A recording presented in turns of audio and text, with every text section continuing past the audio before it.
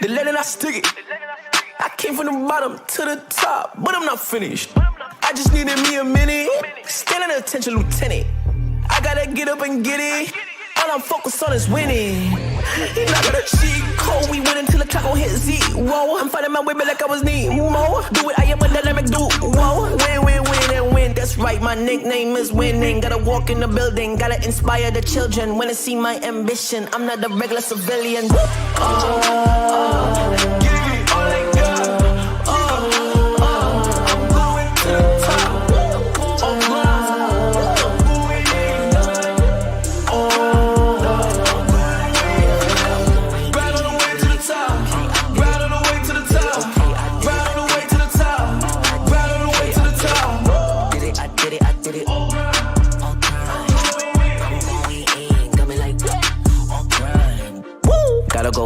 Top won't stop, I'm gonna be the man, yeah, I gotta cut a knot. Haters really on me, tryna take my spot. But we go up, yeah, we never gon' drop.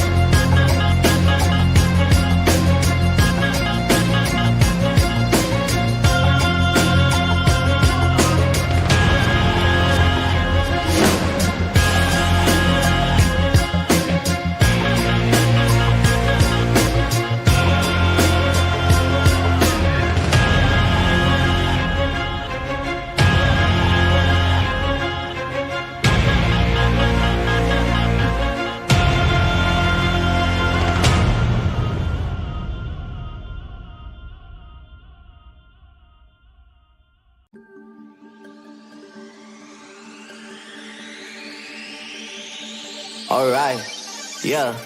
1, 2, 3, mic check, what's up? 2, 3 on my back, it's up. Light years ahead, just call me Buzz. Hitting a shot and sink with a buzz.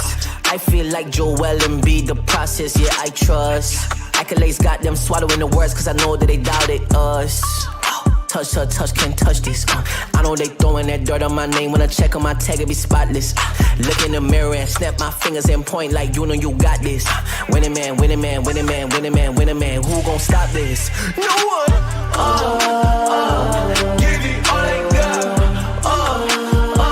I'm going to the top.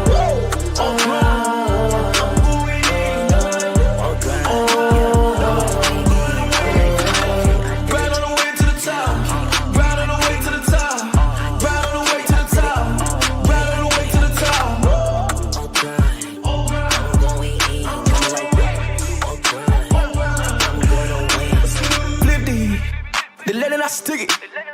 I came from the bottom to the top, but I'm not finished. I just needed me a minute. Standing attention, lieutenant. I gotta get up and get it. All I'm focused on is winning. You're not gonna cheat code. We win until the clock gon' hit zero. I'm fighting my way back like I was Nemo. Do it, I am a dynamic duo. Win, win, win, and win. That's right, my nickname is winning. Gotta walk in the building, gotta inspire the children. Wanna see my ambition, I'm not a regular civilian.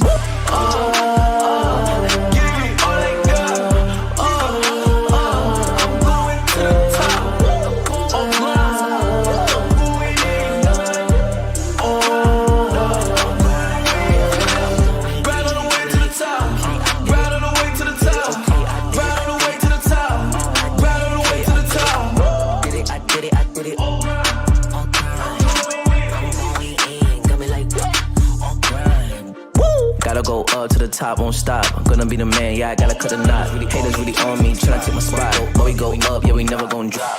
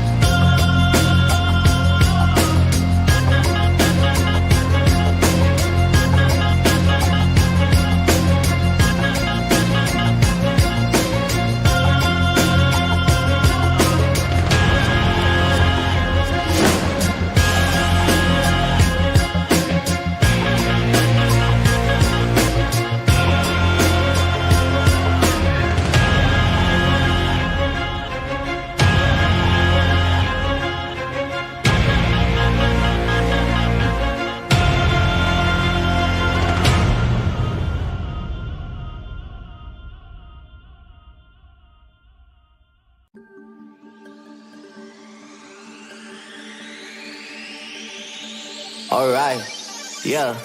1, 2, 3, mic check, what's up? 2, 3 on my back, it's up. Light years ahead, just call me Buzz. Hitting a shot in sync with the buzz. I feel like Joel and B, the process, yeah, I trust. Accolades got them swallowing the words, cause I know that they doubted us.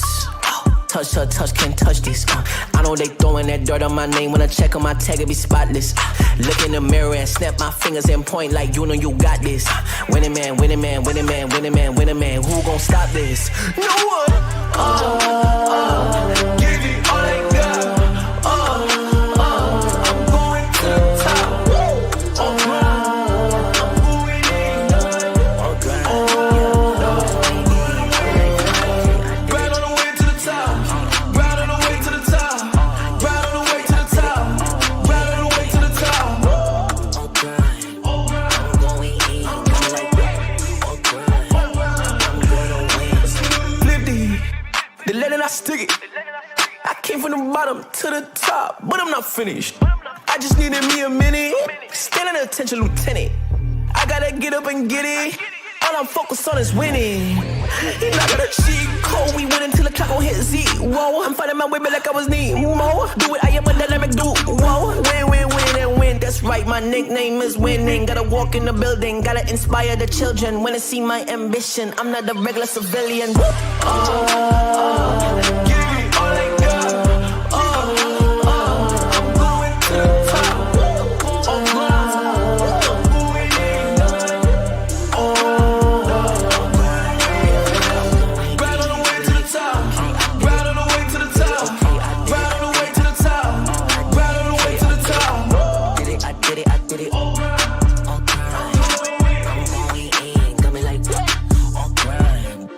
Gotta go up to the top, won't stop. I'm gonna be the man, yeah, I gotta cut a knot. Haters really on me, tryna take my spot. But we go up, yeah, we never gon' drop.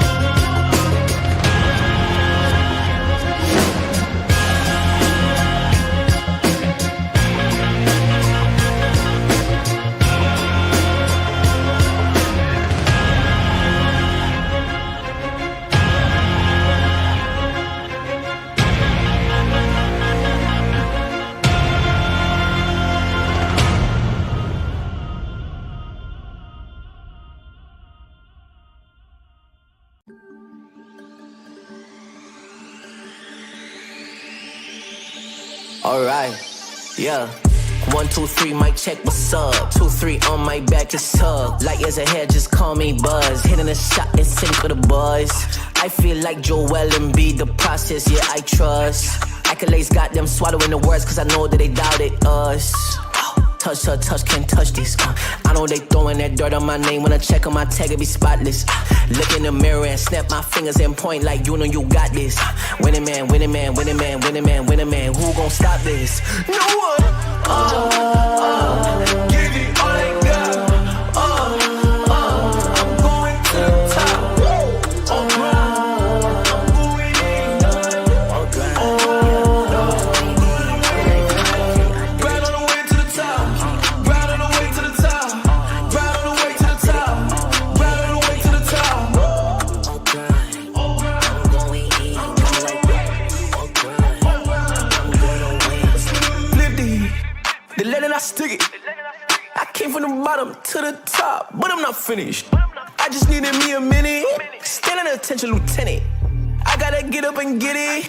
All I'm focused on is winning. Not gonna cheat code. We win until the clock gon' hit Z. Whoa, I'm fighting my way back like I was Nemo. Do it, I am a dynamic dude. Whoa, win, win, win, and win. That's right, my nickname is winning. Gotta walk in the building, gotta inspire the children. When they see my ambition, I'm not a regular civilian. Give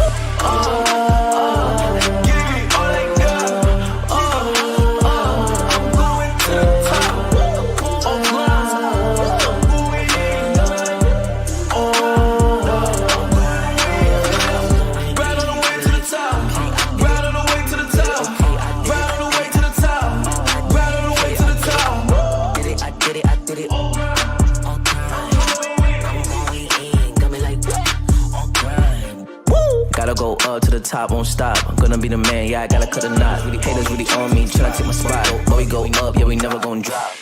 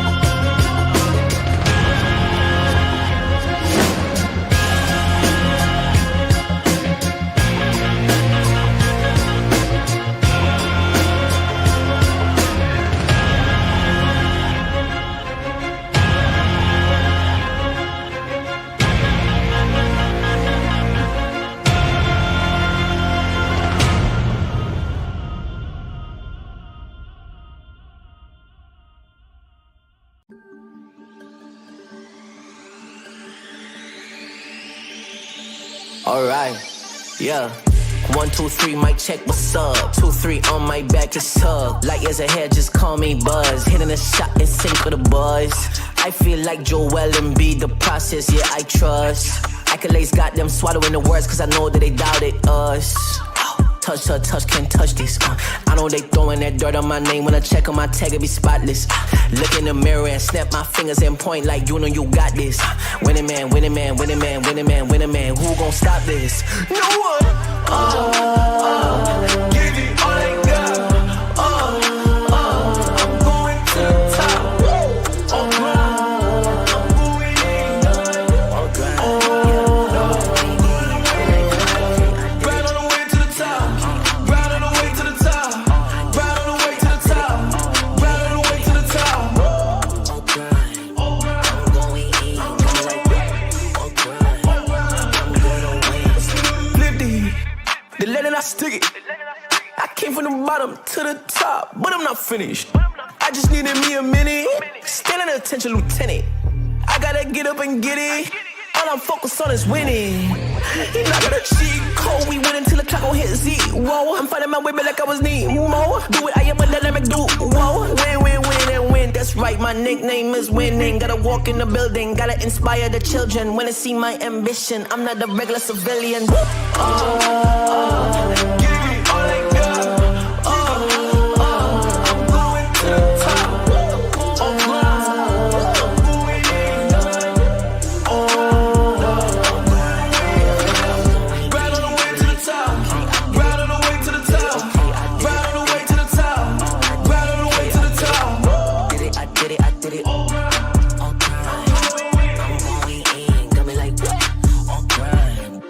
Gotta go up to the top, won't stop. I'm gonna be the man, yeah, I gotta cut a knot. Haters really on me, tryna take my spot. But we go up, yeah, we never gon' drop.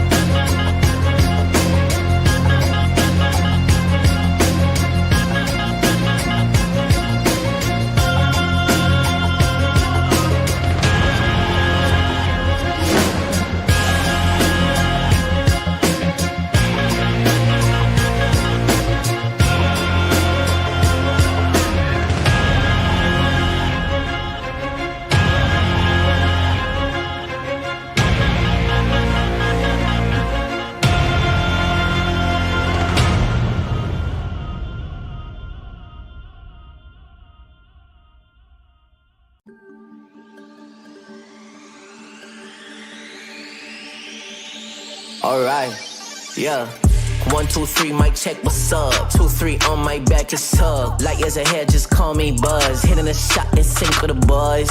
I feel like Joel and be the process, yeah, I trust. Accolades got them swallowing the words, cause I know that they doubted us. Touch, touch, touch, can't touch this. I know they throwing that dirt on my name. When I check on my tag, it be spotless. Look in the mirror and snap my fingers and point like you know you got this. Winning man, winning man, winning man, winning man, winning man. Who gon' stop this? No one. Give it all they got. I'm going to the top.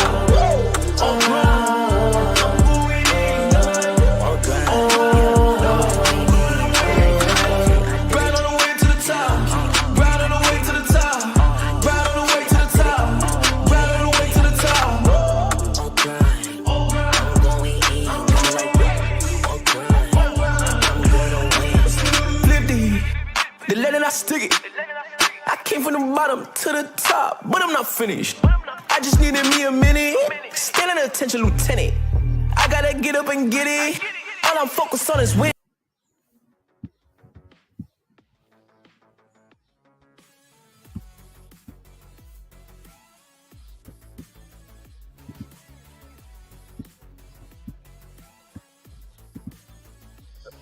Sorry about that, guys. A bit of my apologies for that. But yes, guys, welcome back to League of Legends, Legends in South Asia. It's been madness alongside Hades today, and we're hoping to see a couple of good matches coming up over here. We have a bit of, a rematch in essence about how these teams will be playing out. But like talking a bit about how the state of the leaderboard and how teams have been so far, we've only seen one game go all 3 games. That would be the game between Poro Patrol and Phoenix Ascension, where Phoenix Ascension unfortunately dropped game 2 against them, but ended up winning the series, taking 2 points home for that. So they're the only team with just the 2 points.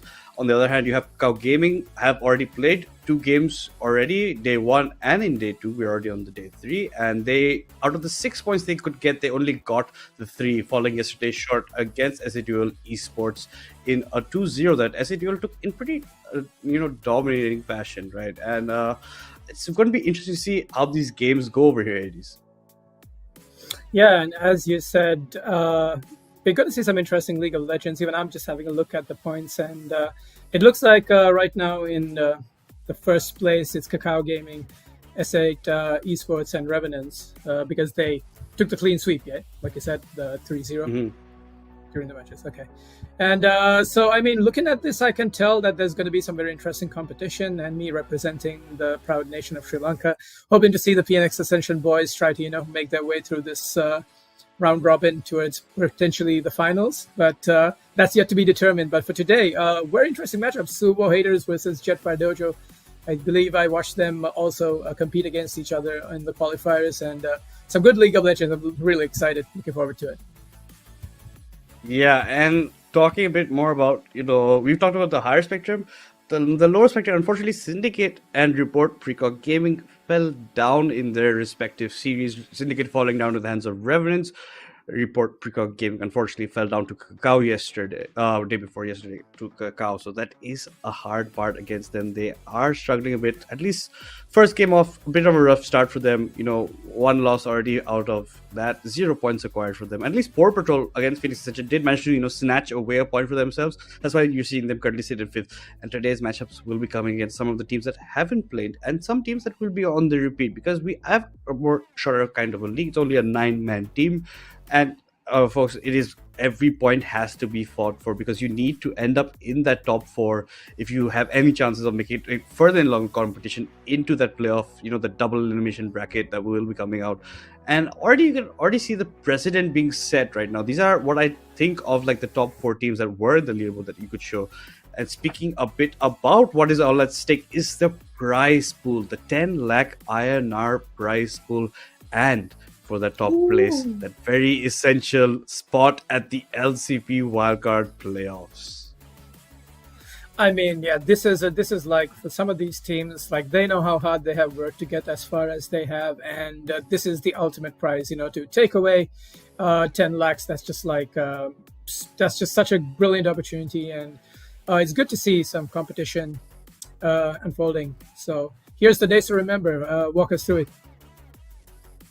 And yeah, you can see the qualifier 1 to qualifier 3 was between April 27th to the June 8th part. 3 people qualified from each one. 3, so that's your 9 teams that currently you saw on that leaderboard over there.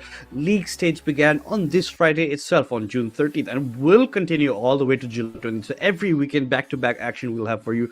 And after that, those top 4 teams going into the playoffs that will be between July 25th and August as well. Talking a bit about the format, you saw 9 teams. It's a round-robin league stage, so each team will face against each other at least once before they go into the playoffs. The top 4 will battle it out in a double elimination playoffs, and that's where all that, a lot of the prize money is also locked up at those top 4 places.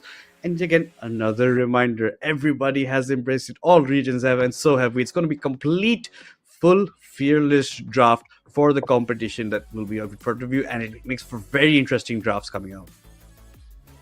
Yeah, I mean, I really like the addition of the Fearless Draft into the whole league system. This makes things way more interesting. And as we see the match schedule, 13th of June, we have Kakao Gaming taking on RPG. And on 13th, we have PNX Ascension. And actually, these are the matches that, my bad. These are the matches that actually already unfolded.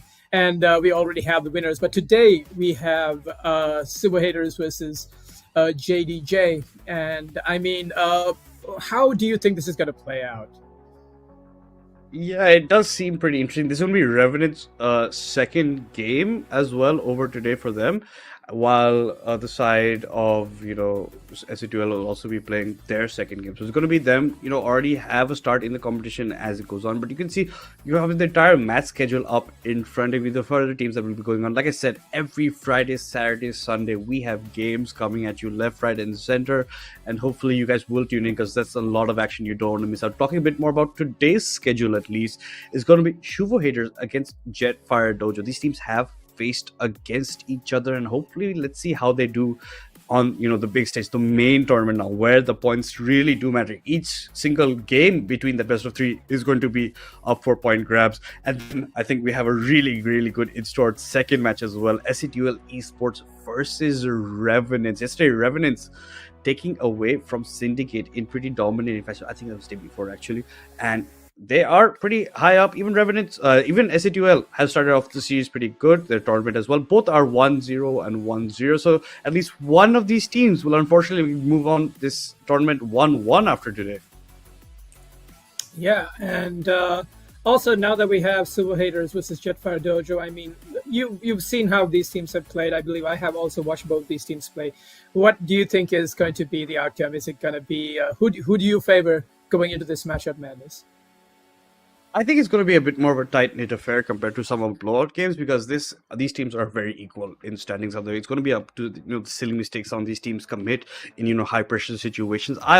My prediction maybe going to be 2-1 in favor of SUVO Haters, but Jettfire Dojos can easily make that 2-1 in their favor, because I think no matter which way we look at it, it's going to go all 3 games.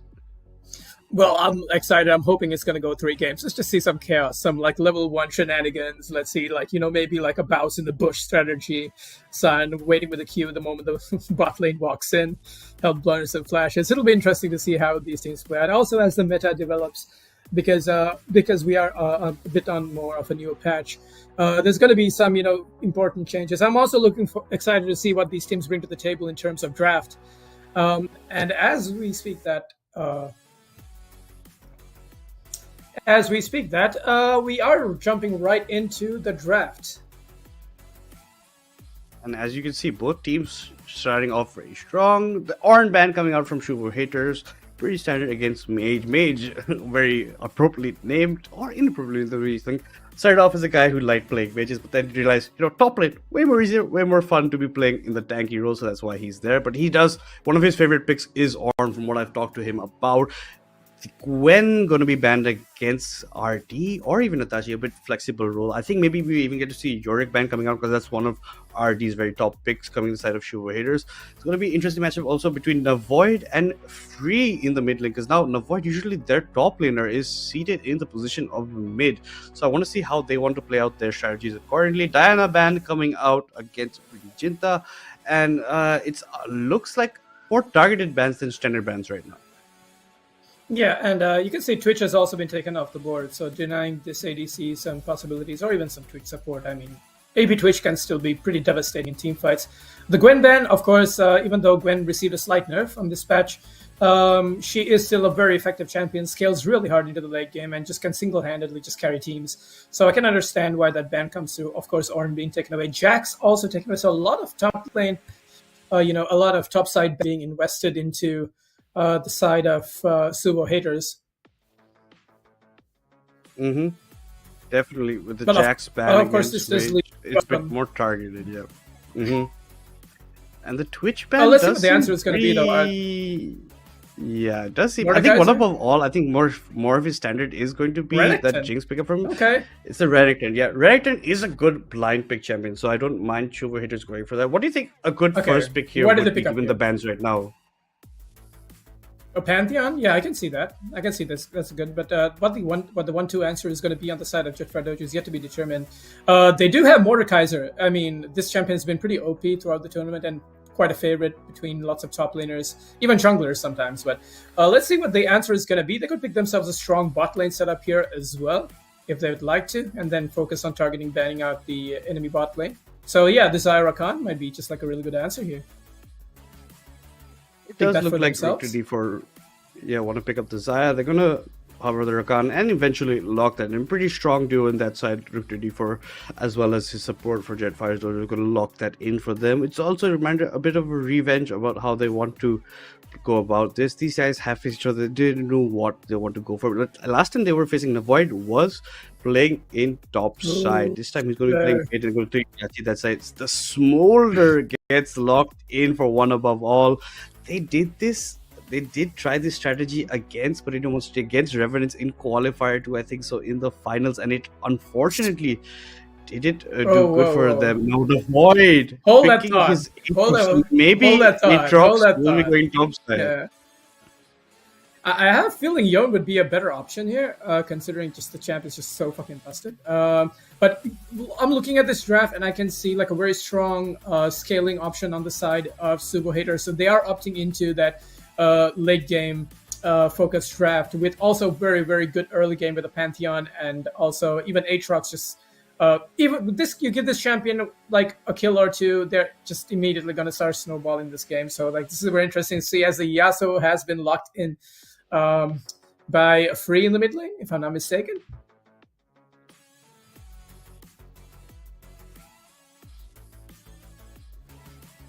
He does. Yeah, he does love playing that Yasuo because the Yasuo is one of his favorite picks. I think he has, more than 1 million mastery points on the champion. And from what I've heard, he used to play a lot of co versus AI just Yasuo early on when he started the game out when his dad was teaching him the game. So that's going to be They should ban free, Leona. locking up a very comfort pick for themselves. A Leona ban might come. The Talia ban comes out against Itachi because Itachi did phenomenally. He had an MVP performance on this in the previous qualifier. So they are just looking at maybe some of the picks that they think they will struggle with.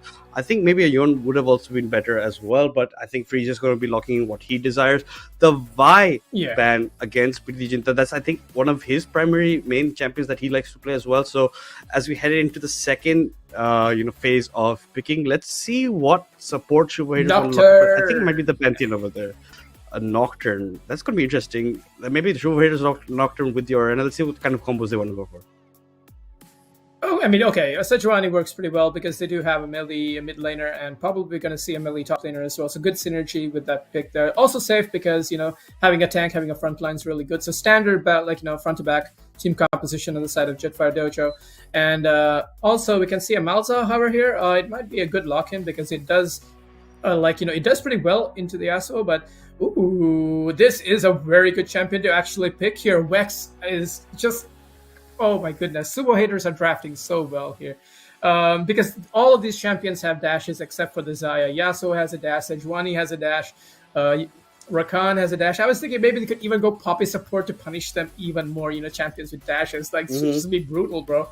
Instead, they're just going to go opting into the safe option, have some utility.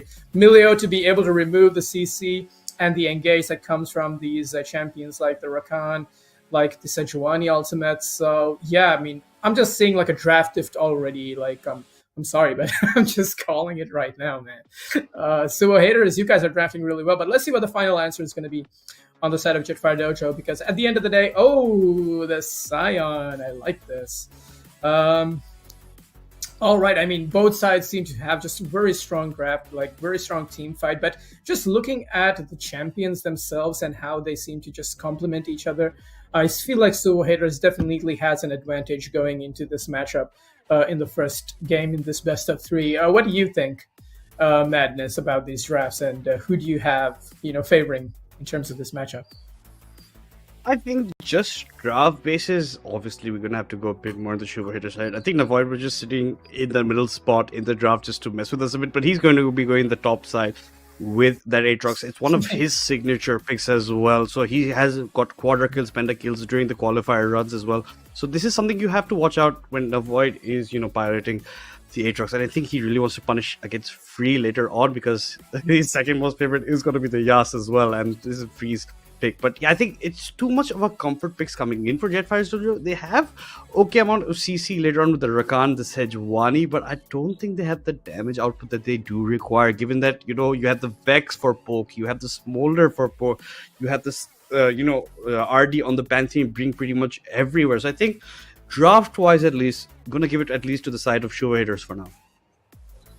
Yeah, I would say the same, and also I'm just like looking at how these teams both want to play the early game. I think obviously the Jettfire Dojo, they want to just perhaps play a bit more aggressively in the bot lane. Even though Smolder does have like a weak early game, in the mid game, if it's just able to free farm, not die, it's just going to put them more and more in ahead, and in terms of even game state, going into the mid game, I still feel like SUVO haters were very comfortable going into that. So it's gonna have to be a super aggressive kind of early game by Jettfire Dojo to try to take that, the momentum that they would ride. For example, if they would get a couple of kills, start snowballing, using a good recall timers to set up objectives. Dragons have been highly focused in this meta. So, try to look to contest around these objectives. So super interesting to see how this plays out. I can also see so much good engage potential from the Vex and the Pantheon, just both able to engage from basically halfway across the map or two screens away. Can just simply just engage and jump on top of you. And if you're a summonerless, even Yasuo, everybody knows this is a champion. Either I go 10-0 or I go 0-10. There is no middle ground, especially against such a dangerous draft. I mean, you're up against the Vex buddy. So if you know this matchup, you probably have to try to play it a little safe. Don't try to make any flashy plays because you will be punished. So it would be very nice to see them prioritize Merc Treads because of the CC that is going to be coming through from this Pantheon engages, from the Aatrox knockups and pullbacks and the Vex Spheres. So yeah, I'm just excited to see some good League of Legends. I'm also super excited to see how this draft really does, because I feel like if a Xayah, Rakan, Yasuo, Sion kind of team starts to snowball, gets an early game advantage and starts playing the mid game in their favor and making more proactive plays, they might be able to determine the pace of this game. So yeah, before we go live, what are your final thoughts on this, and what are you excited to see the most? I think I'm most excited to see Free on his Yasuo, Navoid on his Aatrox pick, because Shoehater's more well-rounded comp. It's more, visible about what their plan of action is when you're going in. A lot of CC, a lot of lock-ins for them. The tankiness I want to see from the Sejuani when it comes in, especially interested about the Sion, if he's going to go for his proxies or not, how he wants to play his lane. But all in all, guys, make sure to show support to your favorite teams in the chat. Which one are you supporting? Which one do you guys think at least won out in draft in game 1 over here? And who do you think will end up taking the series? Predictions are recommended. And on that note also, please make sure to follow our last social media. The link is in the description box below. We have a lot of Discord events today. The Rift Rivals will also be happening with the auction later on. So there's a fun things that you can turn in, make new friends, enjoy it about it as well. And yeah, I think this is pretty much it. Going into the Rift, I'm going to be anticipating maybe SUVO haters taking early advantages for themselves, because like you said, Yasuo has to play a bit more passive in lane. He can't take those opportunities where you go for the aggression. I'm pretty sure Freeze played this matchup time and time again, given how many times he's played the champion, so he'll be well versed in it. And I want to see objective fights more importantly, because yesterday we saw a lot of mismatch in terms of how objective fights were going, and that determined a lot of how the face of the matchup was. And at the end of the day, I guess it's also the skill level of these teams and how they can coordinate really well, because most top teams nowadays, they know, by judging by lane states and how they played out, they would know when to recall on time and set up for objectives, making lane swaps when it comes down to contesting Krugs. Sorry, not the Krugs. I keep thinking Krugs because of the play that I saw yesterday, the T1 game. But when it comes down to the little white things, so the grubs. Yeah, the grubs. Yeah. Yeah. The grubbies. So, and also, I'm sure these teams would love to fight.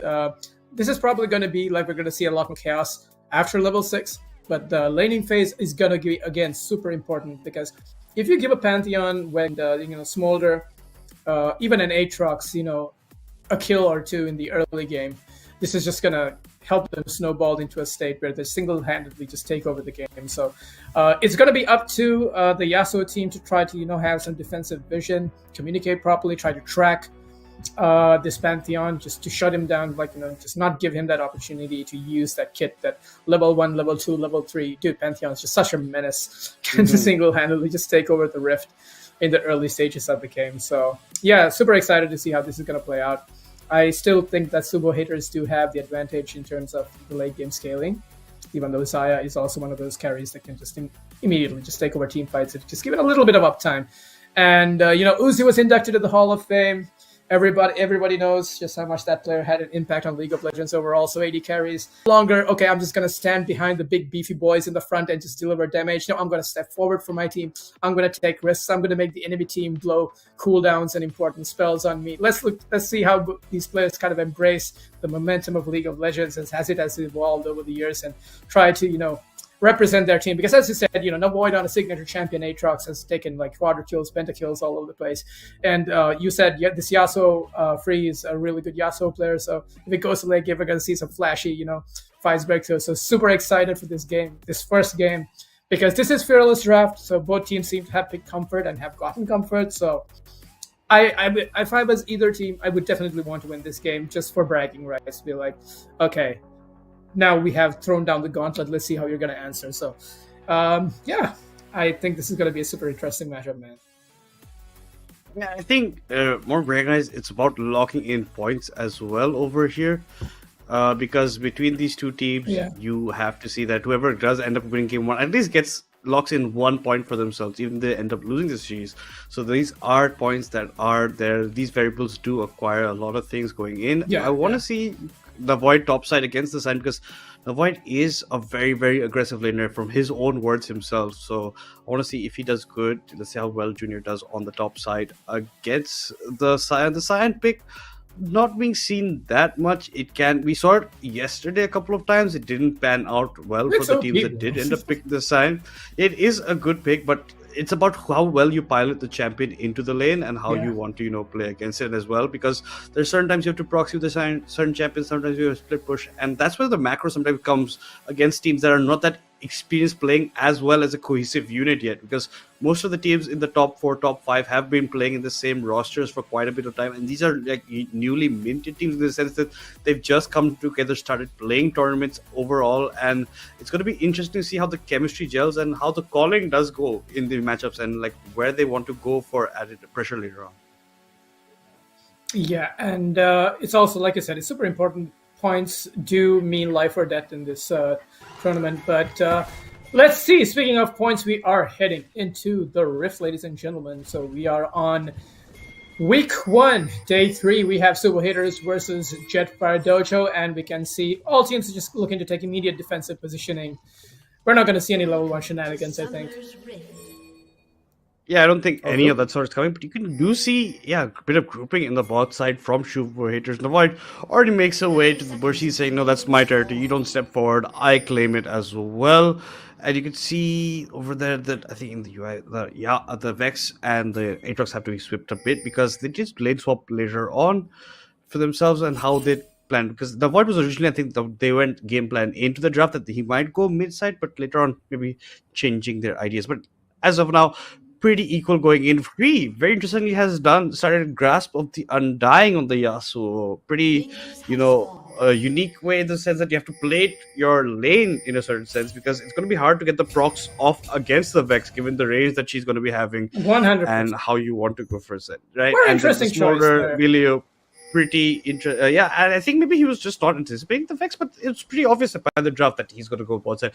Otherwise, pretty standard runes across everywhere. So with the Aftershock, you have your Sign with his own grasp, the Conqueror on the Aatrox. So all in all, pretty easiness. No wards being placed by the side of SUVO Haters deep into JDJ's side, but Jettfire's Dojo have already put a ward into the chickens of SUVO Haters, so they're going to have added advantage. Free, going for very aggressive trades early on.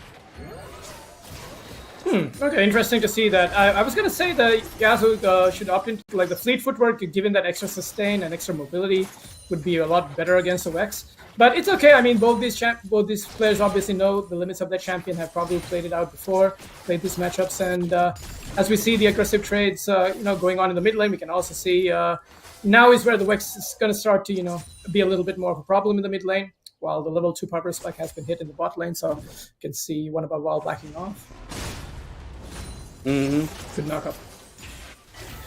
Good knockup. Good pressure on the bot side with the Zyra. Can't combo. Vex coming there, taking some additional gold for himself, stealing it away from the pockets of Pretty Jinta on that Sejuani. You can see both junglers had started top side of the map, making their way to the bot side right now.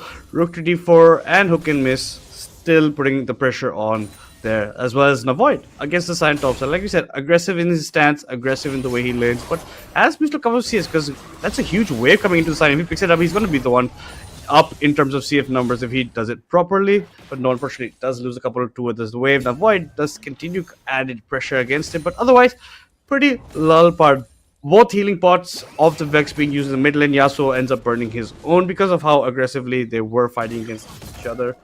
But right now, they're level 3. The top's level 3 as well. But Mage continues to add a lot of pressure. But his Qs are landing on Novoid. Novoid not getting out in time. Even the shield explosion hitting onto the Aatrox. So he has to be careful about how he trades. In this sense that he has to maybe dodge the Qs to get even in the trades. Yeah, I mean, you can see there, like, Aatrox burning all 3 Qs, so that just gives Sion that opportunity to step forward, knowing his spacing, knowing his cooldowns. So yeah, this is where he could start. Like the late stage seems to be very good in terms of Sion. Like he's okay being on this HP with Aatrox having to extend a little bit. He doesn't have any vision in the immediate bot side of the jungle. So just gonna try to push this wave in. Perhaps maybe try to look to take a recall here. While the pressure mounts in the bot lane as well. This surprising to see a Xayah Rakan lane being pushed so far back. Like it's not something you see every day. But against a Smolder, right? Yeah. Like okay, like these guys are playing super aggressive, but I don't see like how this extra safety is really going to help. Like Lucia trying to burn some engages here, like engage on this Miller who's stepping forward. They're playing super safe. I mean, I understand maybe they just are not sure if they'll get ganked or not. Lane gank might come through. I'm not sure how this is going to work. And very good use here of an avoid there by his combo. Just to try to make the Sion try to miss some CS, which is the ultimate goal of this.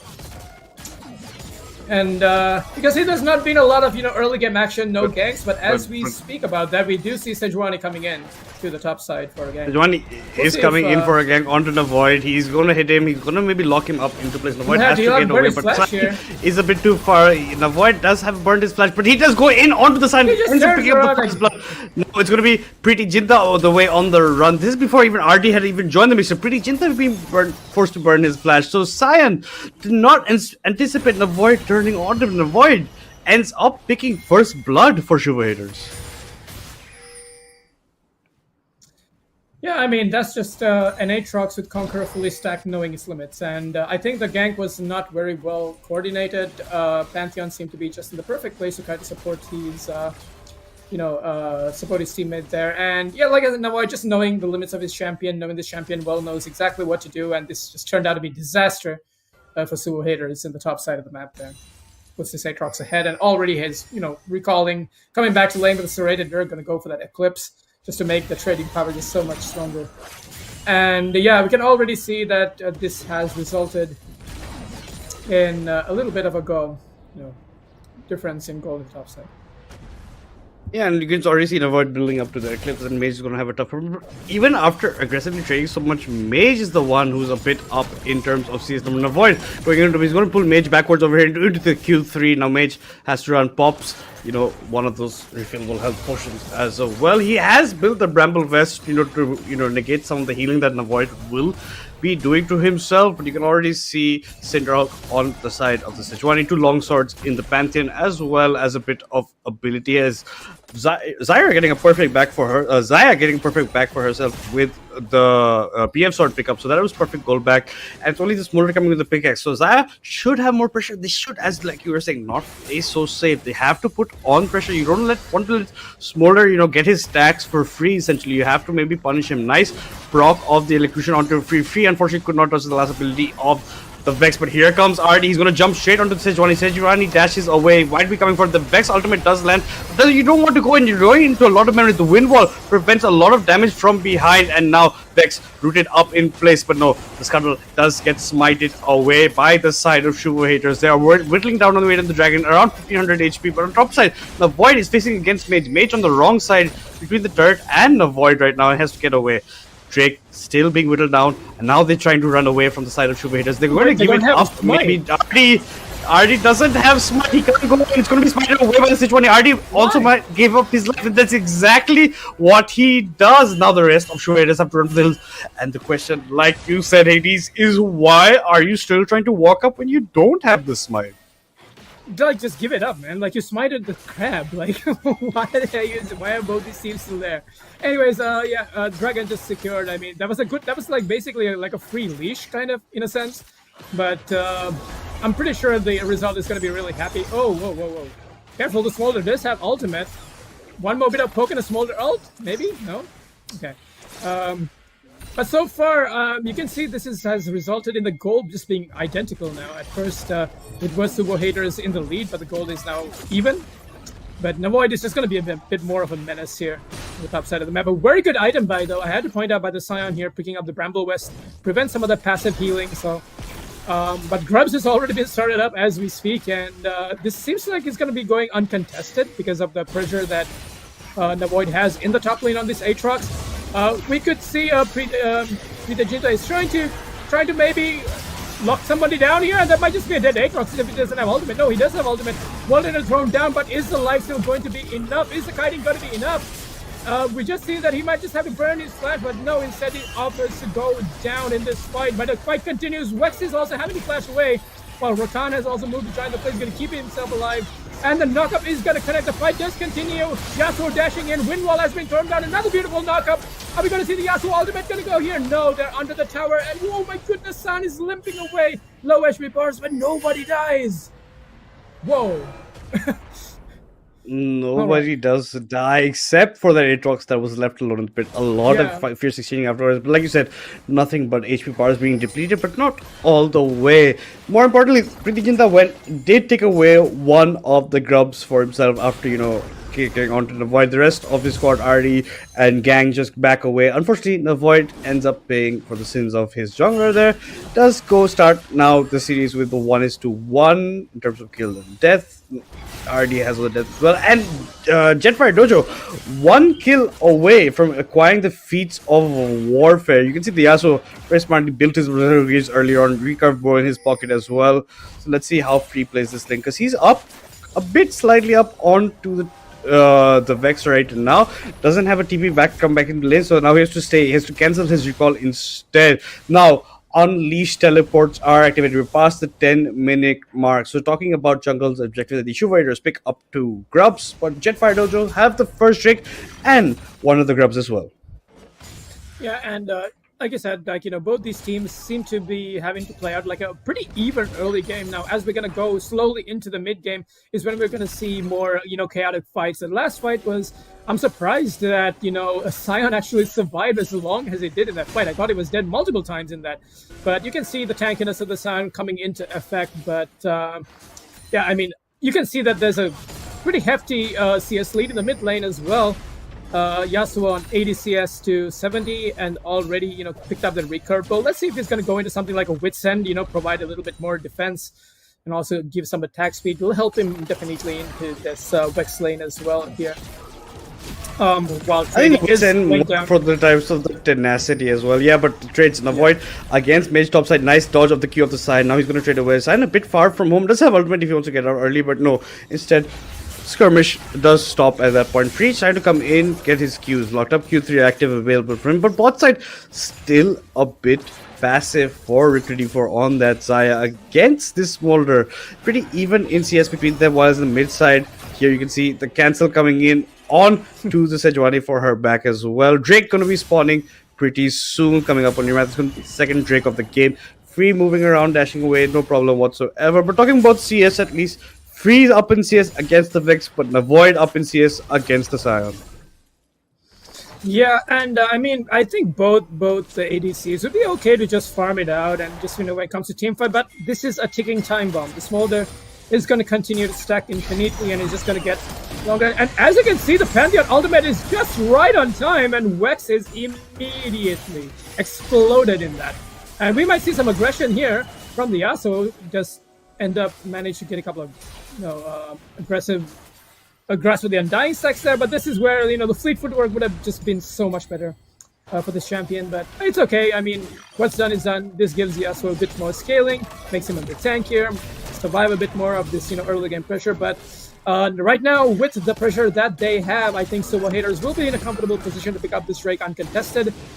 World Ender had been thrown down there in the top lane to force Mage of this top lane turret, so that's going to result in free plays as well as an objective that's probably going to be picked up here. I don't think... okay, they're just going to let this Rakan just come and ultimate them right now. RDJ going in, but you can see a lot of damage coming to a good wind wall to prevent the follow-up, and they're just going to flash engage immediately on these Wax, so it's just immediately bursted down. And now we can see both smites still available. So it's going to be a smite fight here, but I'm not sure if this is something you want to take, RD.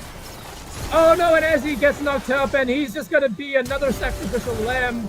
But more importantly, that means another kill on the board to the side of JDJ. Are going to be very happy with the outcome of this. So yeah, definitely will be, because they JDJ do pick up 2 kills, but it's RD who comes in for the steal. He takes away the Drake for himself. So I know it was a bit of a precarious situation, but I think it was the best thing they can do in that situation, especially after the Vex was jumped on, was flashed on by members of Jettfire's Dojo. Free ultimates him as well, locks him in place. They end up picking the kill, but RD stuck close by. This time did have the smite. This time won the smite fight as well, and now at least in terms of Drakes, both teams on the equal numbers. Prijita's close by. He's going to go in on to one above. A nice push back by Lean prevents the members of JDJ to jump onto the Smoldar. Smoldar is still being pursued quite a bit. Does not have the flash, mind you. It is going to be locked up into place, but I don't think the members of Jettfire are going to do anything. Rook to D4, forced to burn the flash, first to burn the barrier, has 1 sliver of HP, nothing much there. His HP power was pretty unnoticeable at that point, but still gets out with his life. But for that overextension, does cost him both his summoners. Yeah, I mean, like, the play is gone. Like, you know, there's no more follow-up damage. He doesn't have his E ready. Like, why are you walking forward, like, alone with no backup and knowing you're not going to get the kill there? Ends up having to pay the price in terms of his summoners and, you know, pressure on the bot side of this map here by the Smolder. But, okay, we do see a bit of a... We might see a Yasuo ultimate come out here just to chunk him down. No? Why would he not go for that last breath? Okay, maybe saving for this moment. Alright, and as we say that RG is able to use the E, but the flash away, but the Yasuo is still able to survive. He's gonna go in, try to take out the Rex, but doesn't have any more dashes. And the Smolder ultimate is able to come, but it's not enough. The W, is it gonna hit? No, it's not. And Yasuo is able to walk away, but now what? Oh my goodness, he's able to kite and juke them out as well. Talk about just outplaying Yasuo, just showing his versatility on this champion here. They're all able to escape, and the flash is also blown by the Aatrox on top of that. What is your consolation prize? Okay, we're just gonna pick this one big chicken, and that's gonna be a consolation prize for us. But wow, talk about Yasuo mechanics on full display there, knowing his limits on this champion. Free, that was a beautiful play, my man.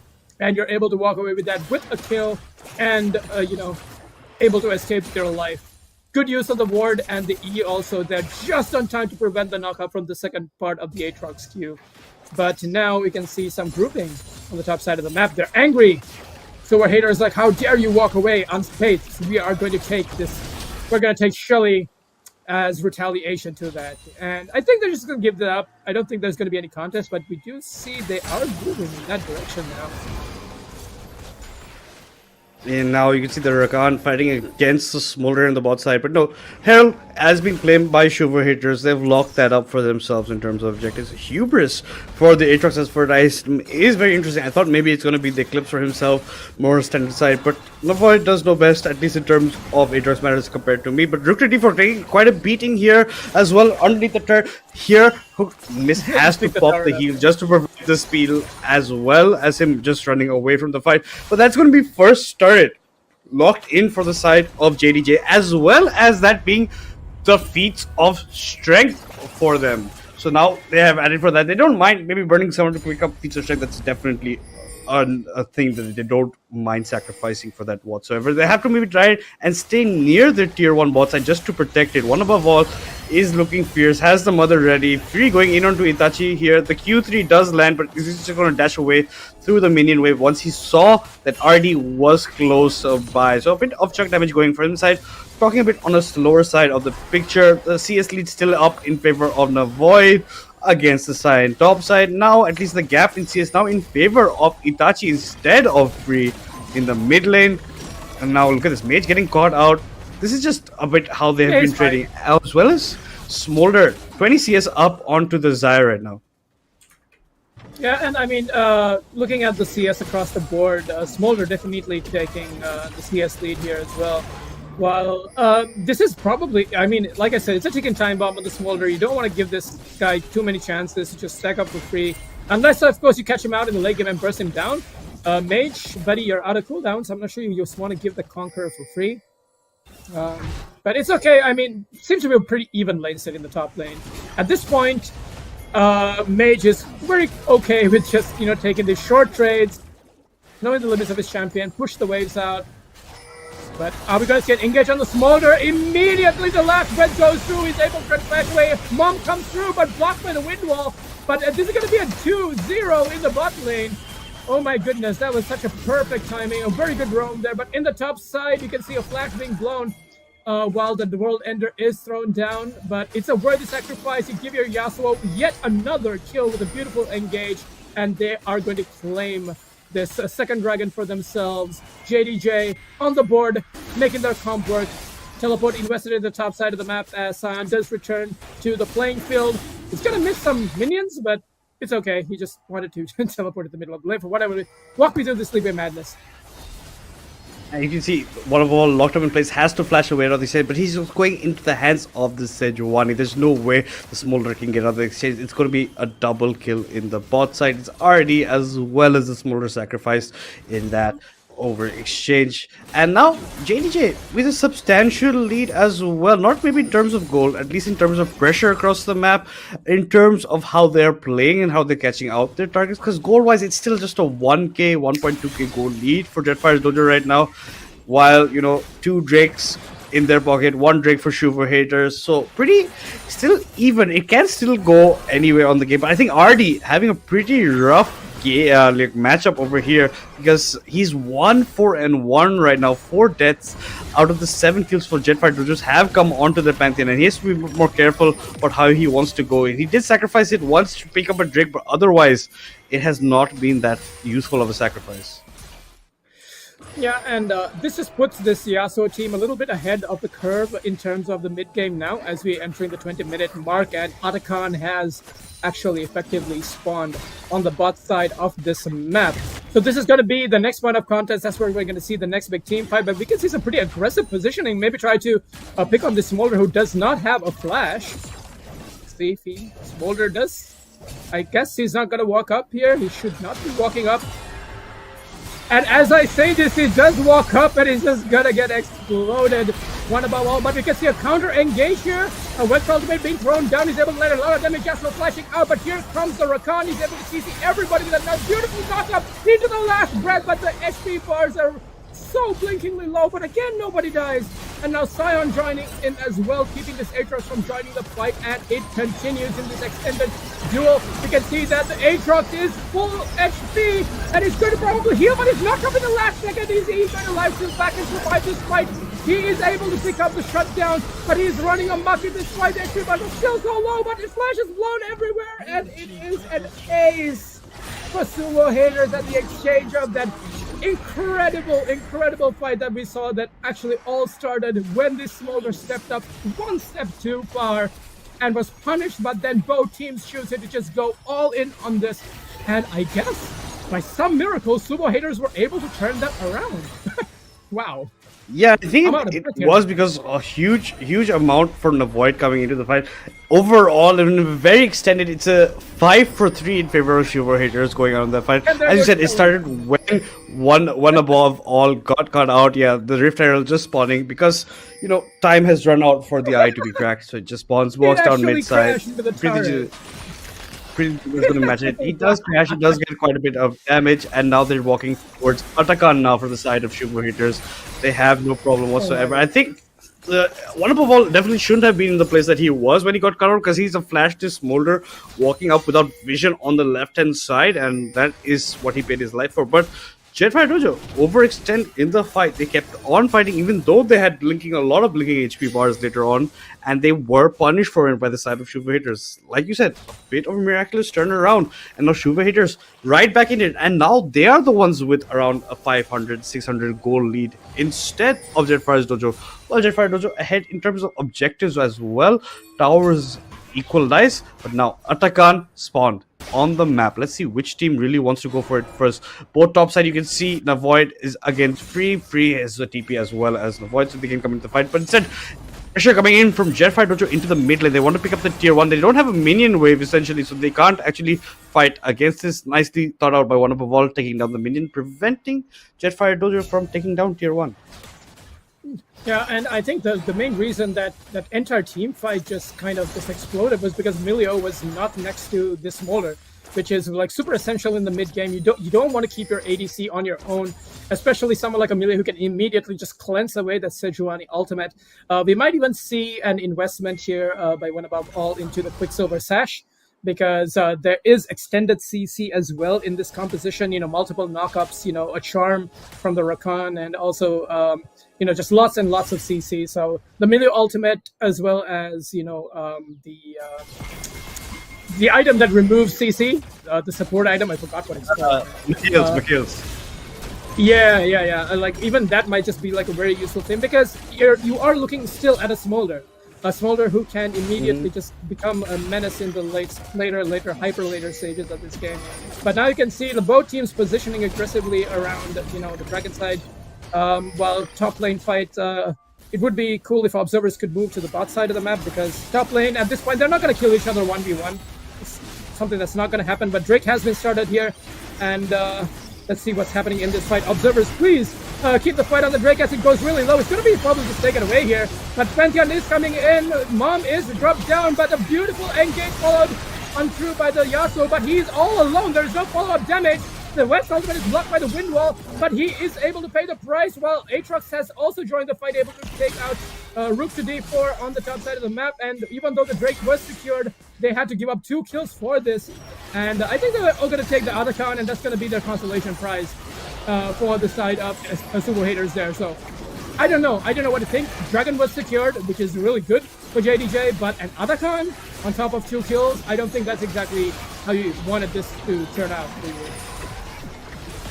Yeah, and that is a bit of a mistake. I think Free very preemptively hit his R button, because there was a nice knockup from hook and miss later on onto 2 targets, onto the backline essentially of SUVO haters later on. If Free had maybe hit his ultimate onto that instead, might have changed how the outcome went. Instead, Free just left alone onto the Pantheon, while the rest of SUVO haters just surround him, chase him down, get the kills. Unfortunately, that means that SUVO haters lose Drake, because they were a bit too late to it. They managed to pick that up, but they're going to pick up the Atakan for their troubles. Now JDJ are on Chemtech Soul Point as well, and with the Cyan in such one, you don't want them to have the Chemtech, given that with less tenacity, they're just going to lock you down more. I think, like you said, I think the Milio has to build the Mikhails just to prevent, and help his own ADC. Because Smolder, once the W's out, once you are a bit, immobile, you're flashless, it's very hard to get out once you get locked in, especially against a comp like a Rakan and a Sejuani.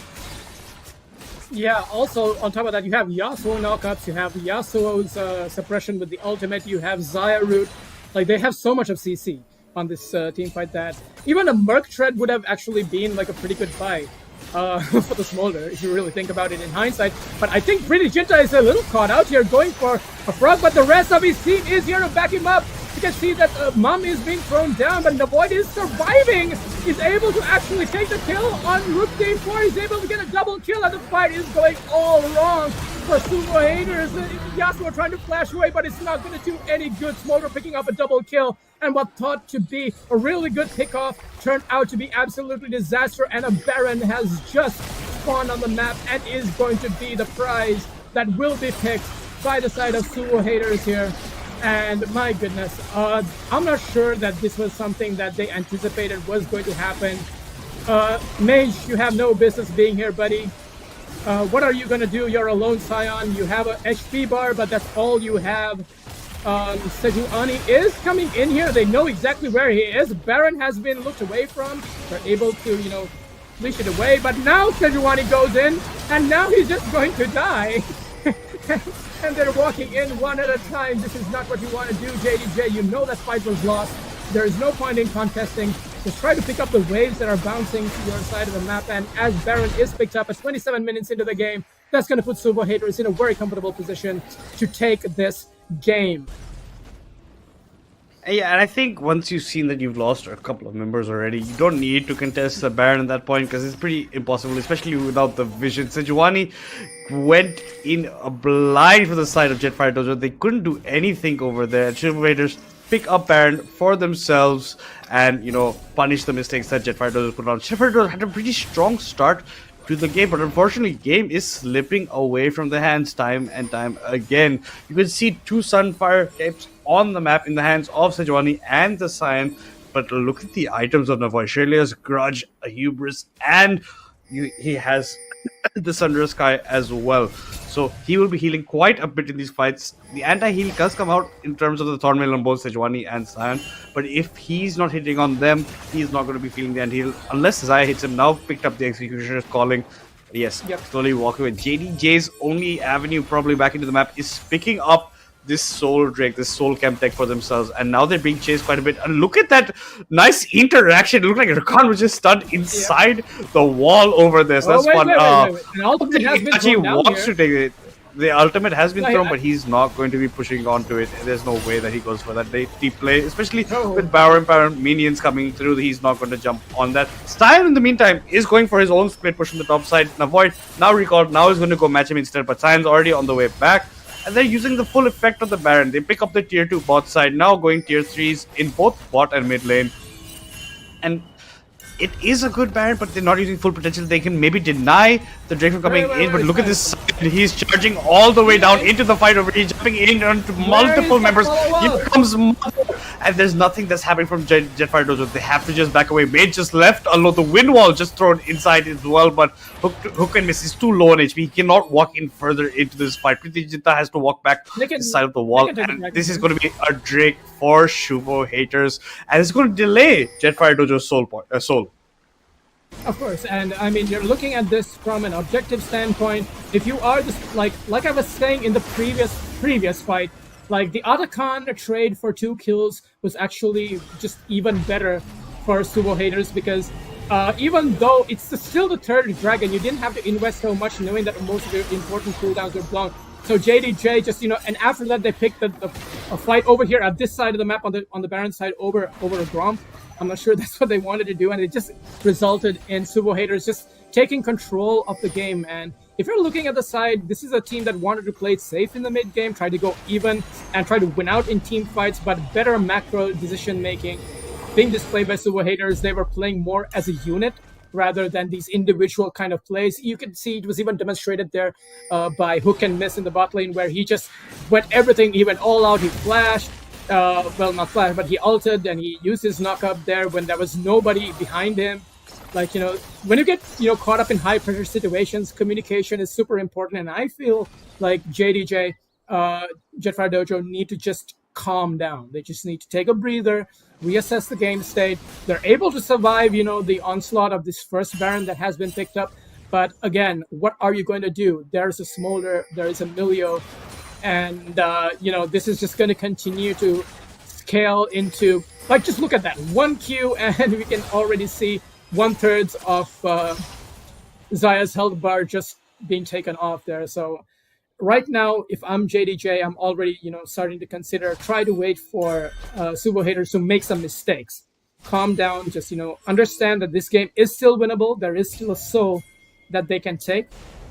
And I still think this is going to be like a 40-minute game at least, considering how the objectives have gone to both teams so far.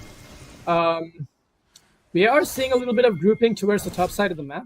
Now SUVO haters trying to maybe remove that final outer turret, the final inner turret rather, on the top side of the map.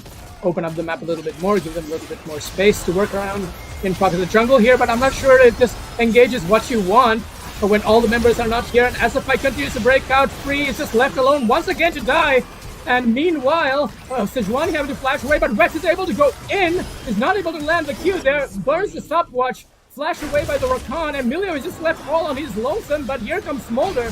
And Smolder is able to pick up an unstoppable on that Sejuani over there as well, and now the dive comes in. Mage all on his lonesome, trying to flash onto the turret, but I'm not sure if flash is going to help you, buddy. And that is 4 members down, and SUVO haters just immediately taking this game into their own hands, deciding this is our jungle, you do not get to walk in there. And that's exactly what happened, and JDJ paid the price for that. And they definitely do. The Smolder is right now up in all of his stacks. This is what happens if you let the Smolder get to this point of the game. He's going to execute you left, right, and center, and that's what he's doing. Man is 7-2 and 5 right now.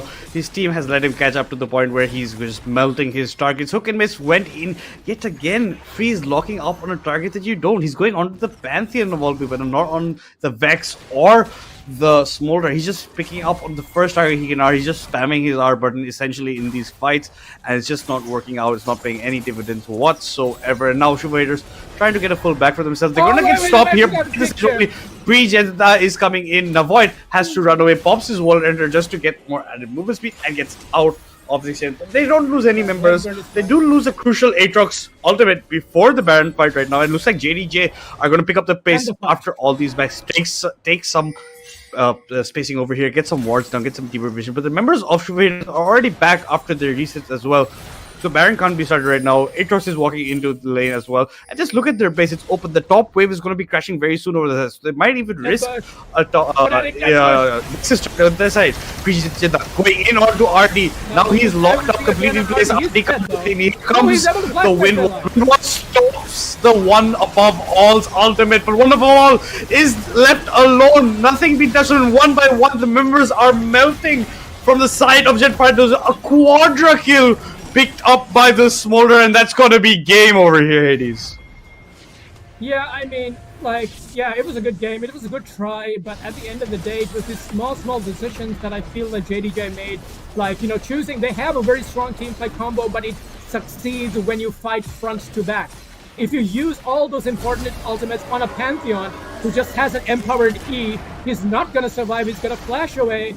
He's gonna, like, you know, just make them use everything there. I guess that was desperation. They knew they had one last chance. They tried the Fnatic Death Descent. As we go into this instant grouping, you can see that it all started with this one engage that was cupped. I mean, it was a good angle, but it was not the priority target that they wanted to get on. They want to jump on the Smolder. They're walking into pockets of vision that they don't have on the map, especially when SUVO haters has control over that, and then the fight's just going all wrong from that point onwards. You can see everybody's just scattering to the winds, everybody trying to run away. And this was the point in the game where they know it was done and dusted. They need to go back to the drawing board and maybe reassess how they communicate in these fights, how they communicate around making picks. And again, even over here, the demonstration, the desperateness, they had to do something. They tried, but it did not work out. After all their cooldowns are blown, there's nothing left. The tank is just going to melt because the Smolder is on so many stacks. He's able to pick up a quadra kill. I'm not sure who stole his Penta, but I'm pretty sure one above all might have not been very happy about that. But at the end of the day, they're still satisfied. They're going to take the point. They're going to take the win in this first best of 3. But now that some of these comfort picks have been taken off the board, no more Smolder, or we're going to look at more, what kind of scaling options, how they're going to dive into that champion pool. And with the momentum that SUVO haters has, I feel like they're in a very comfortable position to maybe go 2-0 in this best of 3. But you can never know. If I was the side of JDJ, I would probably go back to the drawing board, calm down, take a deep breath, have some coffee, get some fresh air, and, try to take at least a point here. Yeah, I think the side of JDJ has to, allow more standardized picking, not just comfort going into it, because it is not the draft they wanted to. Freeze Yasuo was looking good earlier on for them, but unfortunately later on couldn't pay anything, locking up in the wrong targets. And against a Smolder, you have to play a bit aggressive in lane. You can't give him, free laning phase, absolutely. And it looked like the Zyra can't even being pressed. Even when Zyra came back with the BF sword while Smolder had the pickaxe, still the pressure wasn't being put onto the Smolder or the melee. And they have to be, careful about all of this when you move forward. And think about this, because you let them go free, they're going to run wild with it. You did have a bit of an advantage earlier on, but you did not press forward. You did not try to snowball that lead for yourself. And unfortunately, that's going to be Jettfire Dojo losing the first game in this best of 3 series against SUVO haters. They really do have to rethink their drafting process, and hopefully game 2 they can come back with a bang and maybe take us all the way to that crucial game 3. Yeah, and I don't necessarily think it was that they need to think about that, rethink their draft. They had a good draft. But the way this team wants to execute is try to play front to back. This is a Zaya, not a champion that is known for actually stepping forward. You're not an Ezreal, you're not a Caitlyn, you're not somebody who has that option of just stepping forward and dealing free damage. You need to rely on your front line to keep you safe. So when one engage goes wrong and all the cooldowns are blown on, just like Pantheon, for example, and this is not a champion you immediately want to, like, is going to be easy to kill, especially if they have their E up. Pantheon is very tanky and he's able to survive all that burst. And that's where, I think it was just more miscommunication or maybe just poor coordination on the side of Jettfire Dojo, but it's okay because I think that they played out pretty well despite the fact that they were playing into a smolder. They did have some moments where they actually shone and it looked like they were on point going into the mid game, but things started to fall apart from just some scuffed engages, maybe lack of communication. Like, I can understand from the player specific, if you're a Rakan and you're able to land like a 3-man charm and knock off, but then you didn't keep track of where the rest of your team was, and you're like, dude, I just landed the best engage, where's the Yasuo? And this is sometimes things like that would be like, make even the Yasuo think, okay, so the next time he's able to shout out, okay, got an engage, I got to knock up, and Yasuo just presses R right on top of that, and he's like, oh wait, I'm pressing R on the Pantheon, where's the smolder?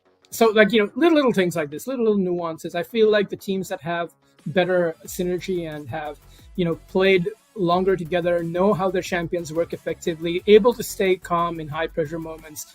This type of play style, this type of meta rewards teams like that. But all hope is not lost. It is still a point system. So we do see that Jettfire Dojo do have an opportunity to try to come back now. So they don't have to deal with a smolder anymore. They don't have to deal with an Aatrox. But now they need to maybe think about how are we going to play out this draft. Because I don't feel like the Talia ban, I can understand Talia is really good into their champions. They banned the Talia because the Unraveled Earth is going to cause so much problems to champions that have so many dashes. But now, are they going to maybe take away the Jinx? Are they going to maybe take away the Senna? They're going to take away these hyper-scaling late-game carries. And looking at the stats, you can see that it was a pretty even game in the mid-game, but towards the end, SUVO haters just taking a massive lead. They have almost a 14,000 goal differential at the end of that game, and 24 kills, 10 deaths, 63 assists to only 10 kills to 24 deaths. 3 dragons were picked up by JDJ, but the 3rd dragon is where I kind of feel like maybe they could have just let that go, because that's where the game slipped out of their hands. They gave the Arakan one above all. Of course, our leader here, our player of the match, he picks up the MVP for this match, and he is 11-2-6 on this smolder, 1,200 damage per minute, 7.5 CS per minute. So yeah, one above all, that was really well played. You know the limits of a champion. You played an aggressive early game against maybe a Zyrakan who was playing maybe a little bit too passive, but knowing your limits on this champion, is able to step up and carry his team to victory. Yeah, he did fantastic on his smolder. Played a pretty safe lane, was aggressive as you were saying. Let his rest of the team allowed him to reach a point where he's so strong in the game that he executes people everywhere he goes. But yeah, all in all, pretty well played by SUVO hitters as a team, because they were pretty synergized in the way they wanted to approach team fights and the way they were going about it. And unfortunately, that's where the side of Jettfire's Dojo was lacking a bit. As you're saying, the R just continues to be pressed by Yasuo, but not on the correct targets. Unfortunately, did not lock it out down on the one, and now these champions no longer going to be there in the next game. But guys, before we jump into game 2, we're going to take a very short break.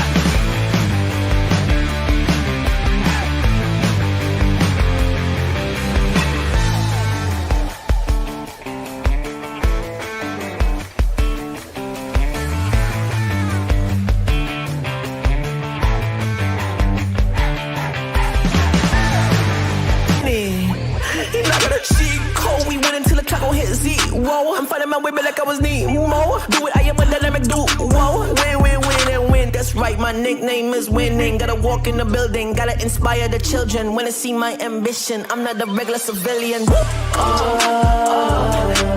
all I got. I'm going to the top.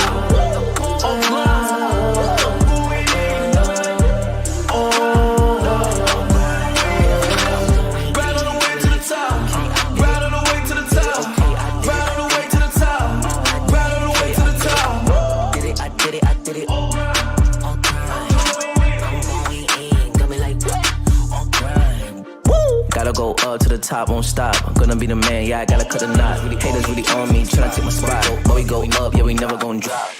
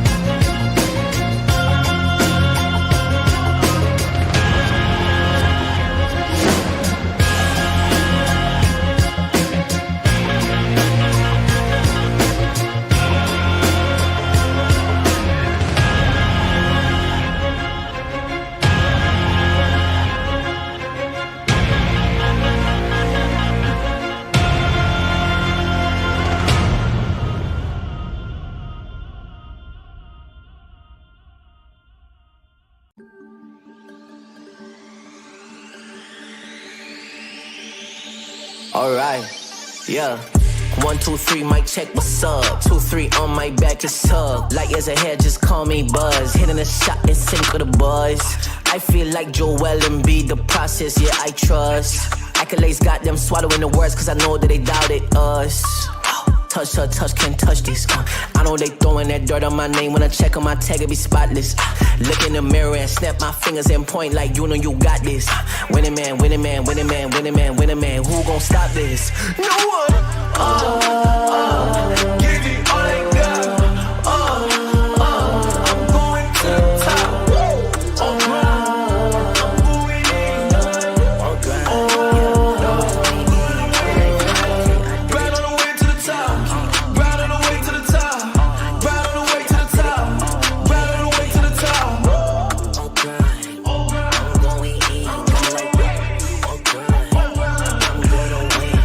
Flip the let it, I stick it. I came from the bottom to the top, but I'm not finished. I just needed me a minute. Standing attention, lieutenant. I gotta get up and get it. All I'm focused on is winning. I got a cheat code. We win until the clock gon' hit zero. I'm fighting.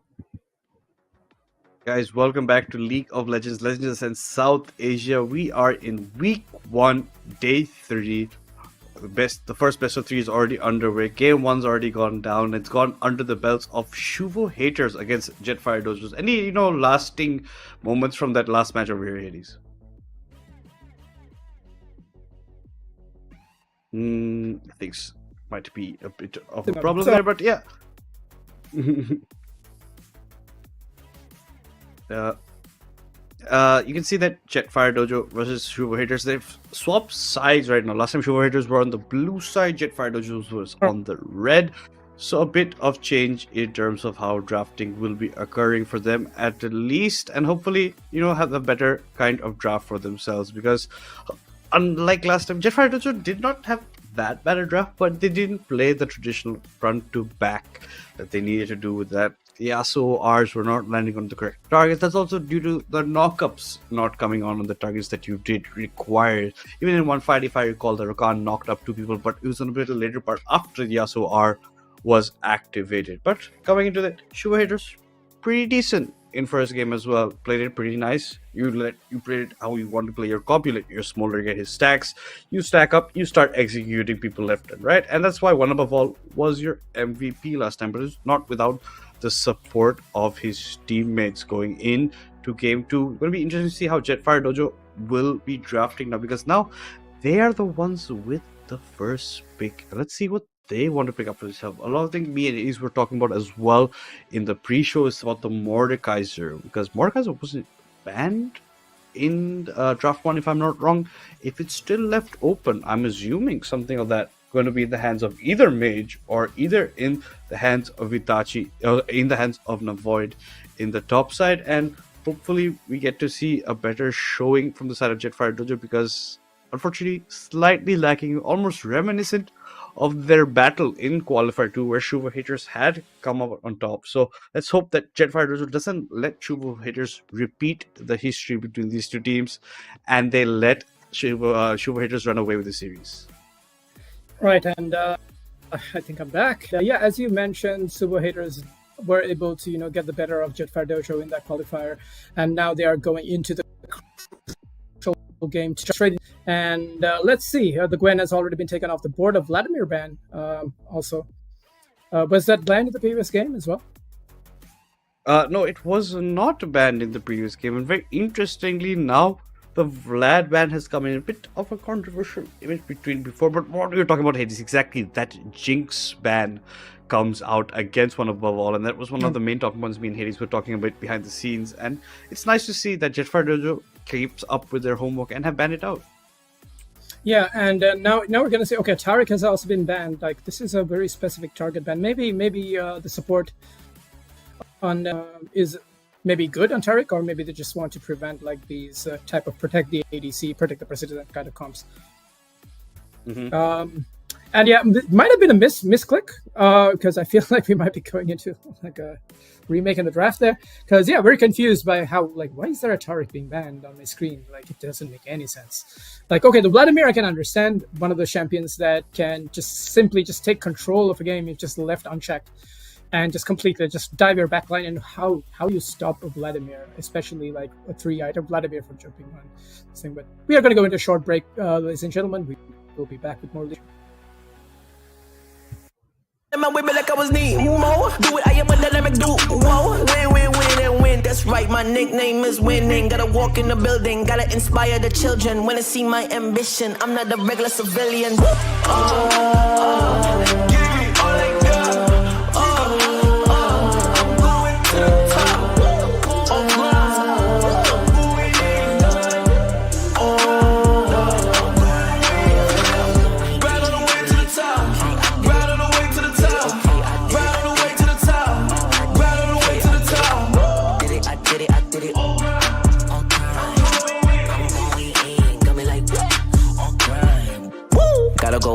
Top won't stop. I'm gonna be the man. Yeah, I gotta cut a knot. Haters really on me, tryna take my spot. But we go up, yeah, we never gonna drop.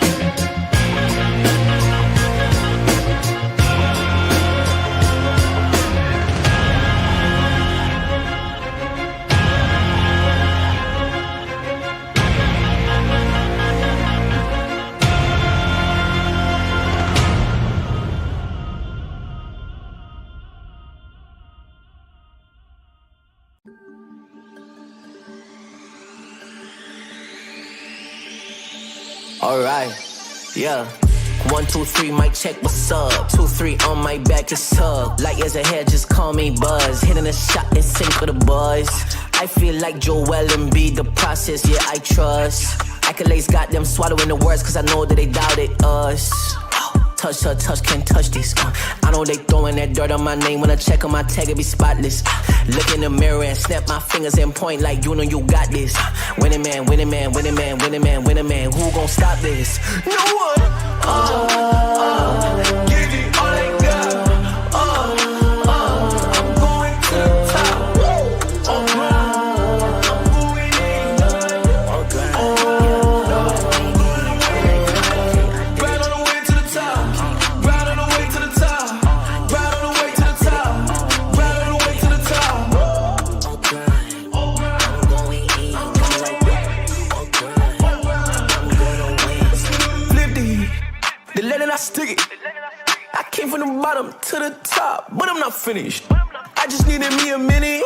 Standing attention, lieutenant. I gotta get up and get it. All I'm focused on is winning. He not gonna cheat code. We win until the clock gon' hit zero. I'm fighting my way back like I was Nemo. Do it, I am a dynamic duo. Win, win, win, and win. That's right, my nickname is winning. Gotta walk in the building, gotta inspire the children. Wanna see my ambition. I'm not a regular civilian. Give me all they got. I'm going to the top. I'm moving in. Right on the way to the top. Right on the way to the top. Right on the way to the top. Right on the way to the top. Did it, I did it, I did it. I'm going in. Got me like, woo! Gotta go up to the top, won't stop. I'm gonna be the man, yeah, I gotta cut a knot. Haters really on me, tryna take my spot. But we go up, yeah, we never gon' drop.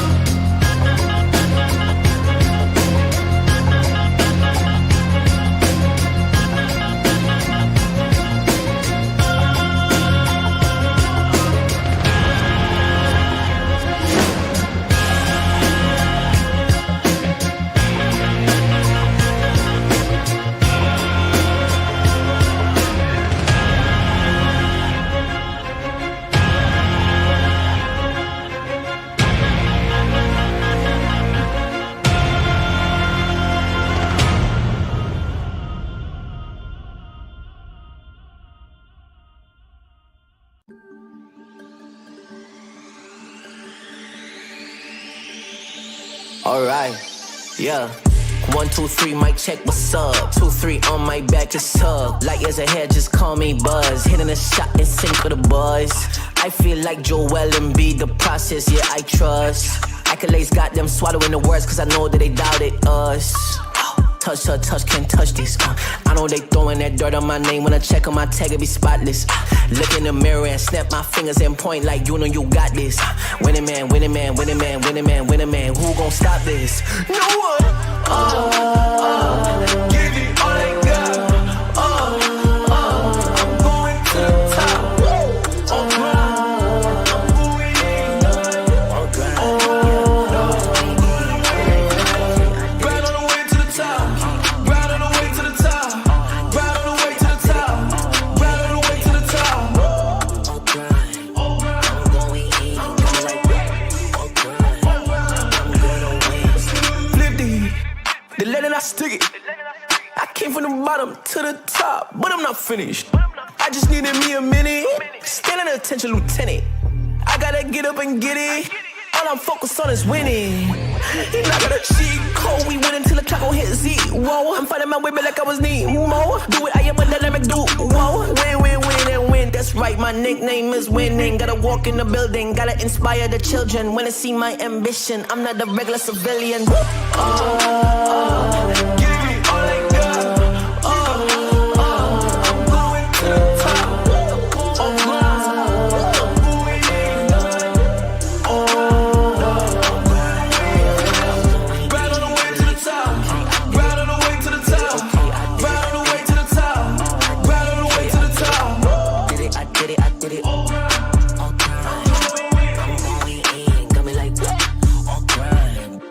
Gotta go up to the top, won't stop. I'm gonna be the man, yeah, I gotta cut a knot. Haters really on me, tryna take my spot. But we go up, yeah, we never gon' drop.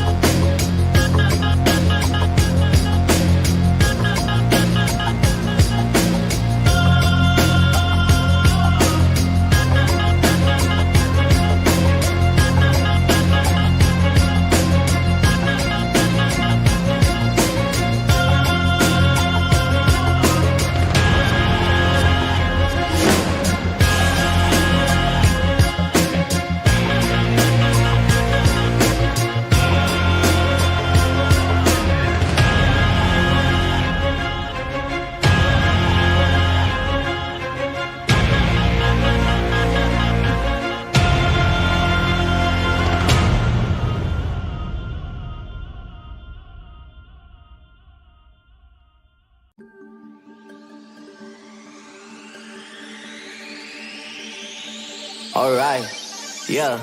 1, 2, 3, mic check, what's up? 2, 3 on my back, it's up. Light years ahead, just call me Buzz. Hitting a shot in sync with the buzz. I feel like Joel and be the process, yeah, I trust. Accolades got them swallowing the words, cause I know that they doubted us. Touch, touch, touch, can't touch this. I know they throwing that dirt on my name. When I check on my tag, it be spotless. Look in the mirror and snap my fingers and point like you know you got this. Winning man, winning man, winning man, winning man, winning man. Who gon' stop this? No one. Give it all I got. I'm going to the top.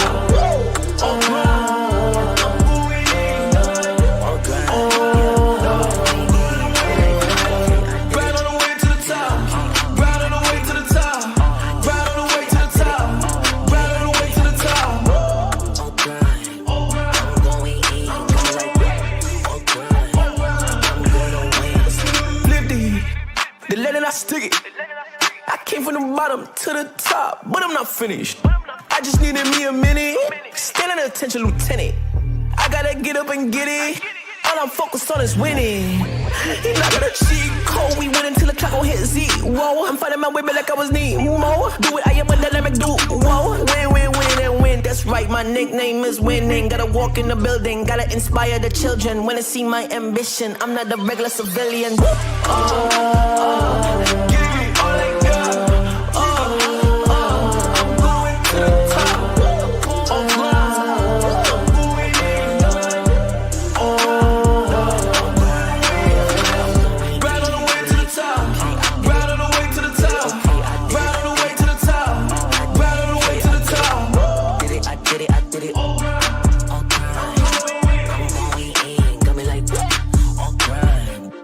Gotta go up to the top, won't stop. I'm gonna be the man, yeah, I gotta cut the knot. Haters really on me, tryna take my spot. But we go up, yeah, we never gon' drop.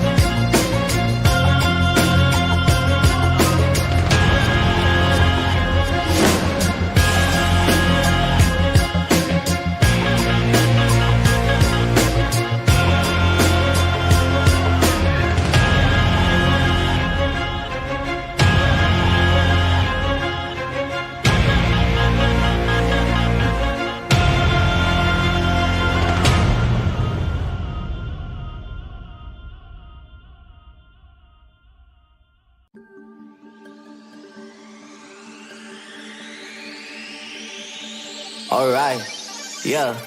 1, 2, 3, mic check, what's up? 2, 3 on my back, it's up. Light years ahead, just call me Buzz. Hitting a shot in sync with the buzz. I feel like Joel and be the process, yeah, I trust. Accolades got them swallowing the words, cause I know that they doubted us. Touch, touch, touch, can't touch this. I know they throwing that dirt on my name. When I check on my tag, it be spotless. Look in the mirror and snap my fingers and point like you know you got this. Winning man, winning man, winning man, winning man, winning man. Who gon' stop this? No one. Give it all I got. I'm going to the top. I'm going in. Right on the way to the top. Right on the way to the top. Right on the way to the top. Right on the way to the top. I'm going in.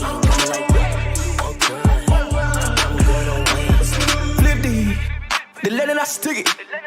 I came from the bottom to the top, but I'm not finished. I just needed me a minute. Still an attention, lieutenant. I gotta get up and get it. All I'm focused on is winning. You're not gonna cheat code. We win until the clock gon' hit zero. I'm fighting my way back like I was Nemo. Do it, I am a dynamic duo. Win, win, win, and win. That's right, my nickname is winning. Gotta walk in the building, gotta inspire the children. Wanna see my ambition, I'm not a regular civilian. Give it all I got. I'm going to the top. I'm going in. Right on the way to the top. Right on the way to the top. Right on the way to the top. Right on the way to the top. Did it, I did it, I did it. I'm going in. Got me like all grind. Woo! Gotta go up to the top, won't stop. I'm gonna be the man, yeah, I gotta cut the knot. Haters really on me, tryna take my spot. But we go up, yeah, we never gon' drop.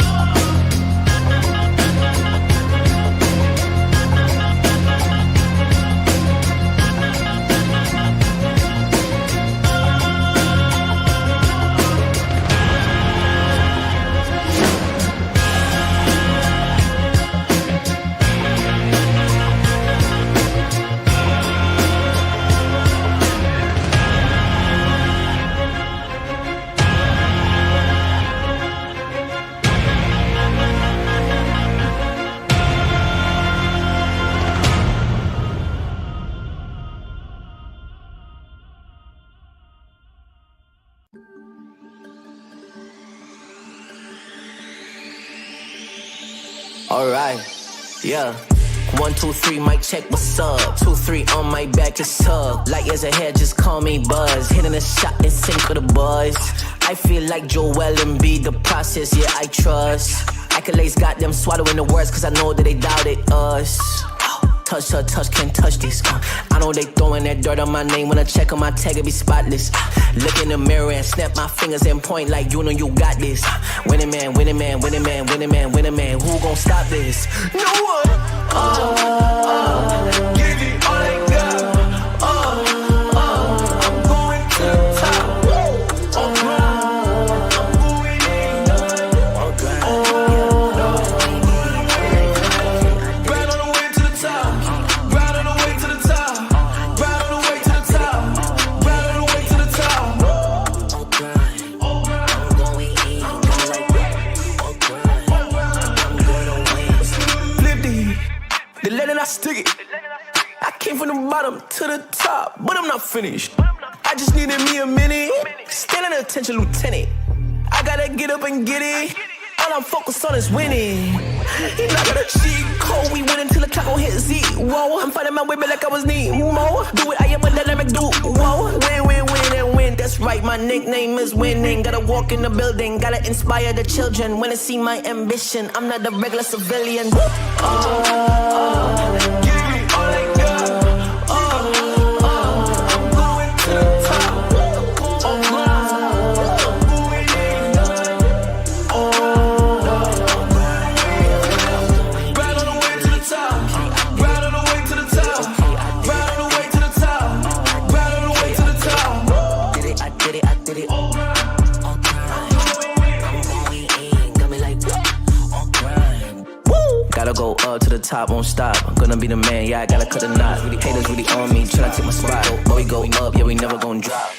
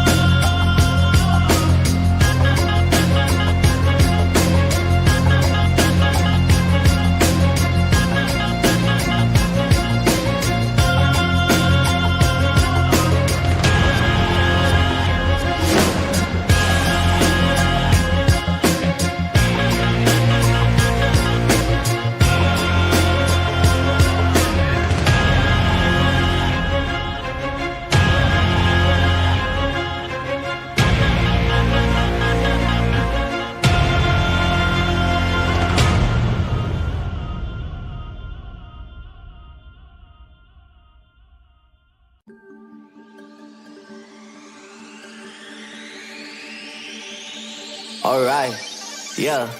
1, 2, 3, mic check, what's up? 2, 3 on my back, it's up. Light years ahead, just call me Buzz. Hitting a shot in sync with the boys. I feel like Joel and B, the process, yeah, I trust. Accolades got them swallowing the words, cause I know that they doubted us. Touch, can't touch this. I know they throwing that dirt on my name. When I check on my tag, it be spotless. Look in the mirror and snap my fingers and point like you know you got this.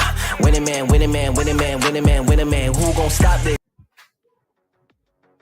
Guys, welcome back to League of Legends, Legends Ascent South H. It's me, Madness, alongside Hades. And yes, it was a bit of a break, guys. Sorry about that. Some connectivity issues do happen from time to time. You guys do know we are living in the world we are right now. We are all current players. You've experienced this from time to time.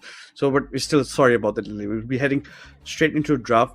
pretty soon for game 2 over here. And that being said, we're going to jump right in as well. And for a reminder, guys who are just joining into the series, it's SUVO haters leading the series 1-0 against Jettfire Dojo in this best of 3 right now.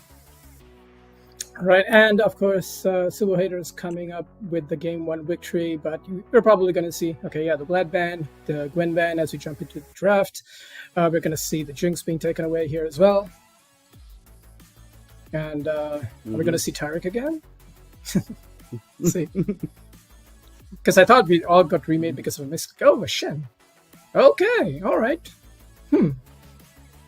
Now I'm thinking of Shen. Who does Shen counter? There's a lot of champions he counters and also has a global impact on the map. Okay, Tarek also been taken away. Yeah, they're sticking with that ban. What is the final ban going to be on the side of SUVO haters? Can they take away the Mordekaiser? I think they're going to take the more, but no, it's going to be the Yon against Free essentially over there. And I think we have a bit of substitution ladies that we haven't addressed yet. Riven has come in instead of Mage in the top lane right now. It's going to be the blind Ari pickup coming into the hands of Free. Had a subpar performance from Free in the mid lane last time, at least for Jettfire Dojo. Gallia. Hopefully, maybe comes up. There's a lot of, you can counter out over here, but let's see if SUVO takes it slowly. The Mel hover is very interesting, is it not, Hades? It is, but I don't think, Talia makes a lot of sense against Ari. Because at any point, you press R as Ari, and if the E lands, it's going to be... So yeah, very good pickup here in the mid lane. I can understand this champion was banned against this player. So... Let's see what they're going to pick here, though, second. They probably want to pick up something like a Y for themselves, I think, because the Talia Y just guaranteed CC, and it also denying the Ari Y combo. So if I was Jettfire Dojo, I think picking up a Y here would be good, because it was banned, I think, in the last match against them. It was banned in the last match against them, because Pretty Jinta really did want to pick it up for himself, but Rook to D4 going to be playing his signature champion, the champion he has the most mastery, and it's going to be that Jin, the 1, 2, 3, 4 shot coming in for that man against the Kai'Sa. With the range that the Jin has, will do fairly pretty well in lane, but it's up to see what they want to lock in for their R3 right now for Jettfire. They are picking the Y. Vi, maybe the Vi getting hovered right now. Vi gets locked in for Pretty Jinta in the jungle, so makes sense. Pretty a lot. Jettfire Dojo now going to more of their comfort style picks, not just letting Free get his comfort champion. Now most of their players having their comforts. Right, and I would probably pick up a Braum here. Kai'Sa Braum is very good combination together, provides some peel, keeps the AD carry alive, keep the Kai'Sa alive, and also these are champions like Y that want to engage into you, so having the Braum, of course they're going to lock that in, and we go into the second phase of the...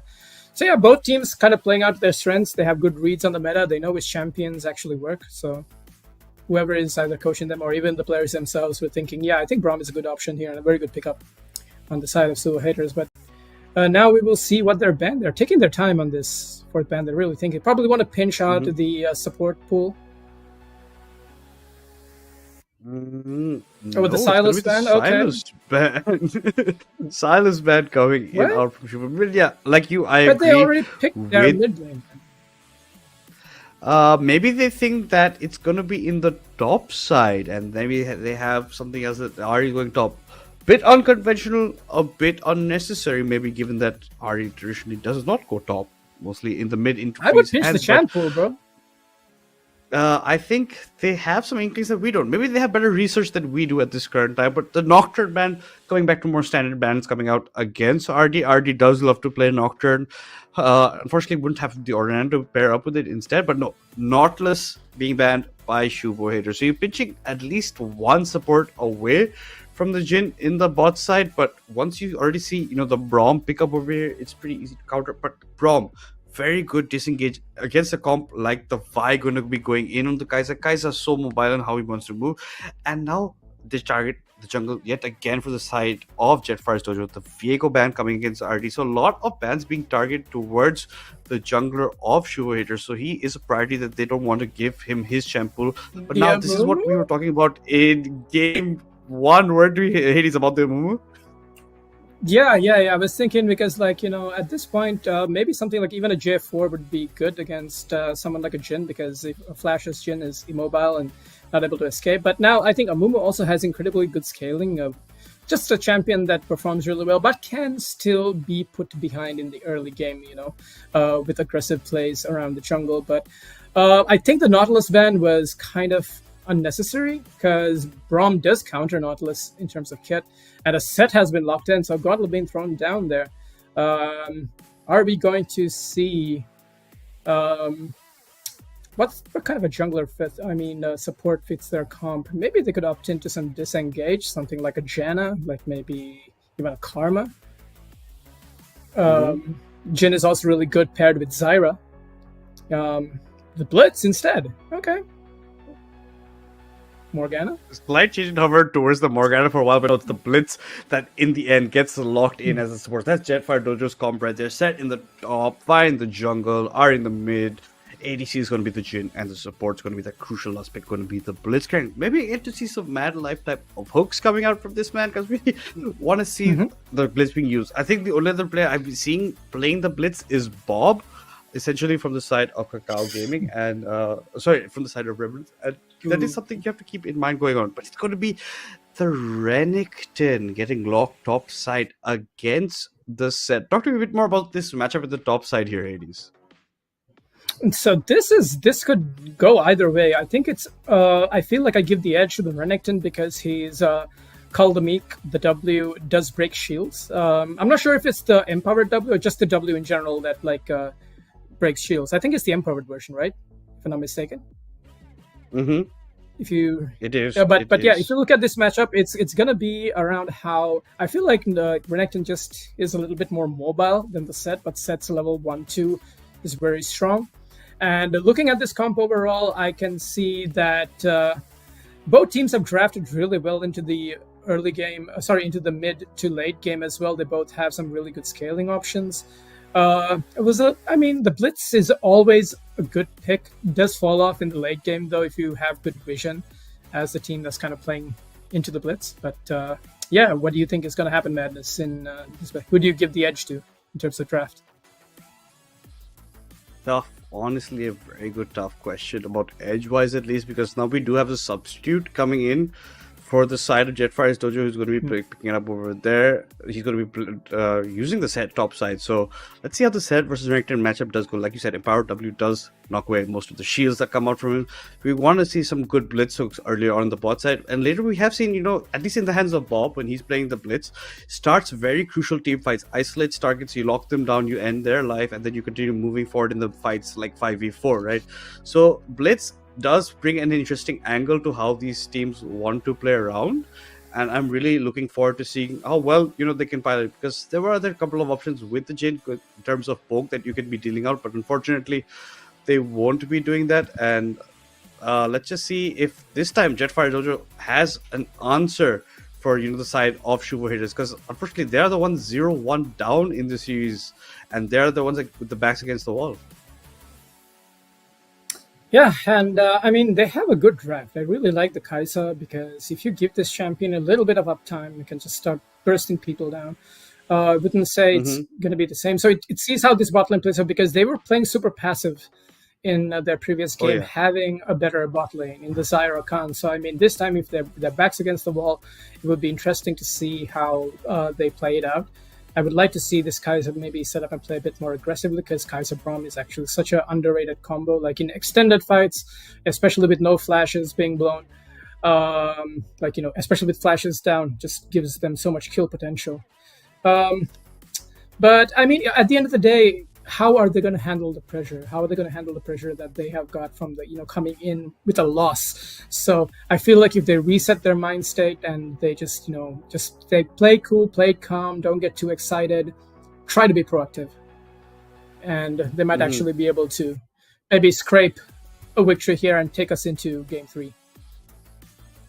Yeah, and hopefully, they can do something of that sort, because I really want to see how Free performs on the Ahri this time, because a bit of lackluster in the Yas. He tried to bring it out, his signature champion. Unfortunately, fell away. But this time, look, SUVO haters have such a good, lock-in combo in terms of CC, in terms of the Talia, in terms of the Amumu, in terms of the Braum, a lot of disengage also for your Kai'Sa. Kai'Sa can go in on anyone that CC on the backside and, go for more fights. So it's more of them isolating fights, and it's more of Jettfire Dojo playing, the initial fighting stance a bit slowly and taking, 5 fights a bit on the slower end. We'll be trying to pull somebody in with the blitz hook, because this is how I at least see the, fighting going around.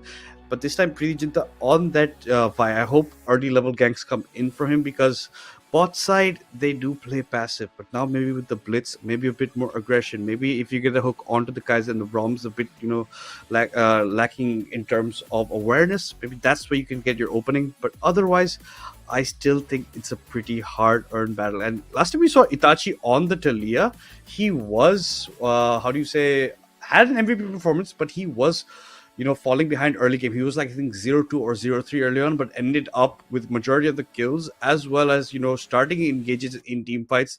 And it's the later stages of the game where you see his Talia prowess that comes out.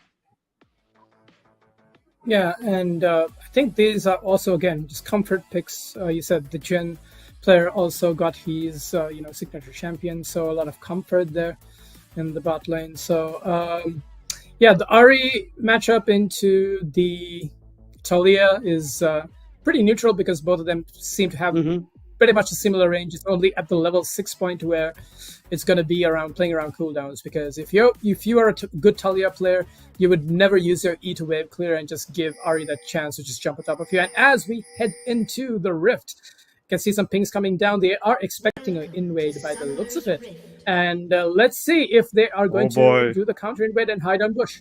Wait, where is... Oh, the immediate ward. They're going to try to spot this out. 30 seconds until minions spawn. They are walking from Jettfire. They're just settled inside those bot bushes over here. Now they're going to be walking into the vision of SUVO haters. And SUVO haters are playing a bit on the defensive. They will spot that they're walked in. Maybe a blitz hook lands onto somebody here from the side of Jettfire Dojo. Maybe pull someone if they have an inkling anyone's in the bush. But no, unfortunately, just going to be backing out. SUVO haters playing the patience game. Could have maybe tried to look for somebody, but instead have fallen back. The war spots and all members of Jettfire Dojo have gone out. I would have maybe really liked to see a blind hook coming from Hook and Miss. His name is Hook and Miss. Why not go for those kind of plays? Yeah, I mean, if you miss, you miss. I mean, that's okay. But it's okay. They decided maybe these guys are ready in case, we hook somebody to immediately collapse. So they didn't want to maybe take that risk, because these are both teams that want to have a stable early game with a lot of chaos. It might not, be what they're looking for. But now we enter the laning phase. We entered over here, but look at this side. Hook and Miss ready in this bush. No, walks away, gives away his position a bit. But anyway, I think the season bot of SUVO haters had pretty much an idea of where it's going. Talking about jungles at least, by starting the bot side of the map, Amumu top. So they're going from bot to top for blue, top to bottom for red side. And pretty much a lull. Ahri pushing in quite a bit on Itachi. Itachi, you're taking quite a bit of damage in the shades. Already being forced to pop all his health. But also, I don't know if this is a glitch or not, Hades, but it doesn't seem that the Ahri has bought items. Yeah, it could be a glitch. I have a feeling it might be a glitch. We'll get a confirmation on that. But you guys, like I said, very aggressive trading there by the Ahri, just able to step away from the Talia. Clearly just taking a lot of unnecessary damage, I feel, in that exchange. But now, oh, I'm not sure you wanted to step up there. But very close, almost getting hooked into almost getting pulled into the range of the turret there. Was the void, actually. And now we can see the level 2 in the bot lane as well, but no shenanigans, nobody trying to play a bit too hyper aggressively. The Renekton is able to bully and keep this set under his tower. But now, oh, Charm just misses, but is still able to properly electrocute. And as the Void Seeker lands on the hook, the lane seemed to be pretty stable, but good pressure from Navoid there in the top lane. I think Free went for an early back just to get items right now. He's TP'd back into the lane with now a Doran's Ring and level tier 1 boots as well. Top side, remember again, feeling the pressure of Navoid. Navoid playing the lane a bit more on the safer side. He is an aggressive type of player, so maybe want to see big things for him coming in team fights. Now look at him, he's fighting quite a bit against River again. The W comes out, Navoid, nice sidestep. He flashes forward with the slice and dies, but unfortunately the flash match by River again. The set gets away to safety. So Summoner's Burn top side set, gonna have to go for an early recall. gonna have to TP back into lane and avoid doing the exact same thing.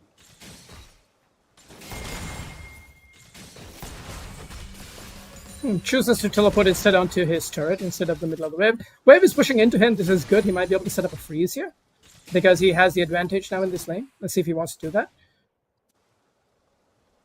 You can see that Talia is looking for an angle in the mid lane as well, choosing opting to recall instead. But yeah, looking at the lane state, I feel like bot lane seems to be pretty even right now. Both of them just farming safely, just trying to play the lane, not too aggressive, not too passive. Maybe just try to get those early CS advantages. But right now, there's going to be some eyes on the top side of this map because Renekton does have an edge in the matchup early game. But oh, you can see a hook here. Ooh, just wide. We did see a hook and a miss this time. Very signature for the Blitz with his, accurate name. But, see, the Kaiser's already got one back, came back into lane with a curl, getting stacks done. Only 86 stacks left in that. But on the top side, RD might be looking towards the set. Set is flashless, mind you, but his W is still prepped to be used. He did not end up using that in that. But it's a good trade coming in for Navoid, essentially, over there.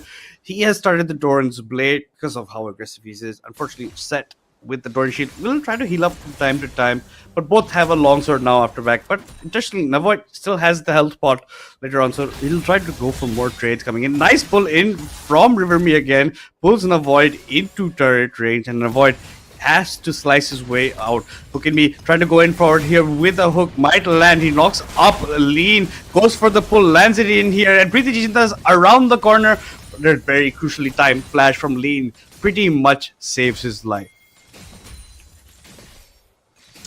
Yeah, but that gives some priority over to the side of the blue team now, which they might be able to set up for a dragon after this recall. I think the Y is going to clear her Raptor camp and then also look to try to set up a recall. But no, both teams opting to stay. Recalls were cancelled. But a hook over here could potentially be dangerous, but we are a low mana Jhin, so there won't be a lot of much of anything. I think both teams are just going to opt to try to set up recalls here, but knowing this little bit of an advantage, try to maybe stop a recall. No, instead they're just going to try to use this advantage to push in the bot lane and then look to get a good back. And you can see Hooken is looking for the hook. Unfortunately, just pulls a minion towards the side. Actually, the cannon, and now a bit slow on that side. Talia has picked up a tier in the mid lane, already 63 stacks on the void. Continuously gets pulled by Rivenme again under his turret, but doesn't take any additional damage. Vi is around the corner. There is no ward from the void in the bush, but if Vi after the scuttle chooses to go onto the Renekton, this could spell trouble for the big back crocodile on the top side. But this is allowing SUVO haters now to take the dragon completely uncontested. That's going to be the first Drake of the game, a mountain as of that for them. And instead, Preeti Jinta maybe going for counter jungling instead. I mean, this was, they had priority in the bot lane, which helped them. The Mumu's level 5, pretty tanky.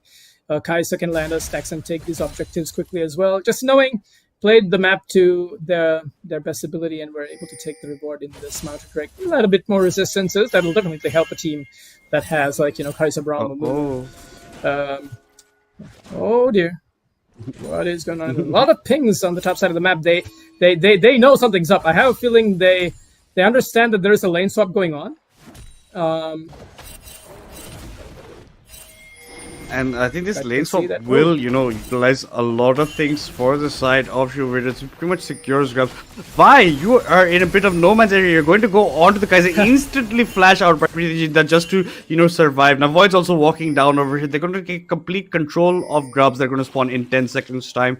The Jhin is still bot side. Blitz is making his way over. So essentially, it's a 5v4 this point, while Jhin trying to get some plating for himself in the bot side. Lean walking pretty forward into the Vi. Vi has to back away. No way she can walk up. Here comes the Mr. Blitzcrank. He's trying to hook someone. Riverme again has ultimate available, but instead RD goes in over the backside. Nice ultimate from the set onto the backlines. One above all has to be careful about how he positions. Doesn't have the flash anymore. Ends up going down, but so does the Vibe. The set gets locked up in position due to the passive from the Braum. So it's a 2-for-1 exchange of SUVO haters. And while that happens, they're going to pick up the rest of the grubs. Hopefully, the action hasn't stopped right now. They're still trying to walk forward. Jin finally enters the picture, but I think it's a bit too late for anything to happen, except maybe you can kind of the Tilly ultimate comes in, the hook goes for a miss. The blitz has been left for the Wolves, but does get a good flash up. The charm lands from free onto Braum.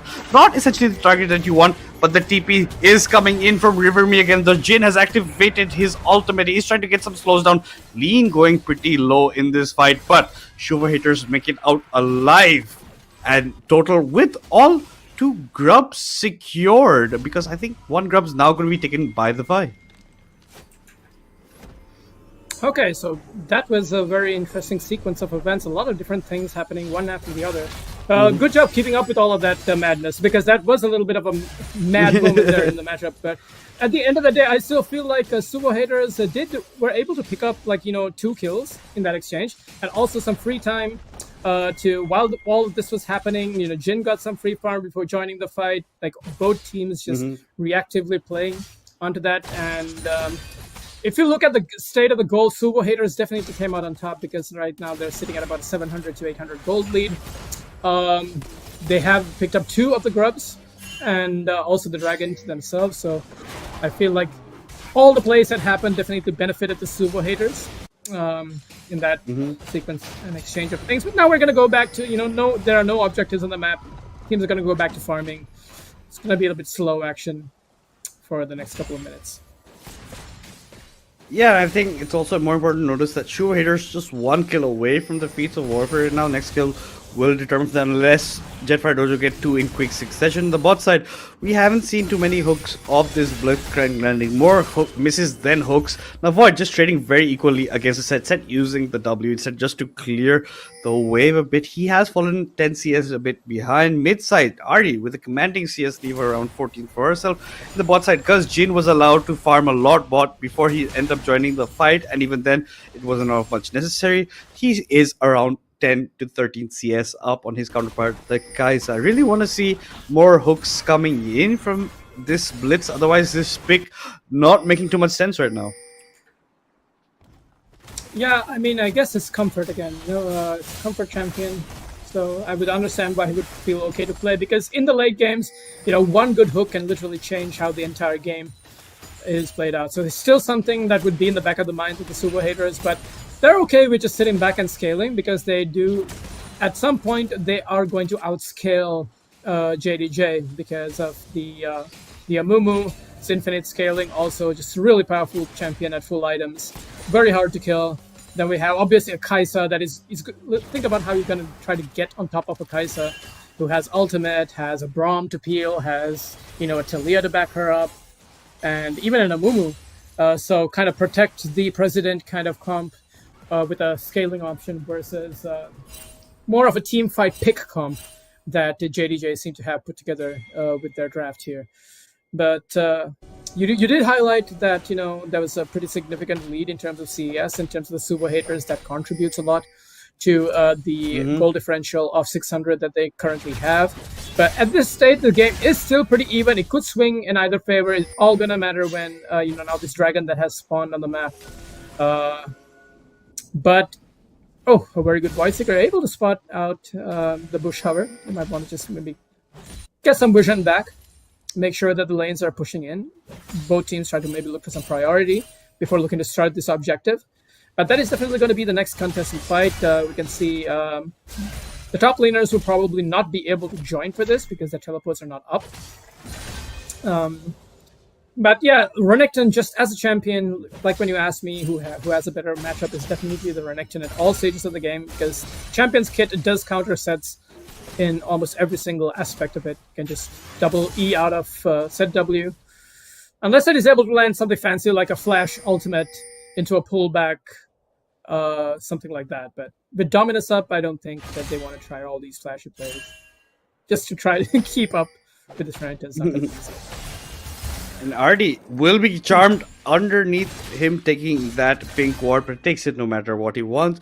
And now maybe a setup for Drake can come into question, but both side of JDJ are ready to wear this. They have a ward from the side of Jettfires in the Dragon Pit right now. So no, Drake not in contention as of yet. Goal difference still around that 800 to 700 mark for in favor of SUVO haters right now, and a lot of pinks coming in to the Drake's side. Blitz has to maybe try and clear this ward. That's exactly what he's going to do from the pink that was placed by Pretty Jinta. But now Vision has been acquired. Ari tipping back into the mid lane. Sarah's Embrace completed for the Talia. The Malignance completed for the Ari. Both side, we're going to see a static Shiv on the Kaiser, while the Collector still not finished for the Jin. And this is because of the added gold that the Cull is providing for the Kaiser right here. And maybe they wanted to pull Pretty Jin that the Vi was waiting in the bush. Blitz was waiting for his moment. But True Raiders are not going to be providing that hook. And Miss is going to be walking forward, eats a Q for himself, but no, hook. He does go for a hook, and he eventually misses. Ooh. No, I just taking a turret hit there. Not sure he wanted to do that, but still playing super aggressive. I can understand why. He wants to keep this set under turret, and oh no. That is a dead Blitz. Oh. Oh, but it's not over. Fight continues. He's been having to flash away, but he's not going to get away. He still managed to stay alive, and one of the wall comes with his killer instinct to finish that kill off. He's probably going to pick up another kill here, and also a dragon on top of that. SUVO haters able to change the momentum of this game in, well, hook and a miss. With Charmlands? And it did look like, JDJ was the ones who were trying to set up a play over there. But True Raiders, nice roam from Talia, nice shadowing coming out from him. He comes in, he pushes back the Blitz into the SUVO haters members. They neutralize him essentially over there. And on the way out, when the Jin was trying to run away, he also ends up getting neutralized. It's going to be 3 kills picked up for the Kildea. He's on a killing spree. And the second Drake of the game going over to the side of SUVO haters. Now, JDJ want to match up with the side of the Rift Herald, but nice pink coming in from the move, nice vision ward coming out over there. So SUVO haters basically quenching the thirst of JDJ for jungle objectives because they're not allowing them to come close by whatsoever. And now Amumu has started the Rift Herald. I don't know if JDG are aware of it, and even if they're aware, can they even come for a matchup, because Blitz is bot side, Braum is still up for the roam, and a bit of out macroing coming out from SUVO haters here.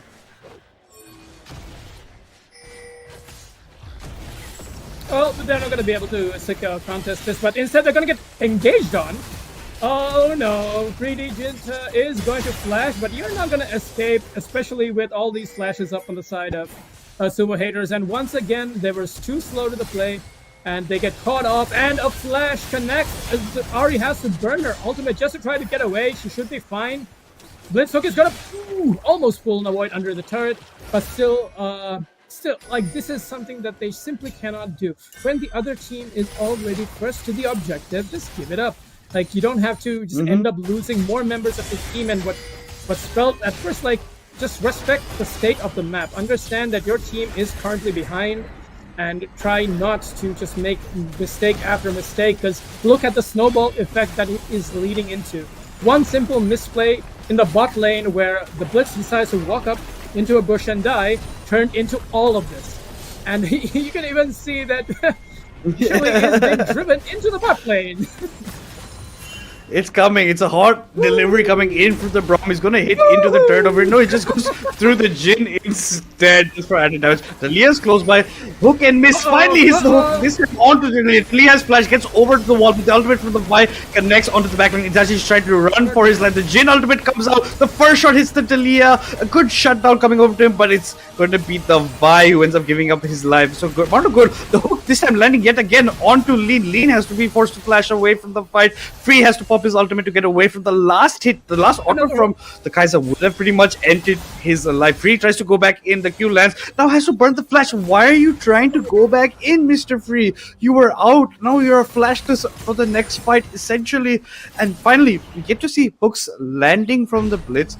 Rook to D4, picking up a lot of gold with the shutdown. And it was still a very messy fight, if I must say so myself, Hades.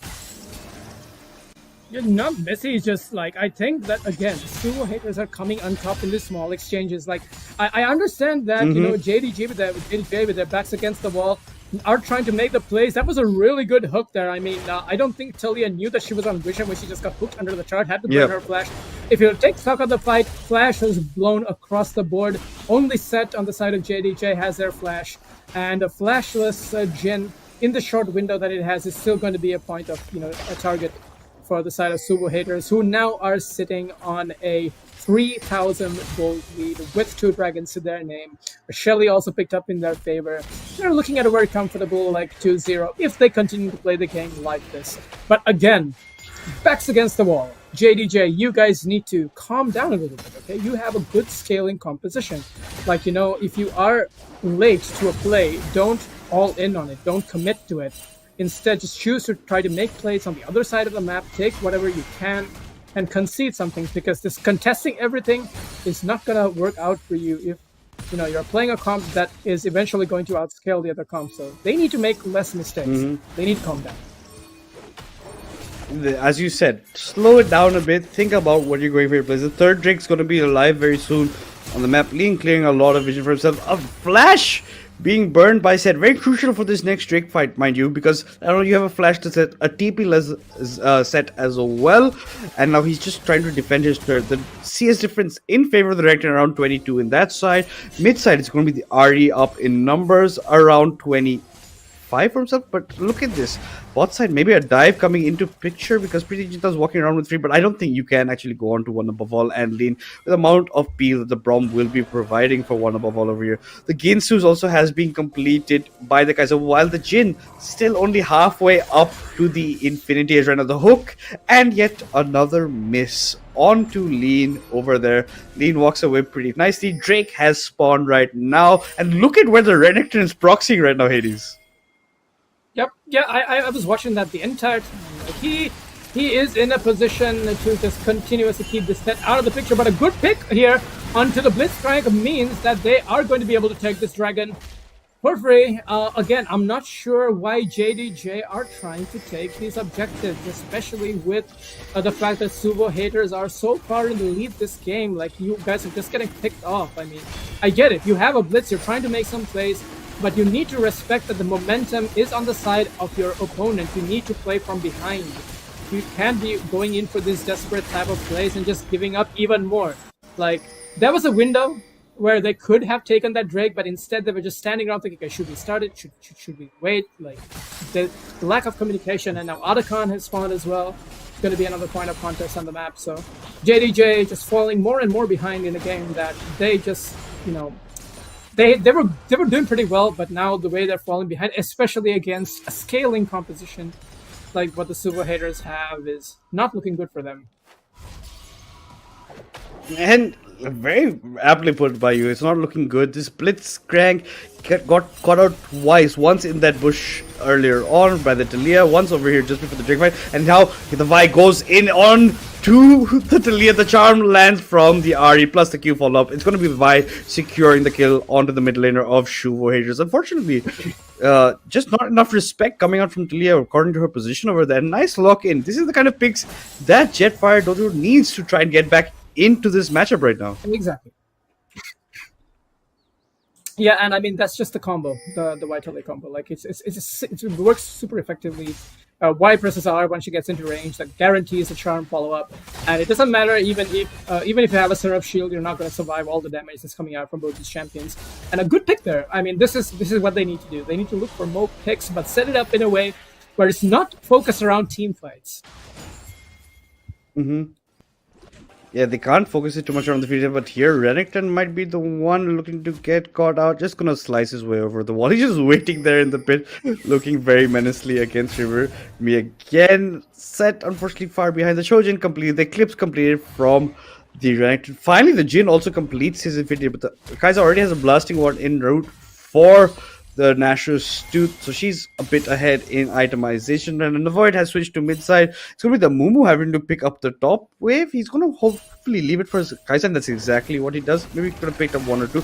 But Atakan now being started up by SUVO Haters, being sighted by Riverme again, but the rest of JDJ are a bit far away. They're trying to make their way over. Navoi's trying to push this way in mid. The Atakan's gone below around 6k HP. Riverme again's coming in to the backline. The TP coming in for the rank, and they might just sacrifice the set over here. The W does land a huge bit of chunk damage, but Kai'Sa ends up picking the kill onto the set, ends up picking the kill onto the Vi. The flash from Hook and miss over to the side of the wall.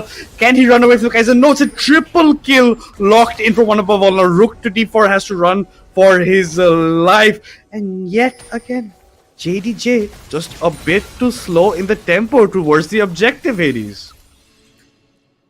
I mean, okay, yeah. At this point, I mean, it is desperation. They need to make something happen. They know they're falling further and further behind. And at this point, I feel like they have conceded themselves to accepting what is going to be the inevitable SUVO Haters clean sweep of 2-0. I mean, I'm not trying to be biased. I'm just seeing things as they go. And at this point, I don't see any more windows.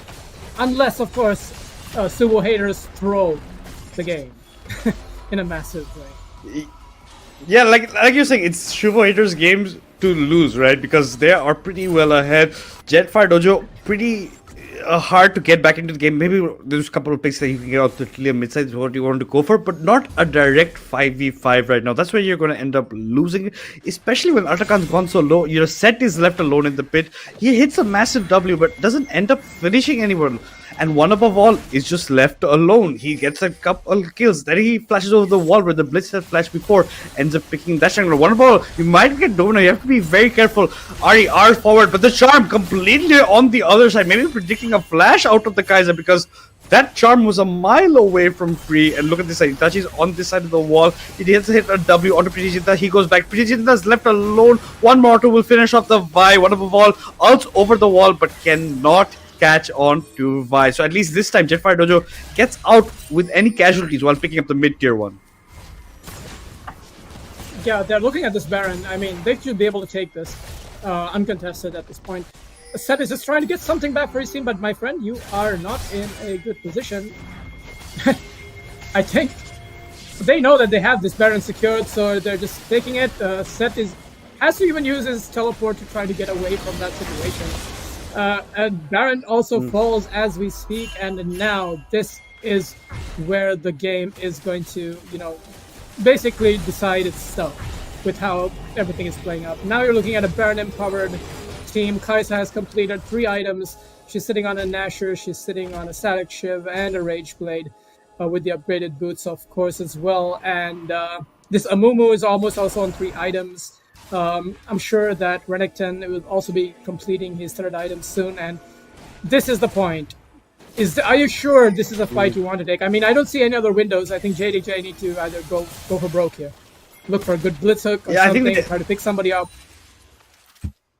They do really have to, fight it off in this sense right now, because it's not looking good whatsoever for this team. This is, where they have to make the last stand, because if they get this up, that Soul Drake, Chemtech Soul, for the 2nd game in a row, mind you, for the side of SUVO Haters. And now Drake started up, going down very rapidly. Hook and miss, has to land a good hook, but he lands it onto the Braum, not the member you want to go on.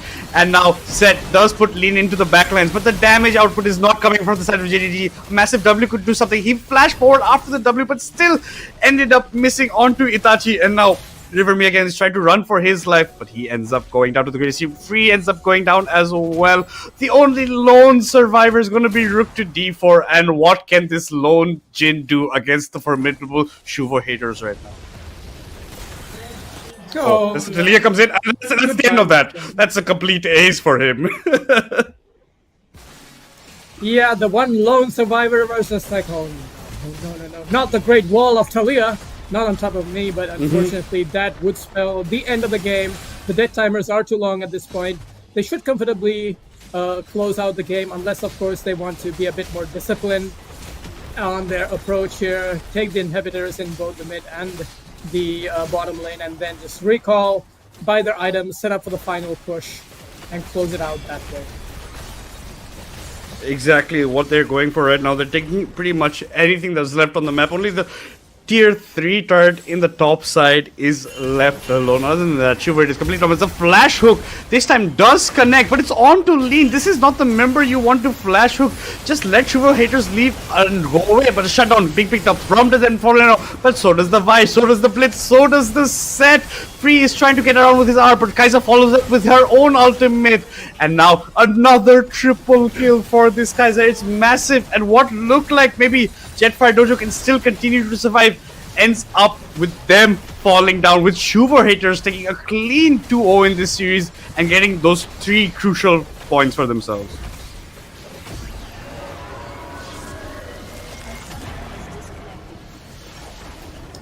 Yep, and as the Nexus falls, I mean, it was eventually at this point just an incredibly well-executed team composition by SUVO haters. And as we get into this replay, you can see after the ace, they're just going to try at least one last time to stand up and try to get something back. But like I said, flash hooking a Blitz, I mean, a Braum, it's not going to, that's not the target that you want to kill. The other carries are left alive, and even though they're able to shut the Braum down, just at this point, SUVO haters just smacking JDJ with their wallets. And yeah, the Kaiser is just able to jump the backline with the CC that's provided, the Killer Instinct, just clean everybody up.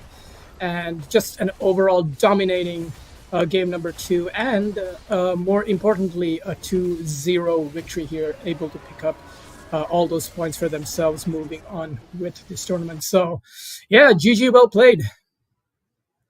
GG, well played, definitely for them side. I think Navoid had a very good series on, his top lane picks on the Aatrox as well. But one above all, fantastic performance for him in this matchup. Lean doing his job, being that meat shield ahead. Amumu didn't get to see too many, crucial 5-man ults or 4-man ults, but still a viable mention. And especially Itachi with the knockbacks, with the engages, disengages as well, catching the Blitzcrank out twice essentially earlier on. That gave his team the head start they needed, and that's going to be, SUVO haters taking the series 2-0 and no problem whatsoever for them. And I think this is, it's a bit of a rematch, and history does repeat itself a bit with SUVO haters beat against Jettfire's Dojo. At this time, clean 2-0 for them, and I think Jettfire Dojo have to rethink how they want to approach the rest of this tournament moving forward, because this is not the end of the world. It's them just essentially losing the first match, essentially not getting the first 3 points they needed, end up with 0, and let's hope that they can rework something behind the scenes.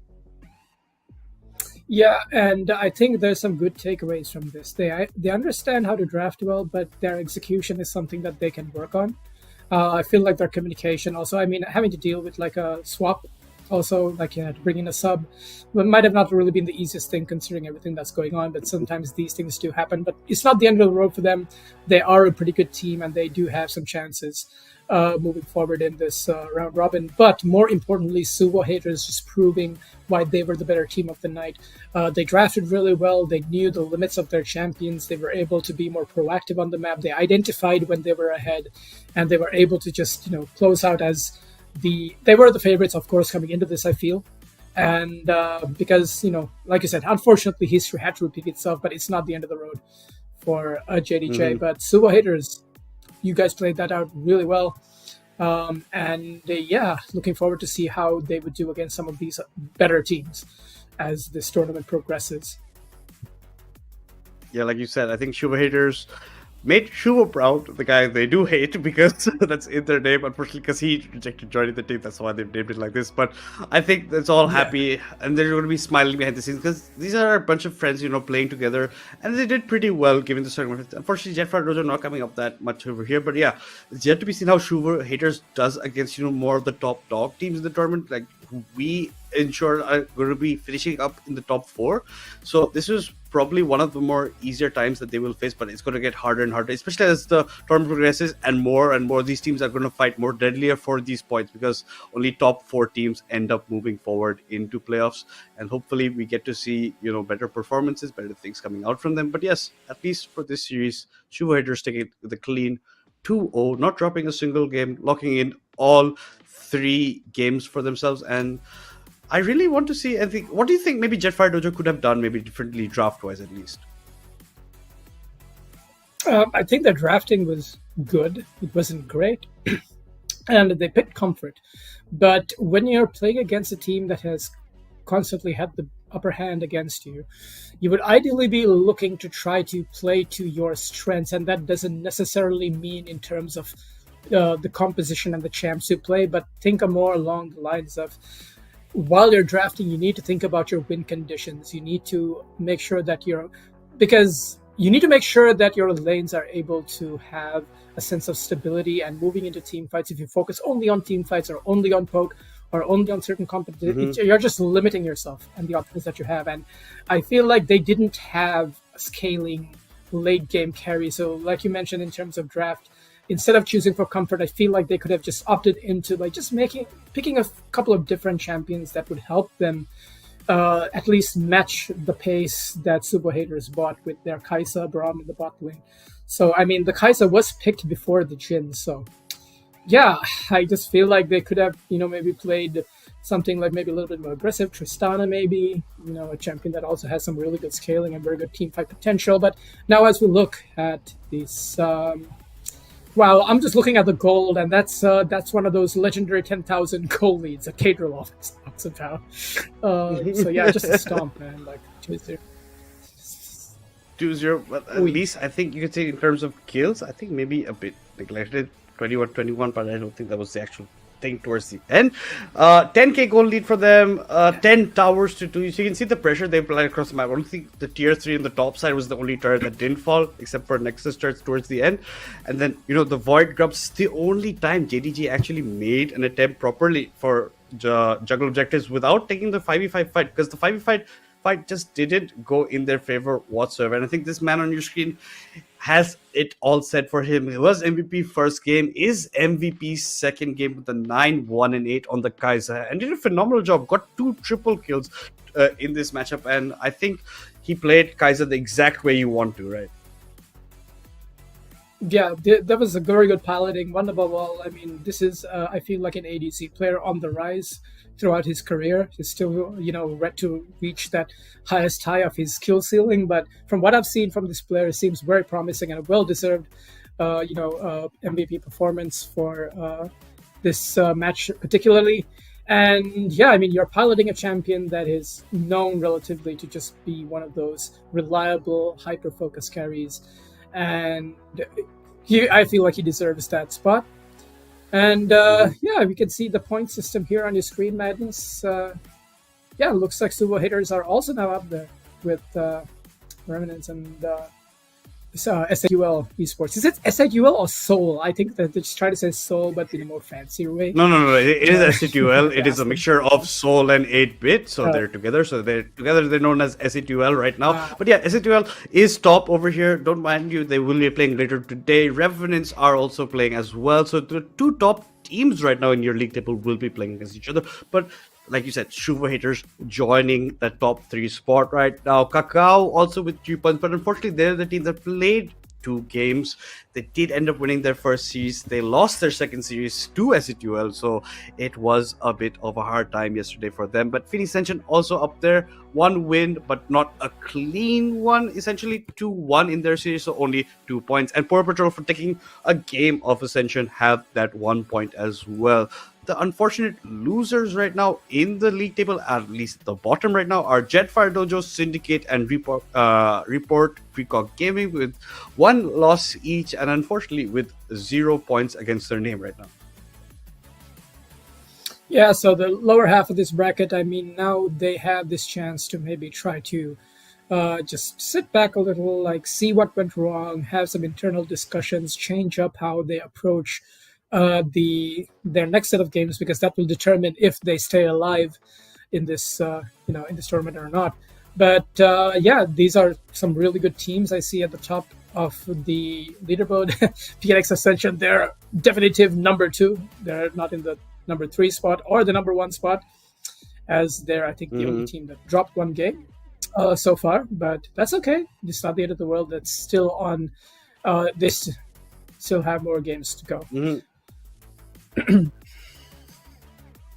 Do have more games to go. As you said, not the end. We're only still in week 1, guys, of Legends, and we're going to go all the way to July 20th with the group stage. So a lot of more action coming your way, and you don't go anywhere because you really want to catch this. A lot of South Asian League of Legends coming up, a couple of new faces, especially teams like SUVO haters, teams like Jettfire Dojo, who have not seen the big stage, or like teams like Kakao, like S8UL, like Ascension, like Phoenix Ascension. So we get to see a couple of new players coming, a couple of different champ pools of them, a couple of different their playstyles. So it's always interesting to see, how the newer players in the scene are doing, and there's a lot to learn essentially if you are getting into League of Legends, with a reminder that if you are getting into League of Legends, and even if you're an old player returning to the scene, please make sure to join our Discord server, INSA, and you get to see a lot of good events coming up, a lot of new players, you get people you can talk to about the game, make new friends. So it's always a good time and a good place to be.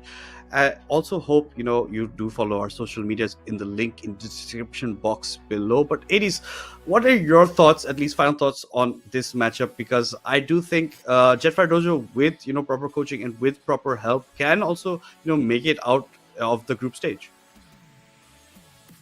Yeah, and I guess my final takeaway is I feel like they understand how to play the game really well together. It's just that there are these small decisions that they need to focus on, these tiny decisions that have impacted the snowball effect. For example, if you make one small mistake at an especially crucial point in the game, it's going to be difficult to come back because the enemy team is just going to capitalize on so much. So what ended up was somewhat looking good for them ended up turning bad because they didn't read the overall bigger play, the more harder macro decisions. So I said maybe they hopefully have a coach, somebody, or even just friends, like players who support them and tell them, hey, look, these are the points where we feel like you could get better. Somebody just help them out of it, because if they really, fix their drafting, fix their communication, and are able to make better decision making in terms of macro, then they actually might have a chance playing against some of these teams that have been around now and have been proven to just be just one step above the lower tier teams in this tournament. And I feel like that's a takeaway for any of the teams. Even if you guys lost, it's not the end of the world. Don't be discouraged. At the end of the day, it's your mindset that is super duper important. Even in any competitive sport, in anything competitive, if you keep a strong mind, then you are basically undefeatable. So that was my takeaway. I feel like this is what not SUVO haters, but JDJ and the other teams who are struggling right now can try to fix. Go back, understand that mistakes can be made. We're all human, but otherwise, we all love a good underdog story. So it'll be interesting to see as things play out. Yeah, we do love a good underdog story, and you have time up till next weekend to improve on strategies the way you want, because only action will resume next Friday after the next best of 3 that we will be casting as well. But it is something that is to be looked forward to. VOD reviews are very important when you move forward in games like these, and you take a step back when you're isolated from the picture and see what kind of things you did wrong, and hopefully get rectified for the future coming up, because there are a lot of young players in these teams, people up and coming in the roster, and hopefully they become more of those seasoned veterans later on that you see in the top teams right now, because at one point everyone starts at the same place. But hopefully they don't get discouraged, they do work on it, and come back fighting for the next game. But just talking a bit, next series that we will be having will be S8UL versus Revenants, some of the top 4, top 5 teams I would assume over here, because S8UL, very dominating team, and against Revenants, both right now in the first and second place in the table respectively. And I think that's going to be a banger of a series, and I really hope to see how well they will be gelling against each other, because this is going to be both their second matches of the tournament in the same week that they're going to be doing it as well. So sometimes even fatigue does set in when you are playing back-to-back days. So these are kind of things that also factor into how you want to play and play styles going in. But hopefully we get to see good performances all around, and hopefully you get to see some more exciting League of Legends actions, and I really want to see what more teams can do in the future. Yeah, and Madness, I'm not sure if I'll be joining you for casting on the next game, but I'm going to be watching and maybe join in the chat. And so yeah, whoever is still listening to the broadcast, thank you so much for tuning in and catching some actually really good League of Legends. This was I wouldn't say that there was anything, wrong that could be pointed out about any of these teams. Just little things. And as you can see in the head-to-head, the two best players from their respective teams, if I'm not mistaken, you can see that Wetababal, taking that AD carry role for himself and just defining what it means to be a good, reliable carry for his team. 23-14 on KDA and 3-11 led by Free. They both had almost identical CS per minute, but you can see the overall damage output just coming through from this player rather who likes to play these hard scaling champions and pilots them really well, and it's still growing. But otherwise, nothing but good things to say about how both these players played in the tournament. Free also showing up, pretty big on the Yasuo, even though they didn't win that game. He had some really good plays, and so yeah, congratulations to both these gentlemen on some fantastic gameplay, and I wish them both the best of luck moving forward in this tournament, because I would love to see them try their luck against some of these better teams and see how they stand. Yeah, and one of them all, pretty good performance. Even when his Jinx banged out against him, the Kaiser comes out, does phenomenally game 2. Game 1 with the Smolder, lets it build up to the point, he does so much damage for the team. It's just unstoppable at the point. So I think his team plays really well around him. They protect him really well, because the Kaiser was left untouched in a lot of these team fights. Same for the Smolder in game 1. So I really like how SUVO haters, draft and how they play according to their draft, like you should at this stage in a competition. But with that being said, guys, before we head off to our next best of 3 series, we'll be taking a very short break.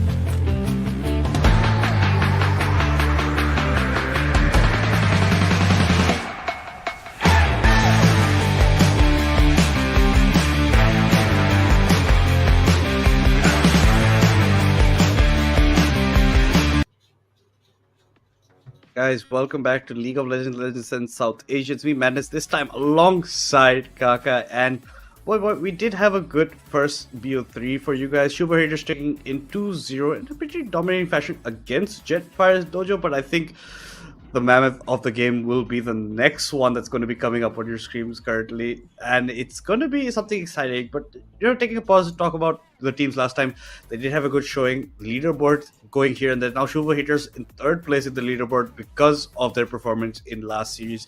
But now the teams that will be coming on your screens soon will have been playing their second game of week 1 over here. And any thoughts about the last game, Kaka, if you did manage to catch it? Yeah, I did catch it actually, and I'm pretty impressed by SVH, the Itachi 1-2-1-2 still doing what he does in the mid lane, playing that Talia. That was good to watch. One above all as well on the Kaisa was everywhere where he needed to be. So I think that was a pretty one-sided game too. First game was a bit of a closer affair, but all in all, I think a dominating series from the side of SVH. Absolutely. Completely agree with you. There's a reason that Talia was banned against Itachi in the first game. Unfortunately, it slipped maybe the minds of the players of Jettfire to the second. But the mammoth game that we were talking about, S8UL Esports versus Revenants. Both teams have locked in 1 win from the games that they have played. Both teams with 3 points right now. So at least one of these teams will be going 1-1 in terms of win-loss ratio later on after this series ends. But without any further ado, we're going to head straight into the draft over here. S8UL Esports on the blue side, Revenants on the right side, and you can see that maybe a bit of substitution in terms of ADCs. It looks like Nero is going to be playing the ADC role over here. Yeah, I mean, I wouldn't be surprised if Catbot ends up going down towards that bot side as well. That is the sort of flexibility that they have. But speaking of bans, Rel gets banned against Bob. I think that's quite customary against him. He's a good Rel player. I wouldn't be surprised to see J4 or, actually RTO getting focused out in this series. But the Kindred is going to see the banning phase. This should be a Viego ban followed up with Wukong or something like that from the side of S8UL. Let's see what they decide to ban against Ezain. Ezain does have a solid champ pool, but he does prefer his 2-3 champions. And there you go. Another fact that we have to talk about Potato Monster. He does like playing his Tristana, the Smolder, Caitlyn, Kaisa. I think these 4 are his favorite picks. And then he can, look elsewhere for the damage that he needs to do. But these 4 picks, one of the champions from those pool, that pool is going to come out for him. The Karthus gets banned here, so Black Infinity getting and rightly so heavily targeted from the side of Revenants. But I don't see the point, honestly. These are the champions maybe they don't want to play against, but he has a huge champion pool, so I would rather focus my attention towards RTO or even Nero for that matter, playing towards that bot side of the map. And talking about targeting, they are targeting Potato Monster heavily, taking 2 of his favorite picks out. The Tristana, the Smolder, not going to be able to see the Rift over here. Maybe, I would have maybe liked to see Revenants target Nero because he is typically a mid laner playing on the ADC. Exactly. Also, maybe take some of those APC picks away from him because that's what I think the last time he played, he did play the Swain. He got an MVP of it. And now the Mel getting targeted towards that bot side as well. I do think this is going to be a Kaisa first pick, just to deny that from Potato Monster, but wouldn't be surprised if it's anything else. You pick Kaisa, you are surely going up against Caitlyn, which Potato Monster prefers as well. So let's see, this first pick could be an AD carry pick, could be the Jarvan as well. We saw Infi playing that yesterday, and that was something else to watch. But the Diana is going to come in, could be Catbot playing it in the mid lane, could be Infi playing it in the jungle as well. And now we were speaking of the Kaisa and Viego. I wouldn't be surprised if both of them get picked here, but again, whatever we say, these guys just pick something else, so let's not start predicting now. Let's find out what Revenants have planned in the first R1 and R2 picking phase.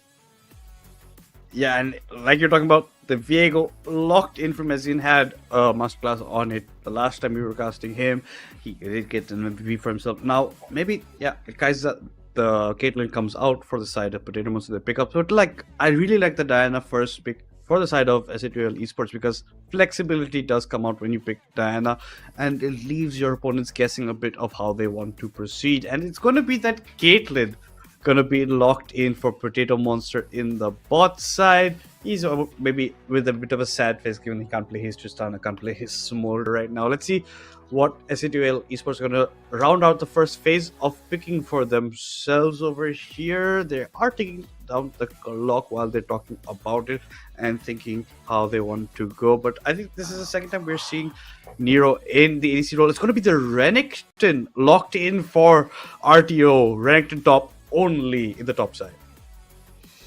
Yeah, a good pickup, a good blind pick as well. Goes really well with the Diana, can set her up beautifully for the gangs to come in. This should be an AD carry pickup coming in. So could be the Swain as you had suggested. Looks like it's going to be the Sever instead that gets logged in. And this might be a Lux pickup for the side of Bob. He does like playing that champion quite a lot, but I'm not sure if it's the best pickup against Diana. So let's see what he has in store for us.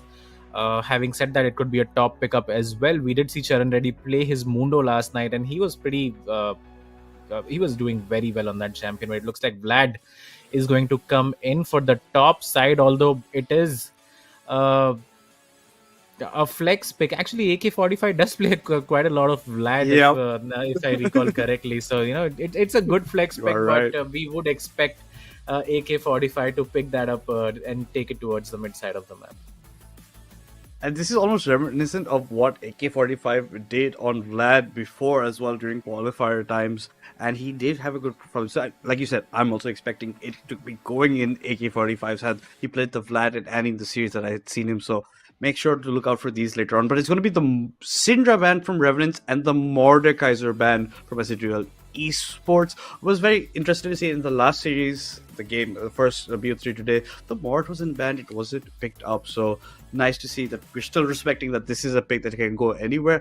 The Hue getting denied from the hands of Catbot. He did have a bit of a slow start yesterday when playing the Hue, but picked it up very fast and in a very frequent fashion. Now left for S8UL Esports for their last ban over here. They're still going to be targeting maybe top side, maybe Charan Reddy's pool for himself.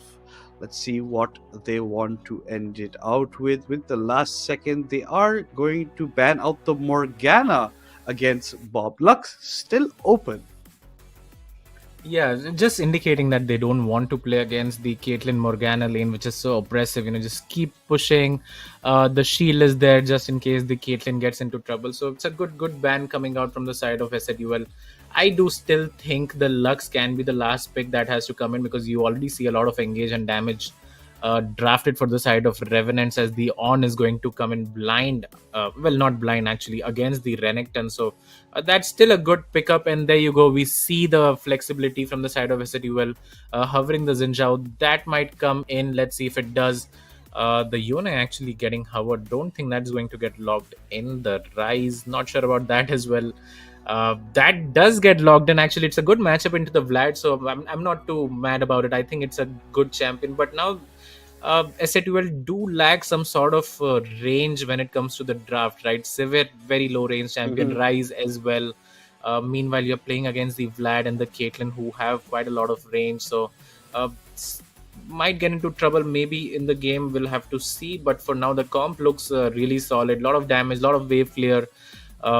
And the Lulu comes in as well for the shields and heals. So they are, again, a very good solid draft coming out from the side of S8UL. And let's see what Bob has in store. Could be the Blitzcrank, honestly, but it's not a good pickup against Sever. The Alistair could work as well, but I do expect him to pick up the Lux here. Yeah, the Lux Caitlyn duo is pretty good. And exactly as we were talking about that, it's getting hovered, it's gonna get locked in.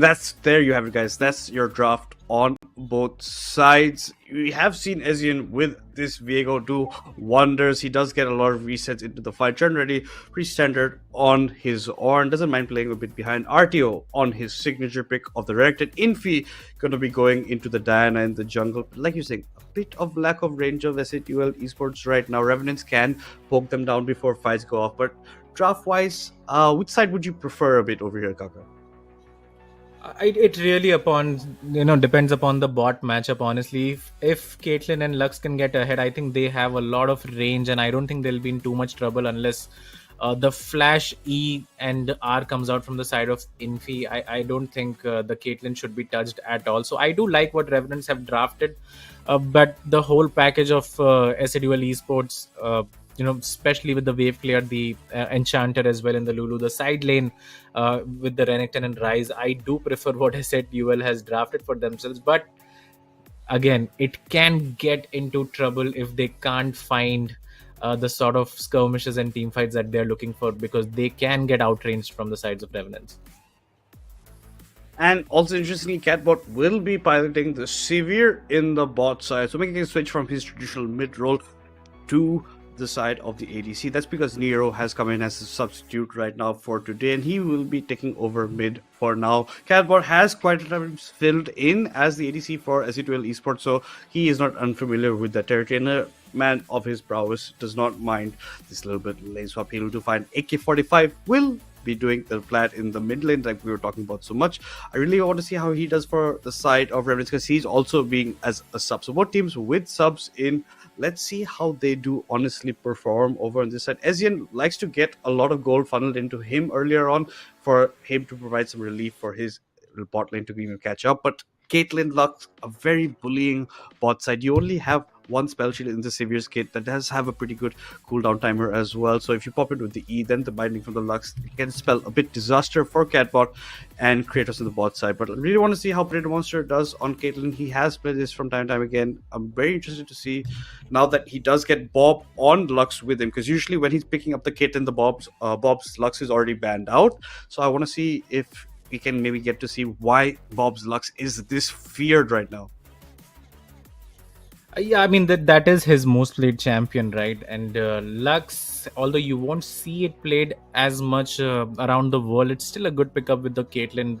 Again, just because of the absurd amount of range that both the champions have, can be a really annoying lane to play against because of the poke that comes in. But Sever Lulu, I think it should not be that much of a trouble if you're 10-15 CS behind. I think you'll take that any day of the week. And Sever, once she gets her Essence Reaver, can just keep on melting these waves, or even the Yuntal Wild Arrows that people do prefer now.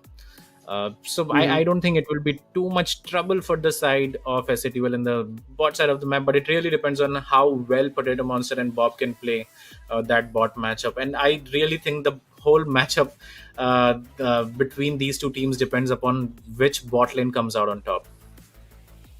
Yeah, like as you said, a lot depends on how the bot side is going, and it makes a factor that S8UL's traditional ADC is not the one piloting the Severe. It's going to be Catbot, their usual main pick for the mid lane. So that also does add into effects of how bot matchups go out over here. I want to see maybe Potato Monster get aggressive like he likes to. He's known more as a defensive type of ADC in that sense, but with this Caitlyn, he has to go on, the proactiveness, try to go for more kills that side. And as all, Ezreal on that Vega is always a big talking point, because this man on this champion, I think it's one of his best, and he does do phenomenally on it. Yeah, 100%. I think that's the matchup to look out for as well. Azan versus Infi towards the jungle.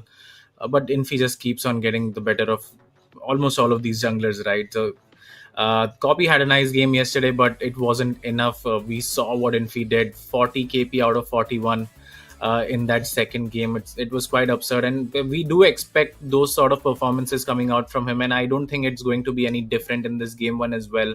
I do think S8UL will come out on top in this series, but I won't be sleeping on Revenants. This could go to all three games as well.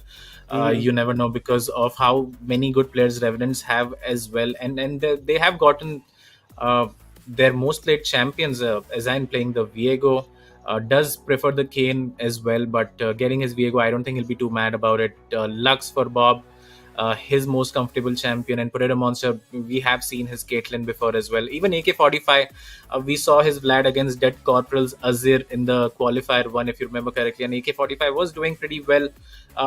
Unfortunately, did lose the game, but as a solo performance, it was quite good from his side. So these Revenants have a lot of comfortable picks for themselves, and that worries me a bit if I'm, S8UL.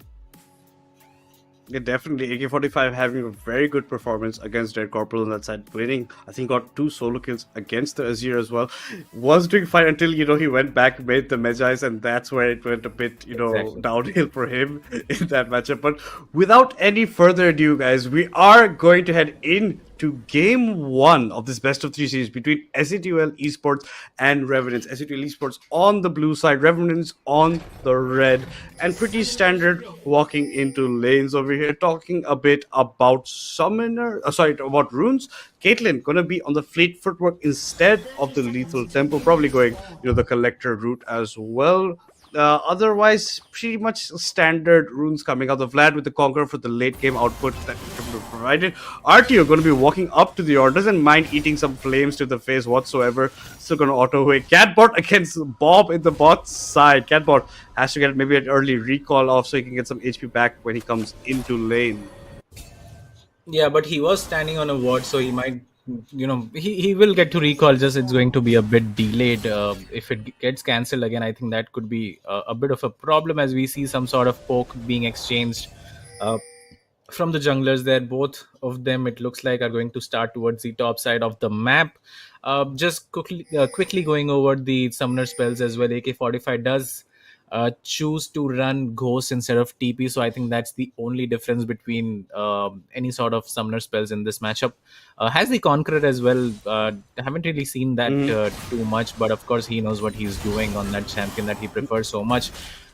Towards the top side, some sort of trade coming in, again, still very early days, so not a lot is going to happen, and we will be keeping our eyes here, Madness, towards the bot side of the map, as Potato Monster is already starting to poke Catbot down.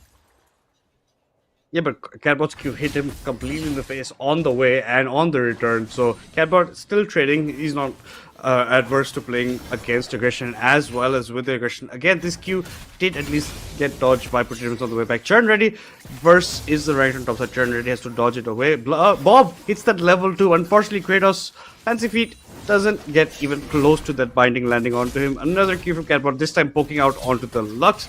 So a lot of fighting top and bot right now, while the mid, the Rise, Nero has been pushing in AK-45 quite a bit far deep, but he is a bit behind in terms of CS numbers.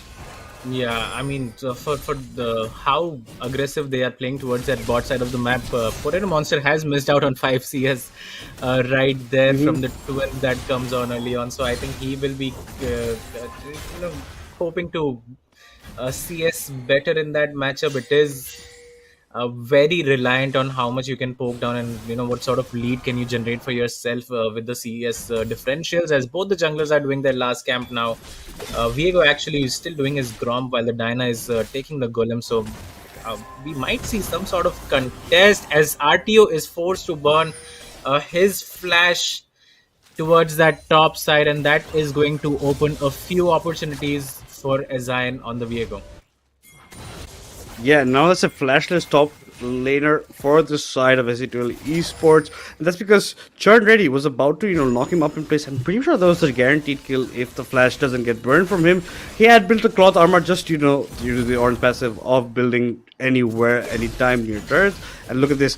RTO coming in forward with his TP back into lane. Churn Ready is a level down, but he doesn't mind going for exchange because he's the one who's going to TP in later. In the meantime, AK-45 taking quite a beating from Nero, but Nero is low on mana. That is going to be also one as bot side. Potato Monster burned through his health pot quite early on. Catbot still holding on to his CS numbers, still pretty even across map. 5 in terms of AK-45, but it's the top side where the Ornn has quite a bit of lead. Renekton looks to be freezing the wave closer to himself, so that will, and he has to play on the safer side, right? Because this is a flashless Renekton. Finally, the binding from Bob lands on to Kratos with a shield, negates a lot of damage that was coming even from Caitlyn's Q that landed onto him. Yeah, and Infi just wasted a good part of a minute just waiting around the Raptor camp for it to spawn, but was not able to predict what Azine had started actually, because he did start his red buff first and then the Golems and then the Raptors, so of course the spawn is delayed right there. Infi wasting a lot of time there hoping for the Raptors to come up, as Azine does have a read on where the enemy jungler is, pings him quite perfectly right there. The Gromp and then the Wolves. As the shield is going to get used from the side of Catbot, they are finally losing out in the CS numbers. Catbot running out of mana now. Will be looking to go back as fast as he can. Towards that mid side, Nero has actually still not recalled. You were talking about how he had run out of mana, but he is not opting to go back at all and might struggle and might go quite behind in CS, as we can see him already not getting the better end of these trades anymore. I think he just really wants to get a back timer when he has sufficient gold for the items that he wants. Hits the level 6. Now is China the recall going to TP in close to lane. Bob still has some mana that can catch a Catbot. But Catbot had used the shield later in the bot, like earlier on the bot side. The Q from the binding from Lux didn't connect, so he couldn't get some health back as well. It had to hit the minions. That Ezreal is here. So is the Diana on the bot side. This might be a bit of first blood action if the side of Catbot and Kratos are pushing. But in the meantime, in the mid lane, AK-45 Posticos pushes forward, flashes in, ends up picking up the first kill onto Nero, and that's because he was so greedy with his recall, right? He still hasn't gone for the TP back. He's low on mana, and this is where he was completely punished. The binding from Bob, missing out onto Catbot, and now Infi is walking his way into these bushes in the bot side. Yeah, and remember that's a counter matchup as well. The Rise was picked to answer the Vladimir, but of course it hasn't worked out. And we spoke about it for like 2.5 minutes. Nero just deciding to auto attack the minions instead of going back and TPing back to the lane. It didn't work out, as we do see Caitlyn having to burn her flash down towards the bot side. The Infi trying to get something out there. Azan still lurking around as well. As RTU might be in trouble here, but the Dominus gets popped. Charan ready, might be able to get the solo kill. There you go, 2 solo kills for the side of Revenants. Both the solo lanes are doing so well in their individual matchup. And this is Revenants coming out of the gate, swinging over here. AK-45 picks up a solo kill for himself. Churn ready picks up a solo kill for himself. And the pressure that's being applied is allowing this Drake to go down very fast. There is no answer from S8UL as of now. First Drake, Chemtech Drake going over to the hands of Revenants. Ezreal even ahead in terms of camps, even though slightly after the Grom picked up from Diana, going to be pretty much even. But nicely played by the Ornn in the top side, knowing the limits of his champion, goes in onto Renekton. RTO was flashless because of an earlier exchange between him and Churnready, and that comes to pay. He has to pay it with his life, and that is going to be 2-0 in terms of kills for Revenants, 1 kill away from the Feats of Warfare. Yeah, again, just to reiterate, both the solo lanes dying there, it's not that spells a lot of trouble for the side of S8UL, but the Diana does have the pace right now. She's gonna pick up those Void Grubs, does not want to trade them at all. Renekton still having the push, but he is falling quite behind, going to be around 20 CS behind along with the solo kill. It's a lot of trouble. AK-45 getting poked down right there, but I think he's going to be fine. Has the CDR boot, is going to heal up eventually right there, as Charan Reddy again gets a good trade. And it's the on, right? I mean, look at how much armor he has tagged already. The Renekton is going to get outscaled pretty hard and pretty fast as well. The CS numbers are so poor for the side of RTO. And Catbot, at least on his first back, ends up picking up a BF sword, so a perfect back from him, at least in terms of gold numbers. Potato went back, picked up a pickaxe, 2 long swords that will be made into Serenity. So he's going the collector build, pretty obvious with the runes that he's gone with, the fleet footwork. But otherwise, still a bit hard for, Kratos and Catbot on both sides. They're being always pretty much on the turn. In the meantime, flash forward by Ezreal. The stun lands onto Nero. Blink and he is dead, but Ezreal, unfortunately, because he went for transformation, ends up eating extra turret shot. This ends up being a trade, a 1-for-1. Catbot pops the ultimate. They want to maybe pursue Potato Monster and Bob, but Catbot doesn't have that much mana. Kratos doesn't have that much mana, and Infi is just here just in case something can come out. The binding from Bob lands onto Diana. The Q followed from Potato Monster. Quite a hefty amount of damage being dealt, already close to the half bar mark on his HP bar, but mid-side, a bit of miscalculation given that Ezreal did pick up the kill but Nero trades it out. Wave was in a bad state for Nero as well, so he's going to end up missing quite a bit of CS. And you can already see the Vlad 20 CS in lead. So is the Orn. The solo laners of Revenants doing phenomenally right now. Yeah, I think Azan could have just ulted out instead of finishing off Nero right there, as the Vlad ultimate was still tagged on to the Rise, and he would have for sure died there. So a slight misplay, but I think that's still worth it, right? You trade your life for the mid laner, and then your own mid laner is almost to 20 CS. Well, he is 20, more than 20 CS ahead already in this matchup.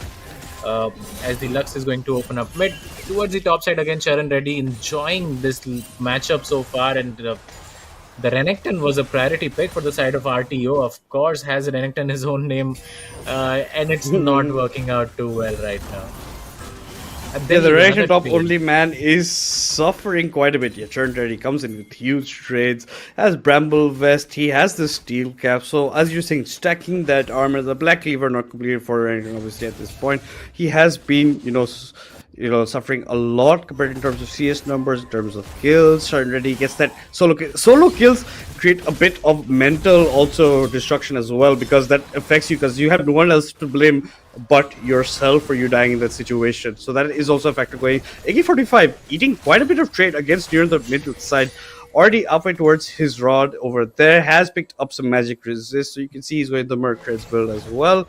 But look at this, Bob trying to just play with the Fog of War, try to land a binding, but now CS at least quite recovered for the terms of the Severe. But now flash away from Nero. You're in a very tough spot over here. Now you're flashless. Now you are dead. Ezreal for the second time comes mid, picks up a kill, this time without a trade. Yeah, I mean, that's just beautiful play coming out from the side of Charan Reddy, it has to be said. Finds a window to roam down, uses the TP to get back towards the top side of the map, so he's going to not lose out on anything. Gets the assist, punishes Nero again for the, I'm not even sure if he was overstepping. It's just a great gang coming out from the side of Revenants right now, and they are looking really good. That Horn coming in fantastically from the Orn, like you said, he does roam very well, ends up picking up an assist. The kill goes over to Ezreal, but Potato Monster is the one who's overstepped over here. The net comes in, but the flash forward by Infi, he is walking in the ear of Bob, but that's nothing. The Q from the Diana Land seals the deal, picks up his first kill of the game, and that's going to be on to Potato Monster. Potato Monster a bit overextended, not respecting that Drake is now on the map. That's pretty much where Infi is going to be. And now at least second Drake going over to the side of S8UL Esports. Yeah, I that was just a greedy play from the side of Potato. I think he could have flashed way earlier. Instead, gets tagged by the Diana ult and ends up burning his flash and barrier anyway. So I think it would have been better if he just uses it initially. But again, that kill is going to be quite costly, as the dragon was picked up from the side of S8UL, and Infernal Drag at that too. Meanwhile, look at top, another trap being set up from the side of Revenants. They are going to invade this blue buff. Infi is going to come around, but does not have his ultimate up. So I don't think he's going to be contesting that. And the On just has so much pressure from this top side. 30 CS ahead, 20 CS ahead, and just on the back of this On, Zion is allowed to do whatever he wants on the map towards the top side, at least so far. Yeah, and that using that, but Grubs did go over because if he did pick up the tempo, that's it. But if he was just a spectator when his blue buff was taken away, he honestly can't do anything, especially without his ultimate, especially with the pressure on provides. But if he is going to be coming out with Charan Reddy, Charan Reddy might have overextended the forward by RTO, the flash being burned by the Orn, but is it enough? Yes, it might be. He goes in, but the flash forward by RTO secures the kill, a shutdown, and much needed reprise for the top laner of S8UL Esports. Yeah, Infi doing very hard lifting right now, trying to pressure wherever he can, goes towards the bot side, gets the Caitlyn kill, goes towards the top side. The Renekton is able to shut down the On there, as the Rise ultimate is going to come in. The Sivir ultimate has been used. Bob is definitely in trouble there. Let's see if Nero can find Caitlyn while exiting. Does he have enough damage to finish that kill off? I think he does. There you go, a 2 for nothing. For the side of S8UL, and now they have started playing like the team that we are used to watching. And yeah, a beautiful turnaround, and could be first turret as well for them. This is definitely first turret. This is severe over here. Enough attack speed, plus the Yuntals as well. That's going to be first turret. Going down to the side of S8UL Esports right now. But they need to get these jungle objectives more, because that will lead to them maybe getting the feats of strength. But unfortunately, the kill of Bob was picked up by Kratos. I think you can do it. The amount of spacing that Kratos had created, plus the heal, enough speed to get away from Cap. They didn't want to waste too much time. But nicely by Nero, instead of neglecting going on Bobby, he goes straight onto Potato Monster, ends up picking his second kill of the matchup. Potato Monster struggling quite a bit, is 0-2 and 0 right now, and it's always when people are coming in onto him. His laning phase was fine, but it looks like in the meantime, in the mid lane, a gang setup is coming, maybe a dive, and very smartly, look at where Nero is going. He's walked away from the turret. He knows that this is not too long for this world, gets away from it. They pick up the mid tier 1 turret. They're gonna get the rift for a second charge into the tier 2, and now it looks like Revenants slowing down. Gold still almost break even right now between these two teams right now. Yeah, it is bang even right now. As you can see, the whole of Revenant's bar Potato Monster going towards the top side of the map. So maybe they try to kill RTO here and get that turret as well. RTO has to be aware that this is happening. There you go. If he uses his dominance, but I don't think that's going to matter too much. He ends up going down. Infi is there. AK-45 uses Ghost to chase Infi down. Infi does not have his flash up yet, but the Lulu ultimate is going to come in. Infi ends up dying. Catbot trying to do whatever he can, flashes in to finish. AK-45 uses his enhanced Q and gets the life steal, so that's going to be another kill for him. Lulu flashes away from trouble. Charan Reddy in some sort of trouble. Nero does have the flash. Let's see. Oh my god, that is such a bad play from Nero. I think he misclicked his flash, ended up between 3 people, and all in all, it's a 4-for-2 for the side of Revenants, and what a skirmish coming out from their side. And it all started with RTO just not being that aware that people are close. That's right. Instantly after he dies, goes pop by AK-45. They go in onto more members, and yeah, at the last point, Nero, a bit of a misstep. I don't think he wants to look back on that later on. Definitely something he does not want to see. But now, Revenants with the kill lead. Now, finally, a bit of a goal lead, 1.5k in their pockets in aheadness. But Potato Monster still not feeling any of the love. Still equal in CS. Still 0-1 down. The Severe has completed the Yuntals. The Berserker Greaves already working her way up to the side of the Infinity Edge. Ezin might get caught out of it. Infi is going to go in onto Bob, who's the lone member, and instantly Bob gets destroyed. The Caitlyn Hull comes onto Infi, but I don't think he's going to do much. Ezin, you have to get out of here, man. He's W forward, but no, he gets caught up by Infi, the flash forward by the runner, catches the kill. AK-45 now between 5 members of S8UL. He does going to have an Empower Q, and he comes back. The heal that comes out of it. Churn Ready is a man on a mission. He wants to get Catbot, but no, unfortunately can't. Potato Monster being forced to flash away from the chasing Rise, and now looks like S8UL turning this game a bit on its head. That's 3 kills for nothing in favor of S8UL Esports. Plus, they pick up their second Drake of the game as a mid tier 1 as well. Yeah, and they will secure the feats of strength as well, but that's a huge misstep from the side of Bob. Very much unlike him, just stands there infinity, not wasting any time. He knows that he only needs to get 1 pick to secure the dragon for his team, and that's exactly what happens. As Zion is able to get out of a very sticky situation, but Bob ends up paying with his life, and as you said, a 3-for-nothing 300 gold shutdown bounty on Infi, and again he's showing up big time for his team along with his bot lane. It has to be said, Catbot and Kratos have been playing out of their mind as well in these team fights. The feed secured, 2 dragons, multiple turrets as well for them, and again it has been a very back and forth game for the last 4-5 minutes, but whenever it comes to objectives, I think S8UL is always there first, and they are the ones who are engaging on these champions. I think if you see the goal difference graph, it's going to be, a bit of a roller coaster up and down. of how it's going. Now it's at least S8UL in the lead, around 1k in their favor right here.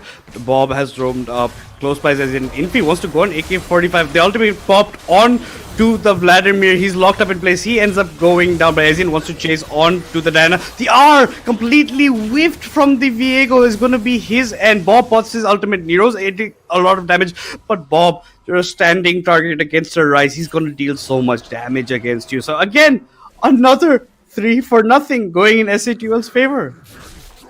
Yeah, I mean, that was a big outplay, I would say, from the side of Infi, dodging out, making Azan miss his ultimate. I think that could have been a game changer right there, but AK-45 gets caught by the Rise again. There you go.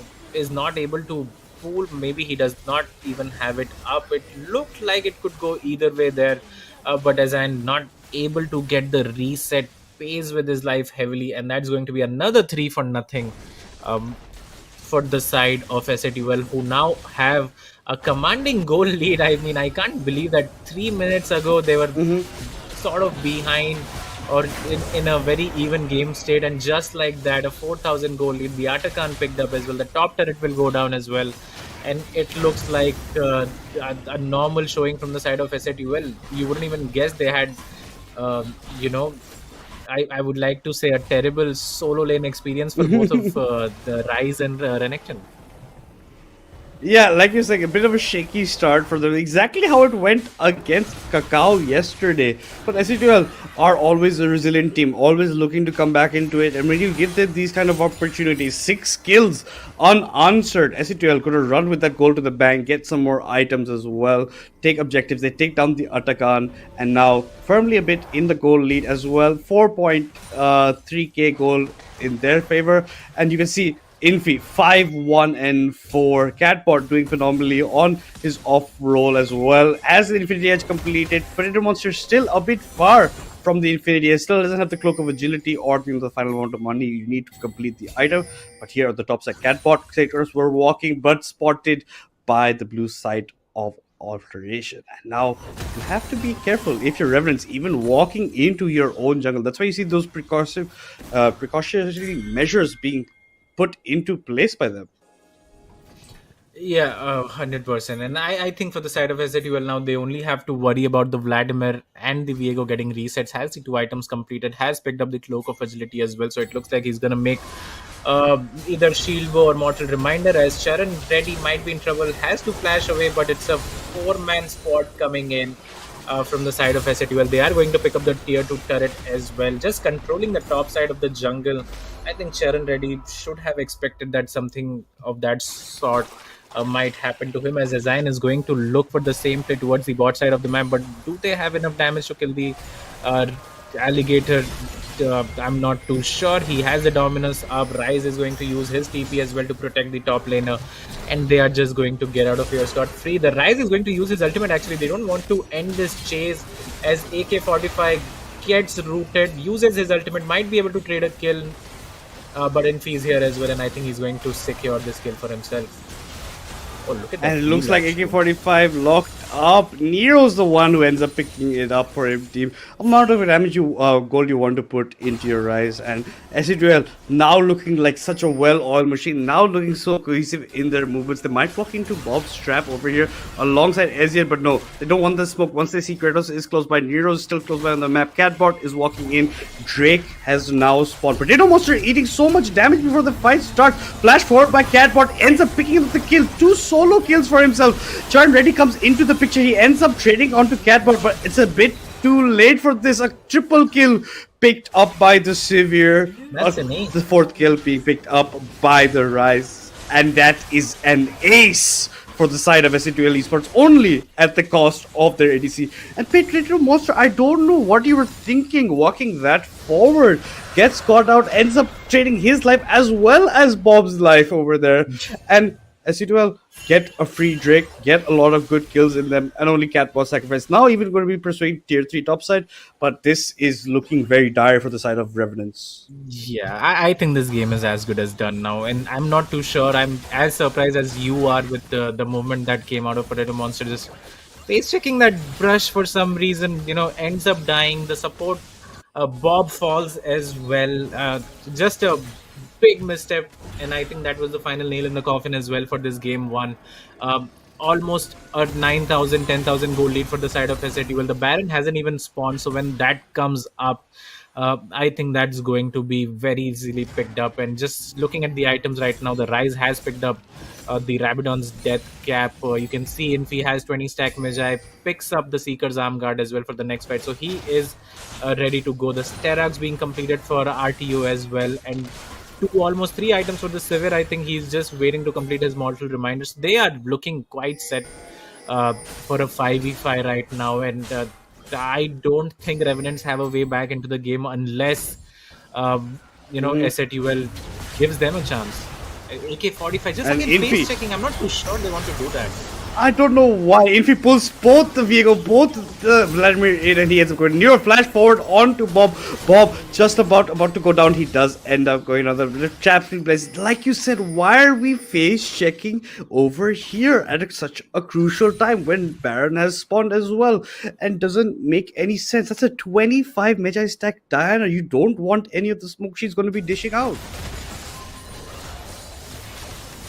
Yeah, I'm as surprised as you are, as Infi is soloing the Baron right now. Actually does that alone completely. Charan Reddy barely going to survive. Nero as well was knocked up against the wall but is able to walk away from trouble. RTO towards the bot side is going to pick up another inhib for his team.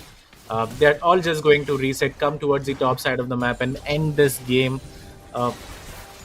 And yeah, it was looking close. I think all of the games that S8UL play looks close for the first 10-15 minutes, and then one unfortunate team fight for the enemy team, and it just all goes haywire. And that's exactly what has happened here as well. Revenants had a great start. The solo lanes getting the kills. The Ezine as well getting a few kills for themselves. But we did talk about how the bot lane could affect this matchup. Actually, it was the jungle matchup. Black Infinity 7-1 and 9 on that Diana, just everywhere on the map, right? Goes towards that bot side, kills it Caitlyn, goes towards the top side, kills Charan Reddy. In the team fights as well, he's first to the play and just uses his tempo really well to set up these traps and ganks and whatnot for his team. So again, being the defining factor in his team, the differentiating factor. And I think we single a lot of his praises, but it just doesn't stop. He just performs so well every single game. And like even earlier on when his solo days end up dying, to their own solo bolos, he's taking the team on his back. He's like, no, we ain't stopping here. We're gonna get ahead somehow or the other. And that's exactly what he does with these gangs. But hold that thought. Scatbox being jumped in by Churn Ready. Here comes the Horn popped onto the Severe, but this Horn couldn't go back. Infi goes on the backline, instantly melts the Caitlyn and the Lux, and now you're leaving everybody alone. AK-45 has to run for the hills, gonna end up going down, and that's another ace for S8UL Esports. S8UL Esports taking away game one in this best of three series against Revenants in a very, very dominating fashion. Yeah, and if you saw the first 10 minutes, you wouldn't believe this end screen, but that's exactly what has happened when you have such great players. Again, Kratos running under the radar yet again, 1-0 and 18 on the Lulu, so he just does not die on these enchanters. And look at this ultimate that comes out of Infi. Just obliterates the Viego, one-shots him essentially right there. Nero is able to pick up his kill on Bob. This was the beginning of the end for the side of Revenants right here. Charan Reddy finds a good knockup onto Catbot, but again does not have enough damage. A great polymorph comes in, so the on-hot can't be recasted. Diana goes into the backline, melts both the Caitlyn and Lux right there, the bot lane from the side of Revenants, and this was just a formality in the end. Yet another pre-30-minute game for the side of S8UL in a very, very dominating fashion. And as you said, this is the tradition of S8UL sometimes give a bit of false hope to their opponents, and that's what they did. They run away with the match towards the end of it, and for stellar performances coming all around, especially with Catbot not playing off role. Nero comes in as a sub. does a bit shaky early on. AK-45 does get the solo kill against him, but later on, Nero, the amount of damage he is dealing out is a lot. Infi keeps on going instantly on the back lines, picks up a lot of crucial kills for himself, and just all in all, Kratos helping with the shielding as well does good for his team. And I think this is the SUL that we know and love, because amount of domination that we expect for them, that's exactly what they're showing. And I think maybe a 2-0 series. Kaka, what do you think about it? Yeah, I think this can be a very quick 2-0, although I do expect Revenants to put up a fight in the next game as well. But with how the draft has gone, I think it's just a lot of comfort champions, as we spoke about, for the side of Revenants. But it was too obvious as well. Like even we knew what they were going to pick as their support AD carry, even the mid lane AK-45 playing his Vladimir. So I think that needs to be changed, because you have to surprise S8UL. I don't think you can play your standard game and hope to beat them in a proper 5v5 scaling sort of a game. You have to dig in deep, pull out your pocket picks like the Kane for Azan. Maybe that does the trick. I'm not too sure, but yeah, when it comes to team fights, this S8UL squad is just too good, regardless of who plays where, and even if their main AD carry is missing. Nero did quite well, even though he was so behind after getting solo kill and then getting ganked twice, right? He uses his ultimate bot, gets the double kill for his team, and that's how all of these players are. Even if they are behind, they have the mental strength to make these plays, the confidence to make these plays, and just rely on the other people to carry the game. And that's exactly what has happened in this game 1. And like you said, if they traditionally are falling behind playing traditional League of Legends, they get creative with it. They go for their roams. They go for a lot of things. Their macro later on is phenomenal coming out from their side. So these are the strong guys. They are very strong individual players, but put together, they become so much more stronger just because of how the way they operate behind the scenes, the calling that's being done. Infi with his ganks. Infi just, putting the team on his back a bit in earlier game, but later on being phenomenal in these team fights. The Diana pick, always something to be feared from. The Jarvid pick, like you said, having a jungler with such a vast champion pool makes it so hard to ban out anything against him. And if you try to do it even slightly on that side, you're leaving open so many other picks that can be taken by their side. And this is, the side of Revenants having a lot of comfort champions, having your comfort Lux, having your comfort Viego, and still, not being that much of a match of mid to late game. And that begs the question, what will Revenants be willing to pull out in the second game? Yeah, I mean, that's exactly what the question that has to be asked from the side of Revenants. Let's see if they decide to go on to the blue side and, maybe deny one of these champions from the side of S8UL. But yeah, back to the drawing board for them. And for S8UL, yet another comfortable victory. Some early mishaps, but I think that is expected from them now that we have seen it like 3 games in a row, where the early game can be sort of shaky, but they find their rhythm in the team fight. So another victory for them, and they will be hoping that they can repeat the same thing in game 2 as well. Yeah, they're definitely going to be looking for that. Revenants have to maybe rethink about it. Maybe we will see substitutes. Maybe ADCs are back for S8UL as well. So let's see how they want to move forward. But at least talking about how this game looked on paper, this is your scoreboard in front of you. 27 kills of S8UL to just the 9 of Revenants. The goal lead at 16k ahead was S8UL. 11 towers to 1, 3 drakes to 1. Only the Rift Herald and one Drake picked up by Revenants. Everything else, the Baron, the 3 Grubs, the Atakan, everything taken by S8UL. And that shows you how dominant they are objective-wise, and how, their macro comes into play between them coming into, especially when you try to ban out so much against Revenants. Even the bot side, the smaller Tristana bank playing Divins, because Predator Monster on the Caitlyn just, couldn't get to a point where he was strong enough to maybe start one-shotting targets. And earlier on against Catbot, couldn't get much of an advantage in terms of lane, especially when you had Bob by your side. Yeah. Bob also ends up getting caught out once or twice because, of SZN at one point, and just later on he just couldn't stand his ground against such a good comp like S8UL's. Yeah, I mean, I absolutely agree with you. I think they needed to win the bot side of the map, but they were not able to do so. Let's look at the MVP right here, S8UL Infi. I think that shouldn't be surprising at all. 9-1-12. KDA 984 damage per minute, 9.1 CS per minute, quite high for a jungler, and 14,710 gold on this Diana first pick, making it look like a broken champion, to be honest, which it's definitely not. But that's just Infi, I think, comfortably the best player in the country right now. And that does go to show you this man, even when your team is far behind, you put them on your back. You are the one who is the backbone, and he definitely showed you why he is one of the shot callers in the team, and why S8UL is a force to be dominated with, to be talking about in a region and in League of Legends South Asia. But guys, with that being said, we're going to take a short break before we go into Game 2.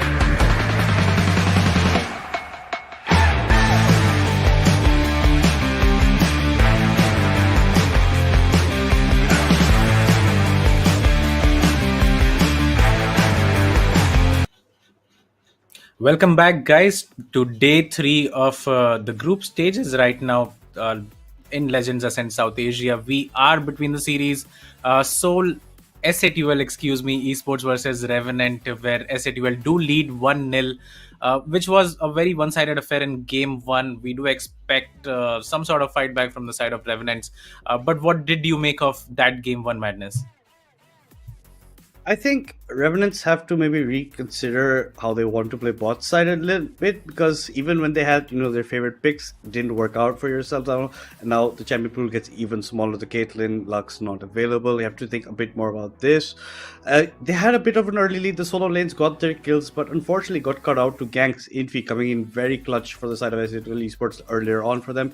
So they have to be aware of junglers at all times, and maybe be sure to maybe think about how to play against him, because Asian did come sometimes invade camps, but all in all couldn't be that effectful later on. You have to be careful not to let them get to a stage they're so powerful, and you have to fight way more harder for objectives from their side. Yeah, 100%. But I am not too sure how do you stop the onslaught that comes in from the side of S8UL once they do start, getting comfortable in these sort of matchups. So it will be all decided on draft again. I do feel like although Revenants did get a lot of champions that they prefer, but I don't think that's enough. As we said at the end of game 1. That maybe you need to surprise S8UL somehow, and hopefully that's going to happen in this game too. We will be jumping into the champ select really shortly, but do you think the Revenants have tools to come back into this game now, or the series rather? I do think they have the caliber of players that can, put up a fight. They were doing. If you're getting solo lane kills against people like Nero, if you're getting solo kills against people like RTO, that shows that you do have, the mechanics that can get in. I think it's a bit in the macro later on where it's a bit lacking from them, because remind you guys, these are teams that have, got together just through the qualifiers. That's when they put together. Some roster changes did happen, but S8UL as a whole have been playing as a roster for so long right now, and they're so well adjusted about how their decision making is. They have a fixed routine, they follow it, and they it does pay dividends, and you can see the outcomes that they want are the outcomes that they get. And I think that's where you have to think a bit about in the draft stage, at least. Maybe Revenants, maybe pick a simple R champion kind of comp where you lock in targets in this sense, because with a Vladimir, with AK-45 Vladimir, later on he couldn't play out the way he wanted. He had got the Conqueror for later stage, but the rune didn't come into effect because S8UL was just so far ahead at that point. Yeah, and again, Infi was too far ahead. Whenever he, wanted to jump into the backline, he did. Got like multiple kills. So I think that has to be the game plan. Somehow shut down that man in the jungle. None of the teams previously have found the formula, but let's see if Revenants can be the one to do that. Well, at least for a game, if not for the whole series, right? So that is the defining factor in this game and the series as well. And let's really see if Revenants can mount some sort of comeback. I would like to say though that Charan Reddy had a really nice 1v1 experience towards that top side of the map, even in the mid lane. Getting those solo kills in the laning phase itself, it can boost your confidence by quite a lot. So there are some ways for them to fight back, to install their own leads, as we are going to the champ select for this game 20. Looks like Revenants have chosen the red side yet again. The Rel again is going to get banned. I don't think S8UL needs to change anything in this pick ban phase right now. They can just ban those 3 champions again and not worry about what's going to come. Yeah, I think the Tristana smaller ban is going to follow shortly after that drill as well. I think Revenants have to rethink it. Maybe just don't target jungle, because Infi, huge build, infinite pull. Mind the fun. But that is something that you have to keep in mind. Maybe focus more on what Catbot might play in the bot side now that he's still going to be their ADC. The Kindred ban against Infinity. The Jarvan still open. The Xin Zhao still open. So a lot of things that this man can play. And we've seen his Jarvan yesterday. He got an MVP like performance on it. Like you said, 40 kill participation out of the 41 kills that were available to him. But S8UL Esports still taking a bit slow in terms of banning, because I'm pretty sure we already know what kind of ban's going to be coming out for them. It's going to be the Tristana face popping up, I think, very shortly, but it's going to be the Smolder instead, just shifting maybe the positioning, how it goes. The Revenants going to stick to the ban of Karthus still against Infi. Infi with his Karthus provides a lot of presence across the entire Rift, so this is something has to look out for. I think AK-45 might even bring out his Annie that we did see during the qualifiers, where again he did dominate pretty well in lane, landed very good 3-man 4-man Tivir. So I think this is something that if it doesn't get picked up in the first phase of picking, maybe Solo Esports, S8UL Esports will ban out later. Yeah, as you said. Now let's see what Revenants do decide to ban. Maybe the UI is bugged, or maybe S8UL has decided not to ban anything right there, since we can't see that third ban coming in for the side of Revenants. Let's see if it's going to be another jungle ban coming in. No, the Mel again is going to get banned, so they don't want any sort of bot lane Mel shenanigans where they have to play against this oppressive champion. The Tristana is going to get logged in and denied from the side of Potato Monster. The Kaisa, I'm not sure if it's open or not, but if it is, I think that should be looked at. But it looks like the Senna might come in. Has been nerfed in this patch from 14% soul drop rate to 10%, so that is quite significant. So I'm not sure if that is the best pickup, but it looks like it's going to be. Never mind, the Kaisa comes in finally. Wouldn't be surprised if the Nautilus follows suit as well.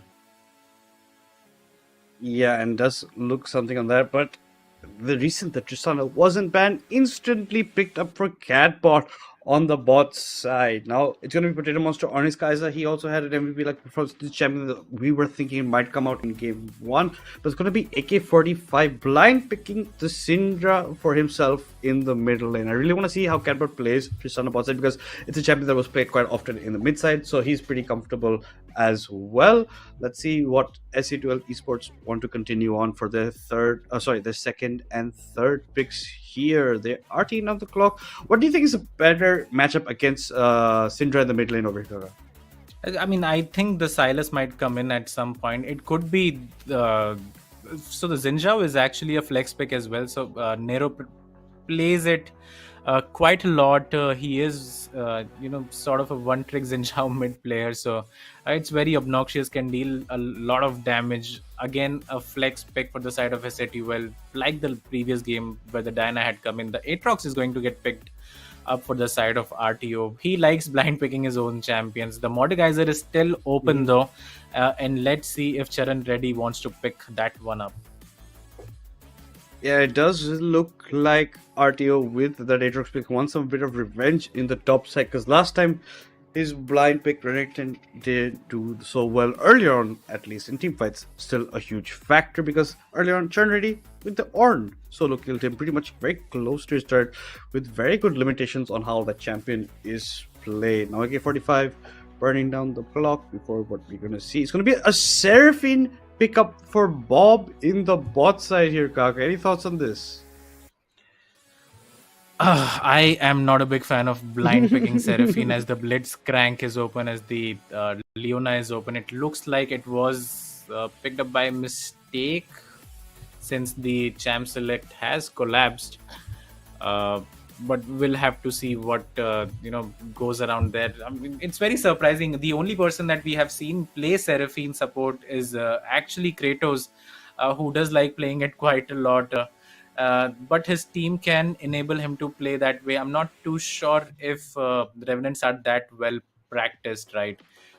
So I don't want to see the Seraphine on Bob. I think he plays much better when he is on these engaged sort of champions. So yeah, let's see what happens there. I was hoping for like a Braum pickup coming in from the Kaiser Braum combo bot side would be very deadly for them. I really hope to see maybe Bob on champion like that. He is notorious for his Blitzcrank anytime out in the series it comes out, usually in game 2 for when Bob is playing in a best of 3 series. So something on that. I think maybe he just ran out of time, or maybe disconnected. That's why the Seraphine just auto locked in over there. So something on that We'll be bringing the draft back to you very, very shortly. But in the meantime, guys, please make sure to follow our social media. Links are in the description box below. And it's a bit of a wild card because we do have a lot of events even in our Discord. LOL, INSA, right? We have events from time to time. Even today will be the auction for the Rift Rival, something everyone's looking forward to because it's pretty much like the old bidding wars that were run before that, started pursuing this region a lot. So this is a favorite. It's been called in as a favorite for a lot of these players, so that's something people should be looking forward to. The auction will be done live on the Discord server, so please make sure you tune in for that and you get to watch a couple of people having some laughs talking about the game going on. But maybe let's take a look back and talk about the top teams, at least that we think in the competition over here. Kaka, who's maybe in your top four for Legends Ascent right now? I mean, it has to be the two teams that are playing right now, right? S8UL and Revenants. I do think they are top three. And Kakao Gaming as well in that mix. In no particular order, except for maybe S8UL will be the top of that listing. But Kakao and Revenants, I really do want to see that matchup happen. And the fourth team, I think, can be surprising. And anyone can do that. But more on that later. Madness, as we will go into a short break while we fix out the technical issue that is coming out from the side of either of these teams. So we will see you back in a few minutes. No one. Give it all I got. I'm going to the top. I'm going in. Right on the way to the top. Right on the way to the top. Right on the way to the top. Right on the way to the top. I'm going in.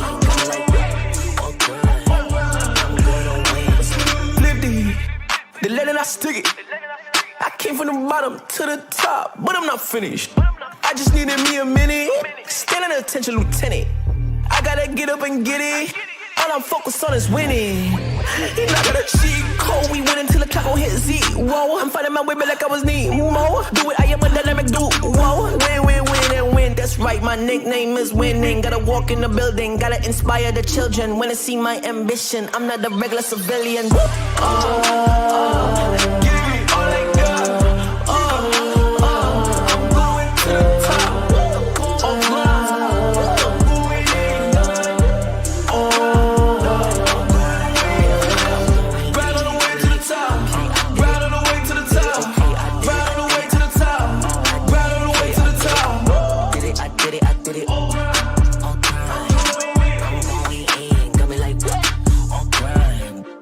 Gotta go up to the top, won't stop. I'm gonna be the man, yeah, I gotta cut a knot. Haters really on me, tryna take my spot. But we go up, yeah, we never gon' drop.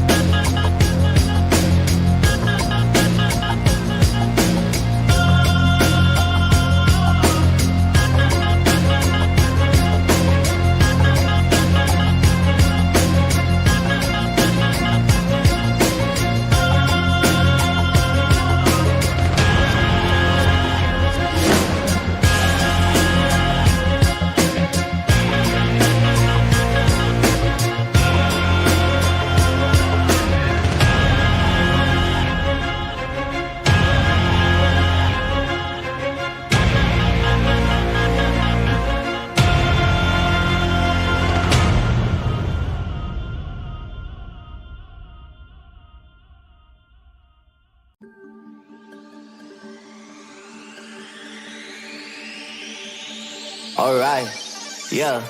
1, 2, 3, mic check, what's up? 2, 3 on my back is tug. Light years ahead, just call me Buzz. Hitting a shot and sink with a buzz. I feel like Joel and be the process, yeah, I trust. Accolades got them swallowing the words, cause I know that they doubted us. Touch her, touch, can't touch this. I know they throwing that dirt on my name. When I check on my tag, it be spotless. Look in the mirror and snap my fingers and point like you know you got this. Winning man, winning man, winning man, winning man, winning man. Who gon' stop this? No one. Give it all I got. I'm going to the top. I'm going in. Right on the way to the top. Right on the way to the top. Right on the way to the top. Right on the way to the top. I'm going in. I'm gonna win. Flip the letter I stick it. I came from the bottom to the top, but I'm not finished. I just needed me a minute. Standing attention, lieutenant. I gotta get up and get it. All I'm focused on is winning. He not gonna cheat code. We win until the clock gon' hit zero. I'm fighting my way back like I was Nemo. Do it, I am a dynamic duo. Win, win, win, and win. That's right, my nickname is winning. Gotta walk in the building, gotta inspire the children. Wanna see my ambition. I'm not a regular civilian. Give me all I got. I'm going to the top. I'm going in. Right on the way to the top. Right on the way to the top. Right on the way to the top. Right, guys, welcome back. We were in the champ select for the game 2 between S8UL and Revenants. We'll be jumping back in pretty quickly as well. Sorry for the disruption right there. Just recapping the draft madness, we did see the same bans coming out from both the sides actually, so not feeling like they need to change anything. Of course, it's fearless draft, right? So the champions can't be repeated anyway. But having said that, the Seraphine pickup, I don't think that was meant to happen. The Syndra was picked up for the side of AK-45 very early on, along with the Kaisa for Potato Monster. I think we were expecting those pickups to come in. What have you made of the draft so far? I think it's an interesting fact because the difference between Game 1 draft and Game 2 draft is that they didn't ban the Tristana. Instead, they chose to pick it for themselves. So it eliminates the entire factor of Predator Monster ever getting his hand on champion, and you get one more additional ban for yourself, which would be the Mordekaiser over here. And it's going to be, instead of that Seraphine that unfortunately was that time locked in, it's going to be the Malphite getting locked in here. Can be going support, can be going top, as we've seen the second phase of banning. Nautilus banned, the Lilia banned, the Silas banned, and the Hue is been banned as well. It's going to be Ezreal going to be piloting the Monkey King in the jungle. Why it looks like that's not going to be a Sejuani. The Zinja is already locked in. Sejuani top, I don't think RTO wants to play at this point, so it's going to be something else. The Nunu also, they're just we did talk about the Zinja mid. Oh yes, the Zinjao mid, you are not wrong. It's Nero, I forgot it's Nero who's been playing the mid lane today. So yes, this can be looking like that Zinjao might be piloted by Nero. That whenever Nero, no one has thought from that, was ever playing, he was getting this banned against him like instantly, right, Kaka? Yeah, again, look at the sort of engage that has come out from the side of Revenant. Syndra can engage the fights, the Wukong, the Malphite, my god, look at these engaged champions that have come out. But for the side of S8UL, the Gwen jungle, it seems like that's going to come in for Infi. The Zinzhao is going towards the mid side. I mean, I was sort of expecting that would happen, but it actually has. So I think it's going to be a lot of fun to watch.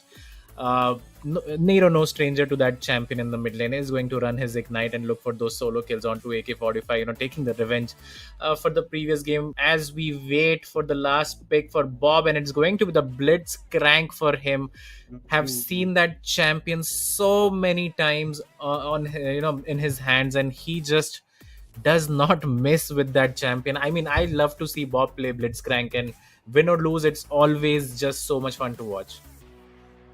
Exactly. Seeing Bob and Blitzcrank barely missing out on any hooks is something that you want to watch for. Like even the last series that was casted earlier on today, a Blitzcrank was picked by a support team who can miss, and unfortunately that band missed around 90% of hooks. And I think we're going to see a bit of like a 180 compared to that now that this champion is in the hands of Bob in the bot side, and it's going to be very interesting. Jordan Reddy, no stranger to playing the Malphite top side, doesn't mind playing a bit behind, will be very impactful in team fights. And just look at the amount of CC just in the hands of that Wukong and that Malphite in these team fights over here, Gaga.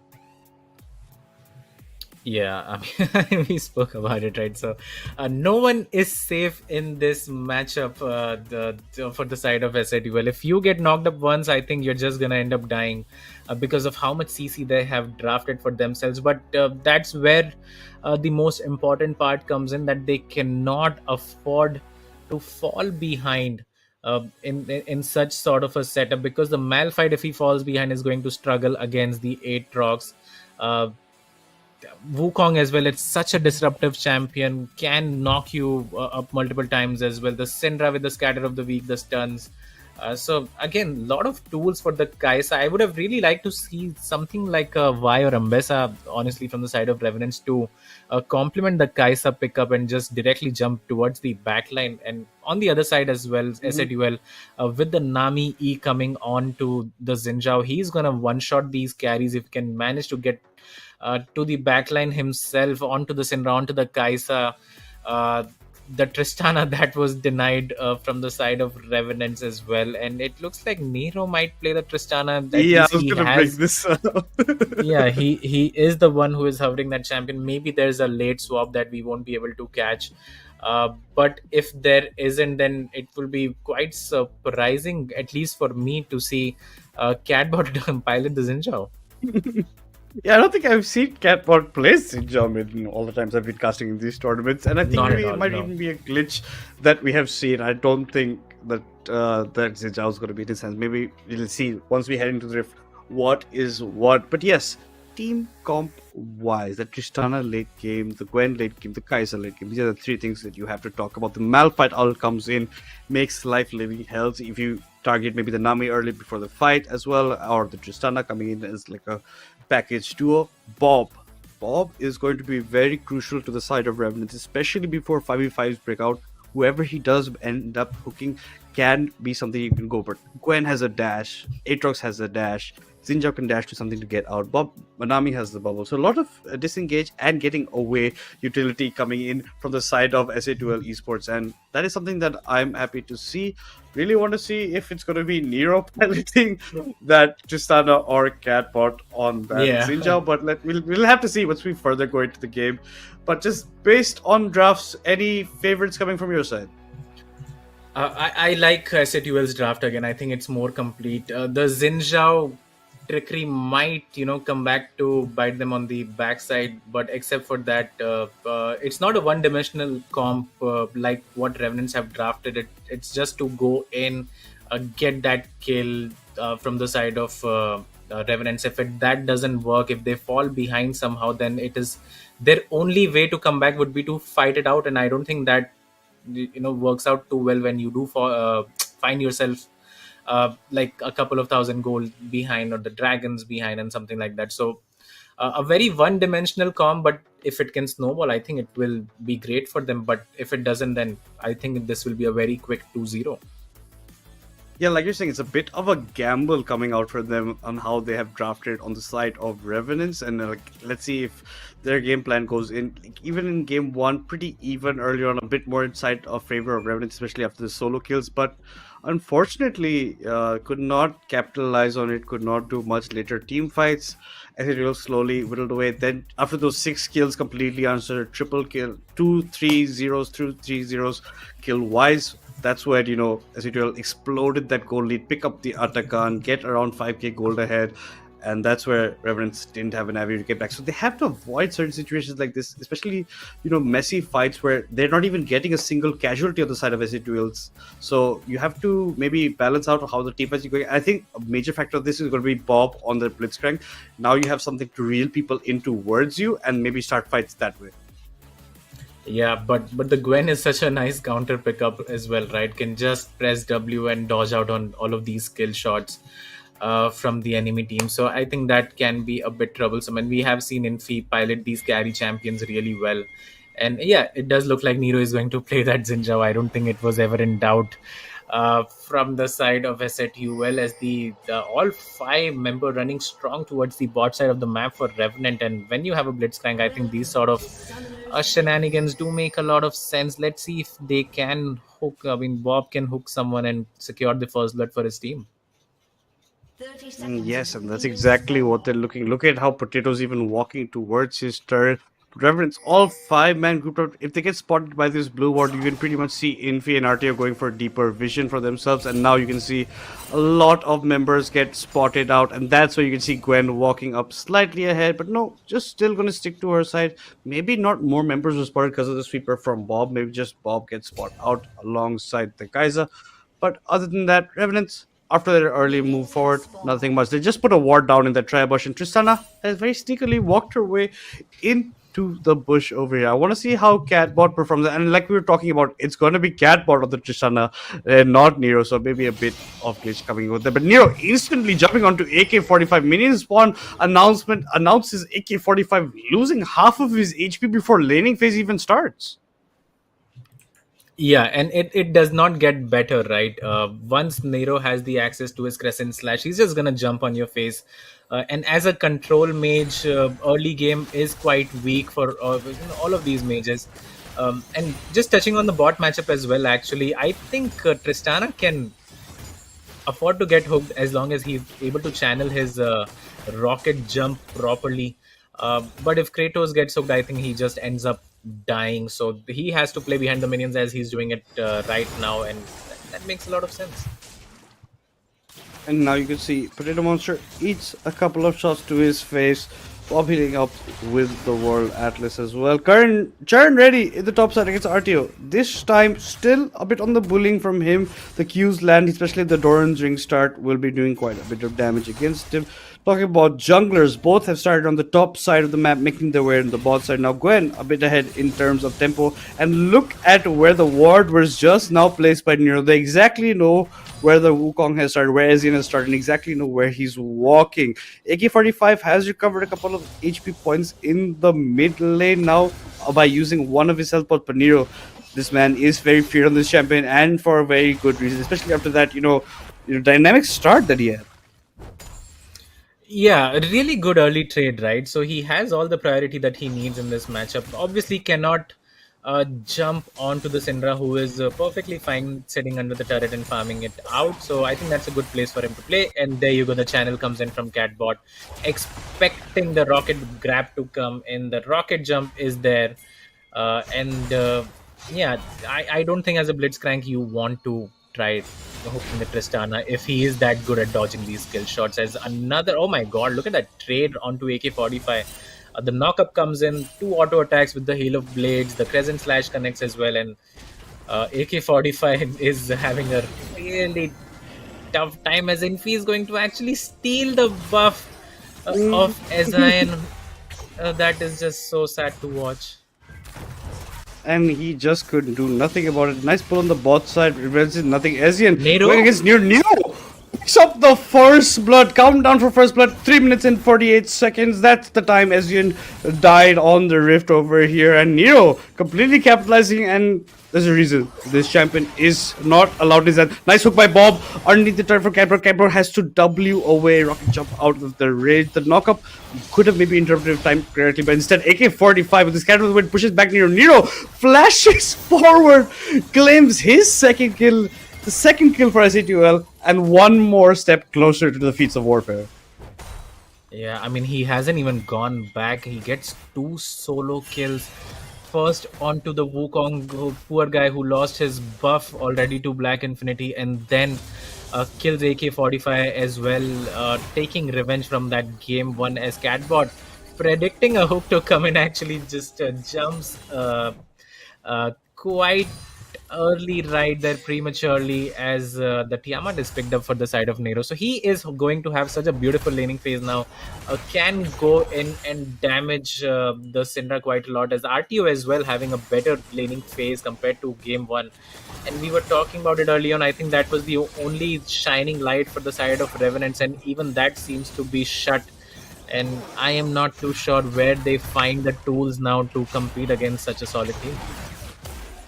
And Churn really also struggling against R2 in the top side. Potato Monster at least pushing against Cat bot over here, because 44 CS to 36 into the score. But Nero jumps in, AK-45 Sky of the Wind pushes him back. 45 having a bit of a struggle against Zinjao. Bob pulls in the Tristana instantly. He has to direct jump. But in the meantime, in the mid lane, Zinjao had gone in on Zinjao, popped his ultimate, unfortunately could not finish the kill. AK-45 not even being forced to burn his flash bot side. You can see Gwen is walking around. He's coming from this side. Bob and Potato Monster have to be ready. All 4 sums available to the bot lane. Bob might end up caught out. He does pull in Kratos, but that's pretty much to his doom. Potato Monster going to be forced to flash. With the bubble prediction by Kratos allows Infi to pick up a double kill on the bot lane of Revenants. Yeah, I think this game is already done. Unfortunately, Madness. A double kill onto the Gwen is never a good thing, and he just turned level 6. Azan looking for some sort of gank. Let's see if he's able to pull it off. AK-45 could get in trouble here.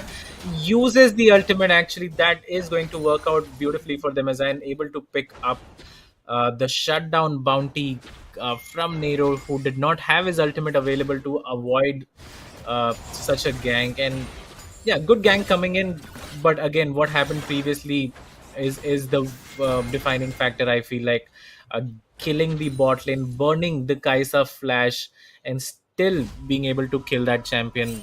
Infinity just again dominating this game.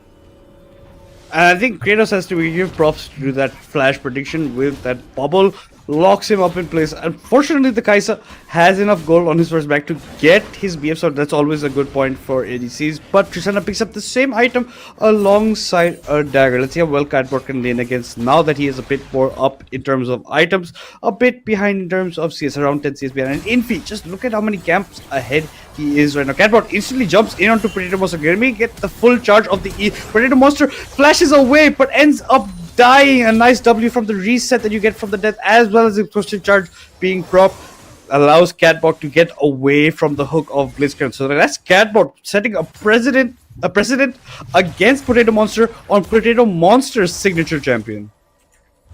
Yeah, even burning him through the exhaust right there, uses the flash, is able to get out with the reset. So again, Potato Monster not having the best series so far. Struggle on the Caitlyn. The Kaisa doesn't look too good as well as of now, and this is going to be a long game for him if he wants to come back. Charan Reddy still having some sort of success, is sort of behind in CS. I wouldn't say it's too bad for him. Malphite can struggle early on against the Aatrox. It's the team fights that we'll be looking for. Meanwhile, look at Nero actually trying to find the Wukong in his jungle. Runs up towards the wolf camp as well, just to see where this monkey is hiding. Is going to get spotted now. Nero has the ultimate available. The Syndra is going to burn the flash. Crescent Slash comes in. Scattered of the Weak is going to push Nero away. Azan has to burn his flash to get out, but he's not going to survive that. Infinity again, a double kill for him. The Kaisa goes 0-3 as well. This is disaster for the side of Revenants, who are now almost 4.5 thousand gold behind. The blue buff will be picked up. The dragon is going to go for towards the side of S8UL as well, and this is a very, very one-sided affair. And this is exactly the opposite of what happened last game, where S8UL were a bit on the back foot earlier on, where Nero ended up getting first blood by AK-40. But here, you can see Nero completely in his element with the Zinjao pick, is everywhere that he needs to be. 5 kill KP right now, and Bob, unfortunately, with the Blitzcrank too much. Kaisa, very bad start, a 0-3 start, picks up a slingshot for his double, so he is keeping up CS numbers, but unfortunately not getting the goal from kills. Catbot even picking up the kill on Kaisa last time. It is 2-0-2 right now. Infi, the monster right now, 4-0-1. And I think Revenants already have let the water gates started flooding into them. Yeah, it's just very hard for them to come back in this game. We did talk about how one-dimensional this team comp is from them. Uh, you just have to try to go in, uh, and find success if you can, but that's not working out right now for them. As towards the top side, Charan Reddy actually getting a very nice trade onto RTO, who is going to connect his Qs and heal up a bit, but it's just a wet noodle fight towards the top side of the map. These guys can just keep on trading, and it's not going to matter too much. But towards the bot side of the map, we do see some sort of setup coming in, a dive possibly on the horizon. The hook is going to miss. Catbot uses his jump. The ultimate is really good from the side of Kratos, and they have just turned this dive around completely there.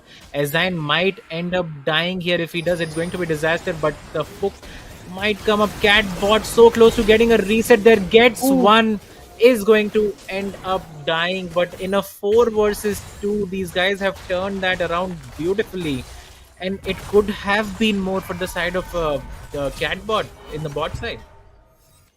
Yeah, and Revenants completely botching that dive on the bot over here. It allows Nero to even pick up the first turret for himself, but nice Nami ultimate coming up. The wave pretty much pushed the rest who are coming from the right side of the turret.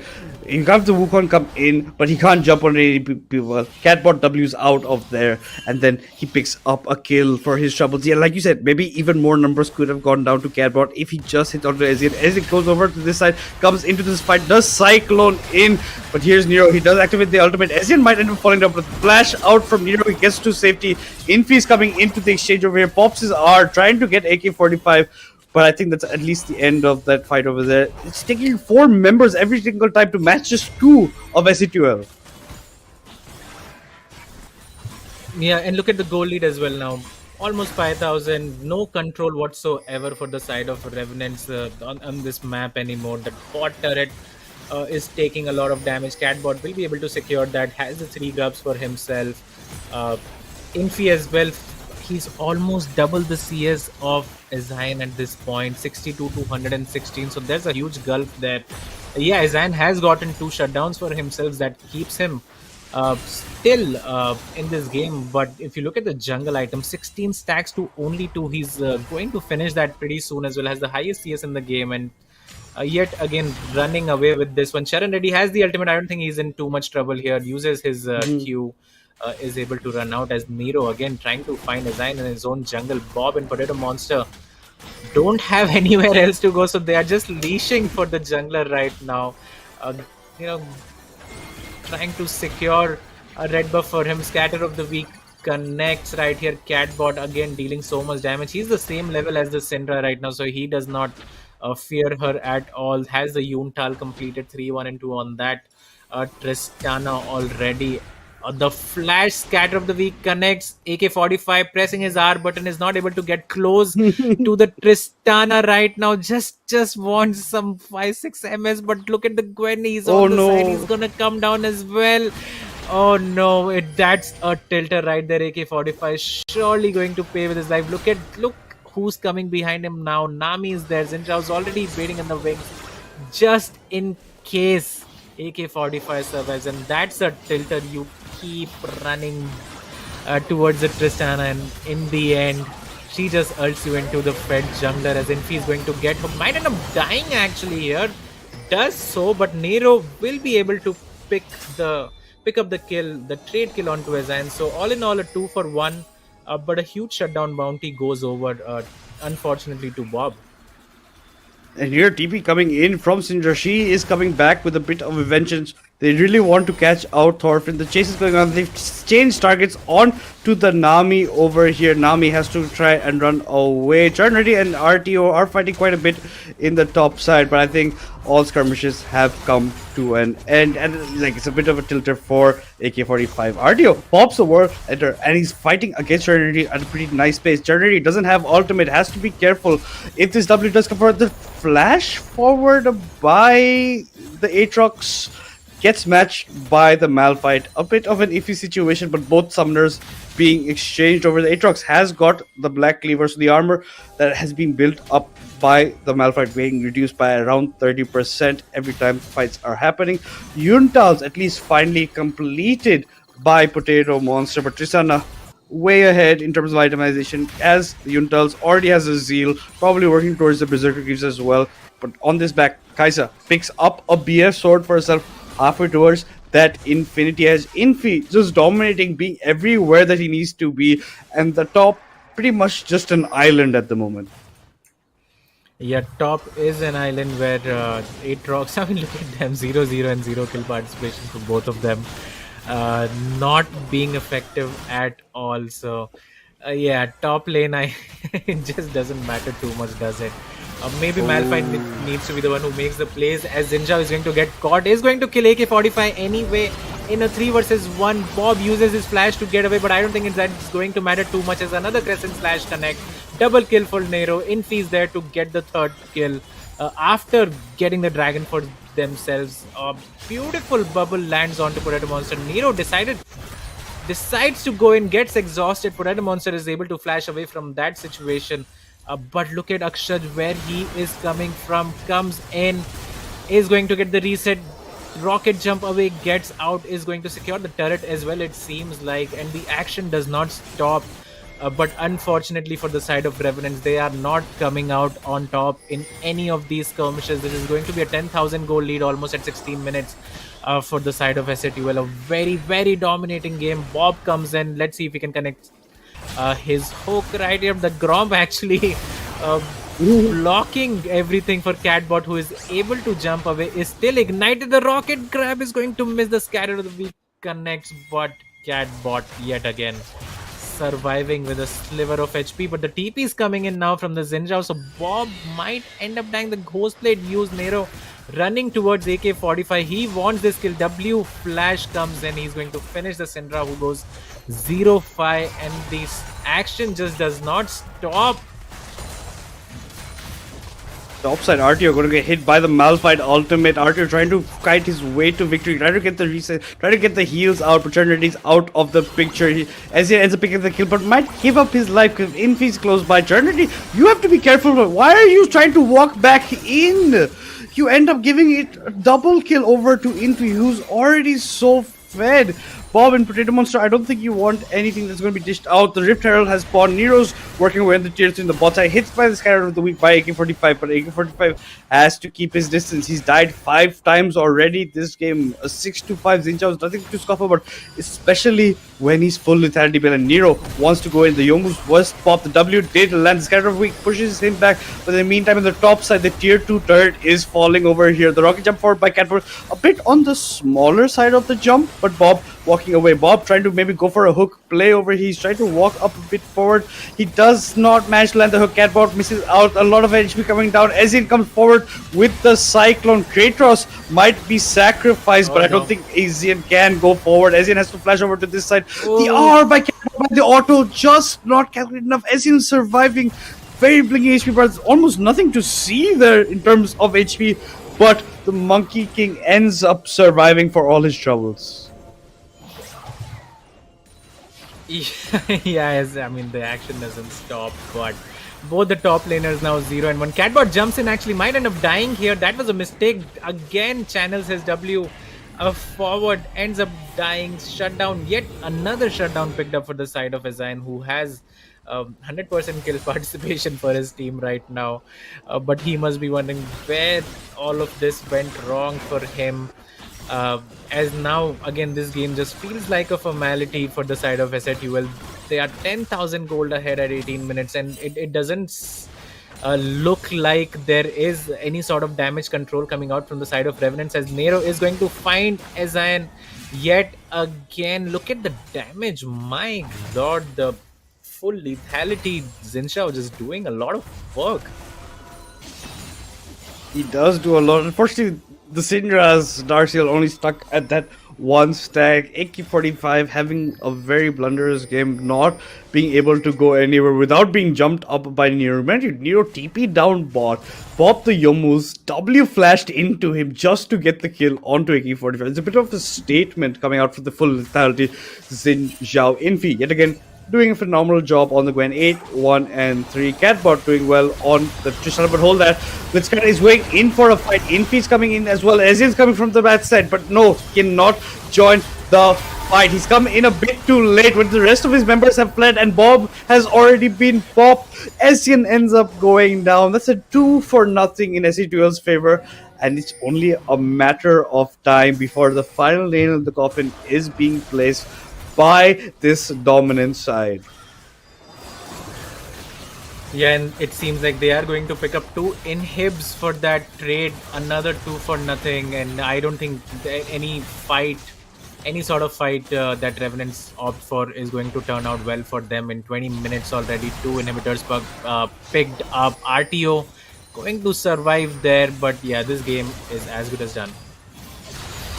And as you can see, Zinjao just going in on Predator Monster, almost just deleted in front of you. Catbot jumps in very deep, finally gets the kill on Predator Monster, gets the reset, is getting out, he's not being touched, another reset, but the Q from the Malphite was following him. This Malphite picking up the kill onto the Shanna after the double kill from her. Now RTO just pretty much walks his way out. He is just so tanky, I don't think you can match it, especially when you have a Blackfire turret. But AK-45 going back in, if the Q3 lands from RTO as well, it can be disastrous for him, but he's being stuck between a rock and a hard place, more like a robot and a hard place, because he's battling for his life. The knocker comes in. Here comes Kratos with his ultimate, maybe provides RTO. The world interpreting is pop. Kratos ends up claiming the kill for the flash forward by the Aatrox. Trinity, one more auto. It's a double kill for Kratos for all the troubles that RTO had to go through. A bit of a hilarious situation, but that's what he's like. As in, coming forward with the Cyclone, knocks up both members. Predator Monster doing a lot of damage. He arcs forward, he does pop his barrier just to survive. AK-45, one more from RTO gets claimed. That's going to be the Aatrox claiming the kill onto the Sinja, but traded out by the Kai'Sa. Zinjao topside working away, tier 3. Full lethality. Nero is doing a lot of damage. Nero, Ezin does come forward, doesn't have ultimate. Potato Monster does channel out the Void Seekers, is popping up the Zomus, but Nero goes back in. The flash forward does not matter as the Potato Monster ends up going down. Nero, because of the Blessing Pad and Blitzcrank, gets pushed in over here. Bob ends up picking up the kill, and a bit of a funny affair, but for now at least the onslaught of S8UL has slowed down. I mean, can you say it has slowed down? I think they have just been stopped for a second there, but I don't think it really stops there. Right? Look at Infinity. He's just waiting for Catbot to die, I think, to Atakan. Right, they're just having a bit of fun themselves. 3 items on this Gwen, 3 items on the Zinjao as well. And in the team fights, RTO coming up strong as well. So this is just, yeah, I mean, a disgusting game from the side of S8UL. 22 minutes and almost 15,000 gold ahead, and look at the CS numbers as well. All of them just CSing so well. Gwen goes in 1 versus 3, and I still think she comes out on top. The unstoppable force is going to miss from Charan Reddy. The ultimate comes in from Catbot. Infi just clearing out the minions. Catbot is going to end up dying here. Infi going to finish Predator Monster for a triple kill. RTO picks up the other 2, and that is going to be game 2 as well in a very, very dominating fashion for the side of S8UL. This game was never ever close. And a huge shout out to Nero actually shutting down Azan very early on, getting the solo kill and then killing the Syndra as well, even before his first recall. And that set up the pace for this game. Infinity picking up the rest of the kills, and this is going to be a 2-0 for the side of S8UL, looking as strong as ever yet again. And that's exactly what it's going to be. You can see that S8UL comes out with the domination much more forward compared to game 1 from the earlier on. Nero just set the tempo with that first blood as well as the second blood of the game onto AK-45, and he had no say whatsoever. Ezin gets caught out early on in the game, and that pretty much dictates the pace that was followed. Catbot doing phenomenally on the Tristan as well.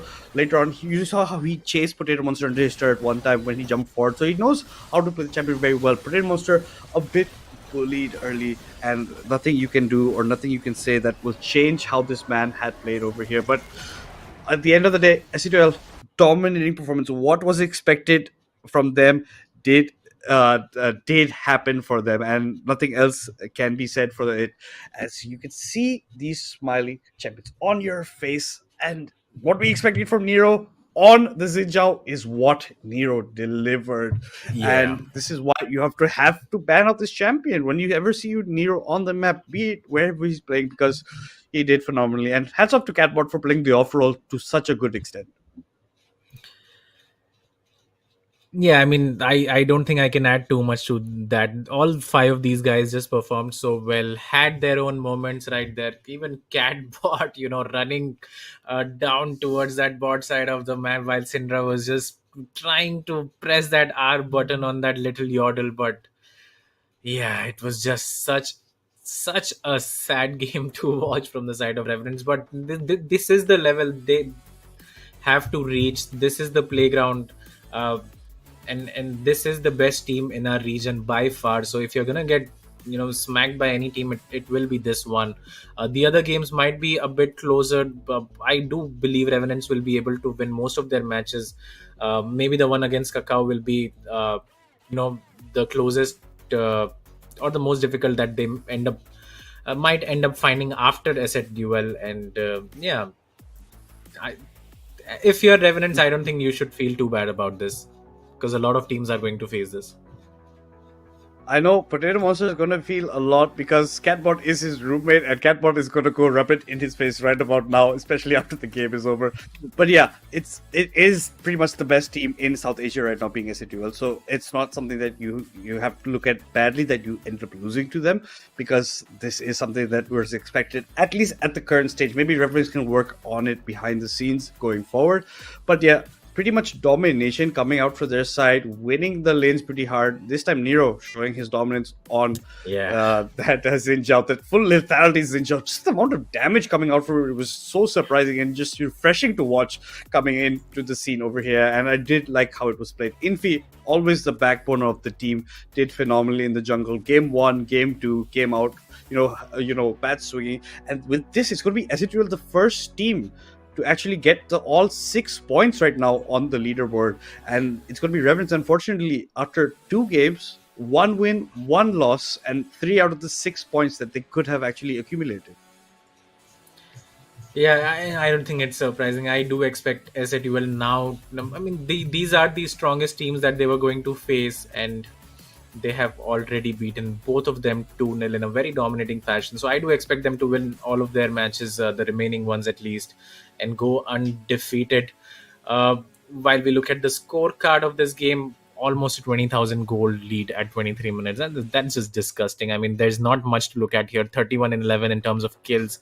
The left side, you will see, has picked up everything. The right side, not so much. A lot of zeros there. So that was the state of the game. A very one-sided affair. And again, congratulations to S8UL for winning out in such a dominating fashion. And yeah, it is a huge factor coming in here. This sets a precedent going into the tournament. Like you said, 2 of the stronger teams that they would be facing. So, honest to God, the question is who's actually going to make. Because I honestly thought at least Kakao takes a game away from them in yesterday's series, but even that did not end to happen. So I'm pretty sure any points that are up for grabs for them, they're going to lock in everything for themselves, especially after this kind of run. And mind you, this is with them playing with a substitute. Mind you, he's at the same level as all of the 5 main roster players, but still, It does change up a bit because you have Catbot playing on the off role, still did phenomenal. Right, he did well on the Severe, did even better on the Tristana because of how aggressive he was being. There's a Severe, not that aggressive, but on the Tristana, just in the face of Potato Monster. Unfortunately, did diff him a bit in the bot side, and his team was there to back him up. Everywhere else, lanes were wearing. RTO was pushing each other ready on the start. Nero, I think we've talked about the man enough because of how well he played it. Earlier on, just jumps on Syndra, cuts her down to half HP early there, but without a doubt, I think it has to be Infi who has to be. A lot of people can be, up for the MVP grab, but Infi was there. Like I'm saying, the backbone of this team, 11, 1, and 8. The damage per minute doesn't matter given how much he was doing.